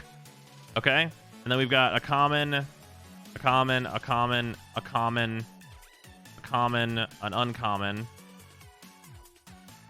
a common, a rare, and then a common, a rare, and an uncommon. Okay. So, this is the layout. These are all the relic rewards at the end of the mission. Does not matter what they actually are. So, at the end of the mission, you would see these, like, this total 16 rewards to choose from. And to give you some extra time, because obviously you just got back to the railjack, you have extra time to choose your rewards. You get to pick 4 because you cracked 4 relics going into this. The advantage that this could provide is that whenever the layout looks like this, you go, okay, well, top line, I want the rare, right? Obviously, I want the rare. I'm going to grab the rare unless I need one of the other items. Second line, I don't really like these commons. I don't want a common. Second line, or the third line, going to pick the rare. Probably going to pick the rare for the ducats if that's what you're after. Might pick the uncommon if it's what you're looking for, though. And then on the last one, 2 rares. So if you can pick 4 from anywhere on what you get, you pick 2 rares. So total out of this, you cracked 4 relics and you got 4 rares because you got fucking really lucky, because this is super lucky regardless. But you can get 4 rares, and the advantage to that is that you get 1 additional rare in this setup than you would have normally, because on this one you would have been forced to pick a common, but you could have picked a rare on these 2, and then you could have only picked 1 rare on this one. They could restrict it so you can pick 1 from each line, and then that would just remain true, and you would have just cracked more relics, and that's the thing the DE could do. But if they wanted to make it so that these Void Storms are actually appealing, they would do it this way, where you could pick any 4 from a grid of 16 rewards at the end of these Void Storm missions. And you'd have your names at the bottom of each line. Or at the top, doesn't matter. Literally does not matter at all. What happens if you get a bingo in this setup? Okay, we're not going to talk about bingos. Like, that's what you would do in Void Storms. Because, like, the UI is stackable.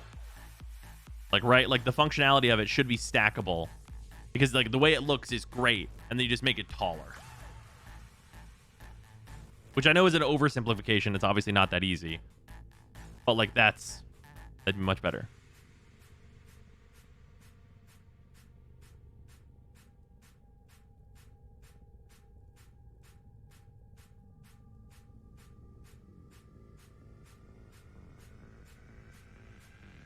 Or split it into 8 on 8 up top. Sure. Yeah, you could do 8-8 as well.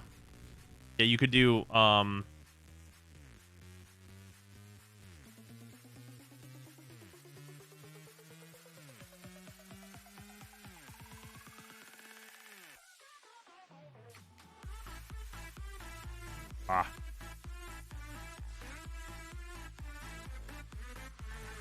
you just have it look like this as well. I like the other way better, personally. But you could have it look like this as well, and then just be like, pick any 8.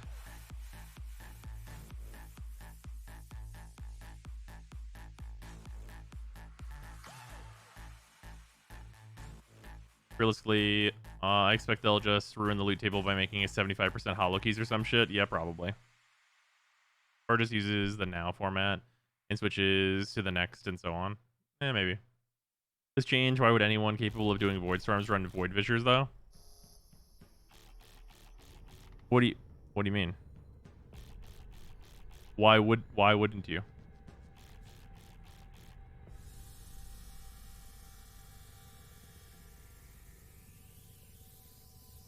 Not everybody has a railjack. And you don't always want to open 4 relics.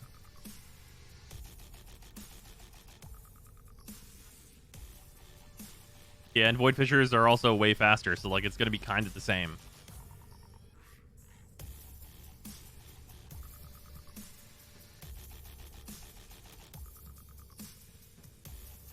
Yeah, having more incentive to own a railjack and have it be souped up for the purposes of Void Storms and everything is great. That's perfect. That's what they should want.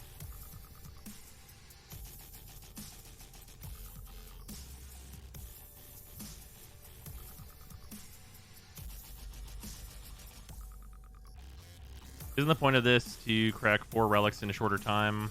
I don't get why you'd do this otherwise. Yeah. Well, it's not even a shorter time. It's like the same amount of time. Because, like, assume a Void Storm is going to take you like 5 minutes, right? You can do a capture in like a minute. So if you're cracking 4 in the same amount of time, you're gonna basically break even on amount cracked and get like a slight bonus to like the way that you pick. Yeah, it's to make Void Storms not terrible. Like Void Storms right now are trash.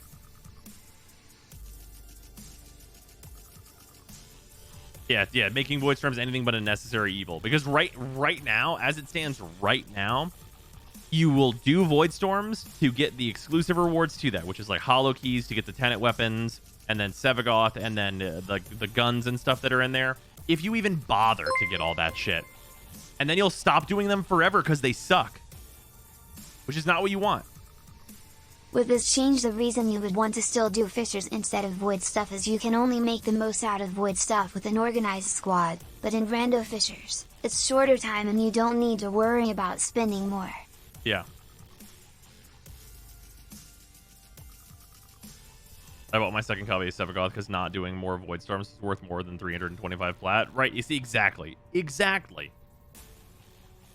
Like, Void Storms are so fucking unrewarding and the RNG is so shit that people don't want to play it. Like, if you're getting good relic rewards and stuff and, like, just, like, you know, breaking through, like, your big stash of relics that you've got away and also making progress on Sevagoth, that feels a lot better. How much is Augur Secrets right now? Do I have an extra copy of Secrets? I might.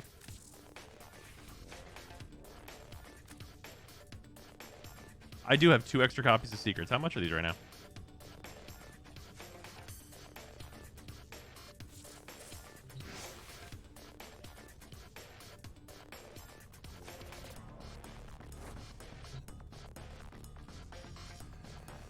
Somebody said 20, somebody said 30. That means I'm gonna go look on the market.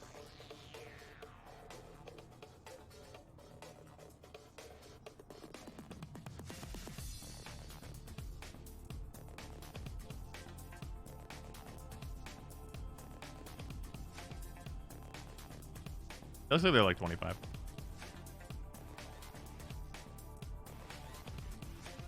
Alright, Exile TME.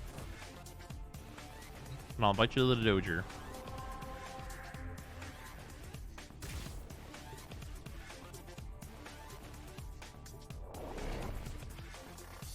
What Hollow Key weapon should someone get first? Any ideas? Honestly, I'm going to tell you to worry about getting the Hollow Keys first. I've run Void Storms and I had 0.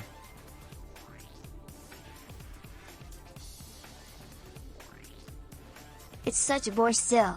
The Endo is nice, and it's a credit alternative, but once I'm done getting the Hollow Keys, it's back to the regular gameplay. Yeah, exactly, Jacob. Also think of 100 bits.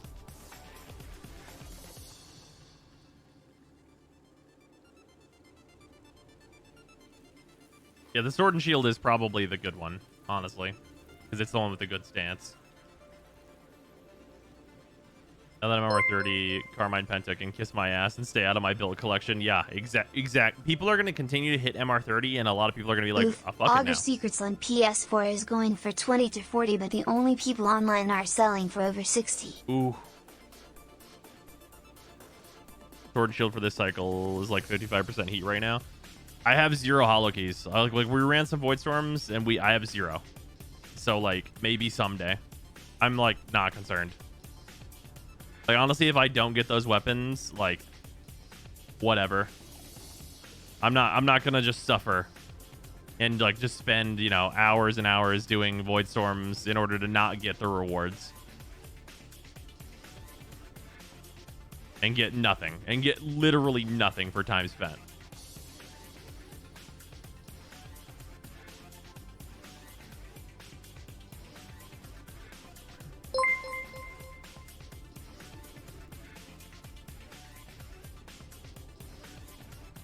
Wanna hear something funny about the Hollow Key weapons? Valence transfer. Yeah, Valence transfer. Yeah. What a dumb thing.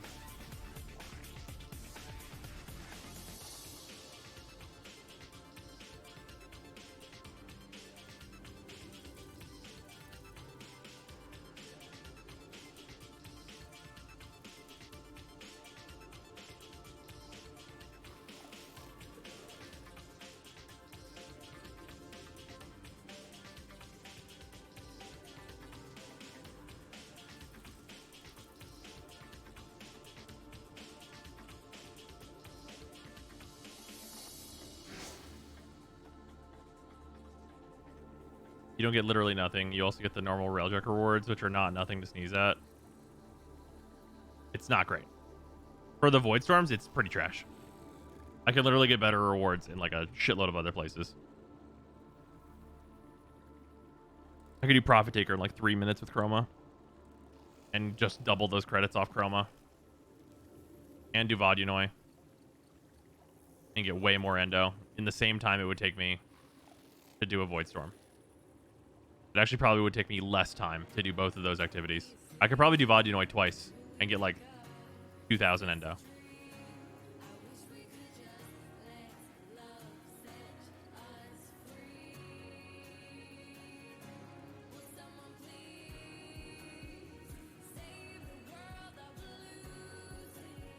Heard Mesa Void Storms are fastest for the keys. Yeah, they're probably just bugged to shit and like the drop rate's wrong.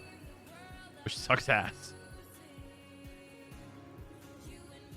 I can't believe the hollow keys aren't like a guaranteed additional reward and that they didn't keep the void traces. That's so ridiculous. Can you invite me? PM me real quick. And I will invite you immediately. What UI theme are you using? I don't remember. Yeah, removing the void traces made it way, way worse.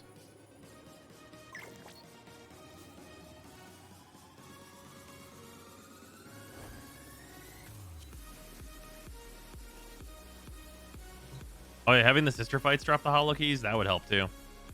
I'd go farm sisters. I actually want to go farm the sisters for their ephemera.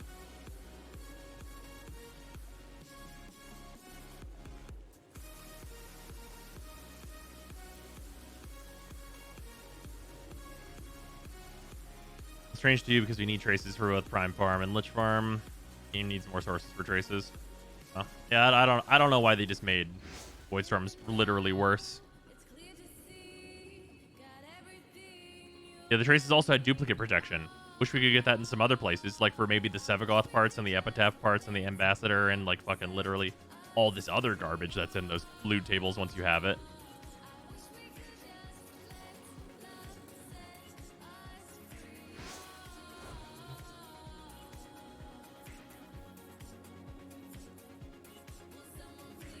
Yeah, literally everything else.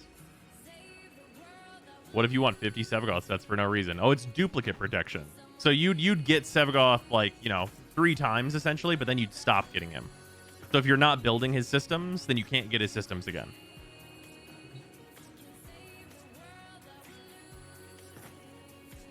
Basically, if you're holding the blueprint, you can't get the blueprint.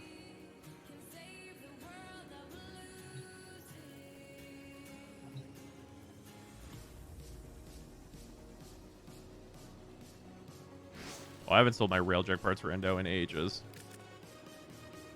I forgot they stack now, so I haven't had to worry about it. That was a nice change.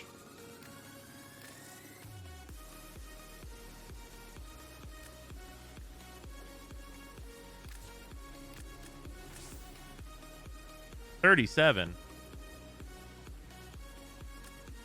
I do not know why, but I am okay with this. Wait, didn't we say 25? Why 37? Why is it 37?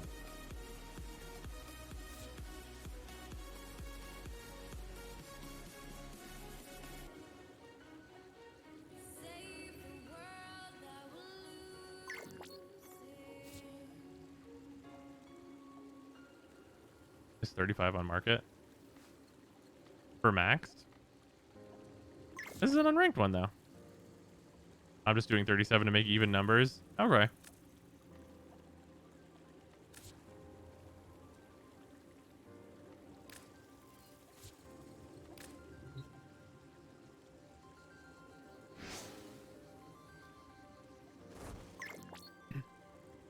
Not a problem, Exile.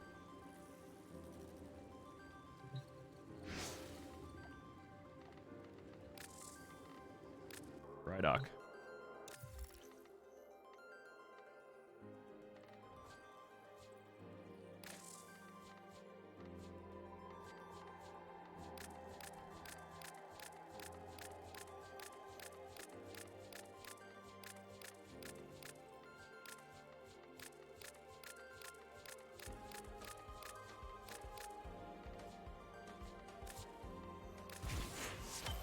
That. Grab components and armaments. Where do they stack now? Oh, right. Scrap recovered wreckage. Wait. Recovered? Oh, right. This is the new... This is like if I find out what it is, right? Right? Something like that. Is this the thing? I fucking don't know. The amount of times I've regretted using a 75% of cousin made my plat uneven. Damn.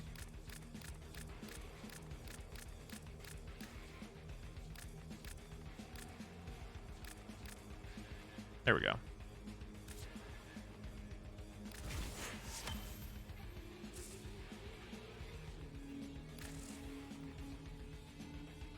Where's the ones I would need to identify, though?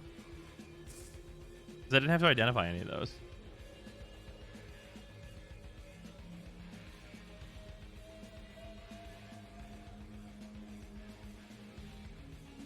Oh, does it not? I thought it forced you to like try and identify them.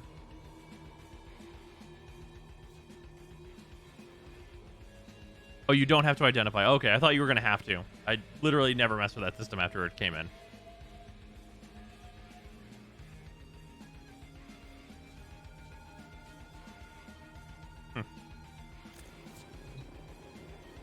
Yeah, if you don't identify them, they don't take up slots, right?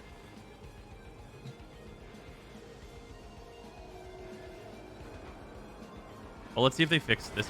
Well, let's see if they fix this bug. I bet they didn't. Oh, shit's backwards as fuck. So the other side of this mirrors whatever you put on it. So if there's any writing or anything on it, it'll be flipped and backwards on the other side.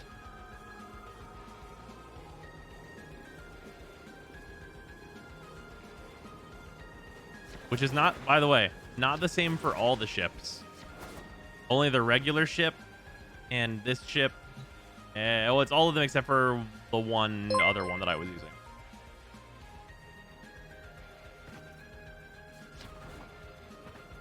So see. So see. Nerve thing with the 200 bits. I need the parts of this Tarkov now. It's just a save space, basically, making so you don't have to break stuff down all the time. Here's for a video about Exalted weapons, since there are still a ton of people that think the regular melee matters for Exalted weapons, except for Gladiator mods and a few bugs. The Gladiator mods thing, they got rid of that. That no longer is the thing that functions.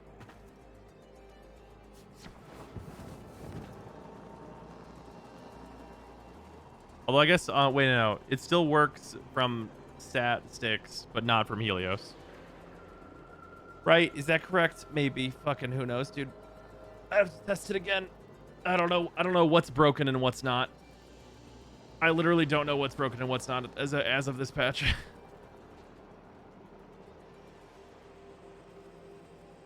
Oh yeah, the gun sentinel ones work. The melee one is changed now.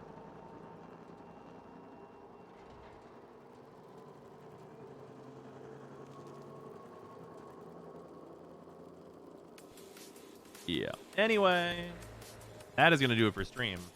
We plan to switch to a different game. That didn't happen. Oh, well, not a big deal. But yeah, I will see you guys tomorrow. Wait, what day is it?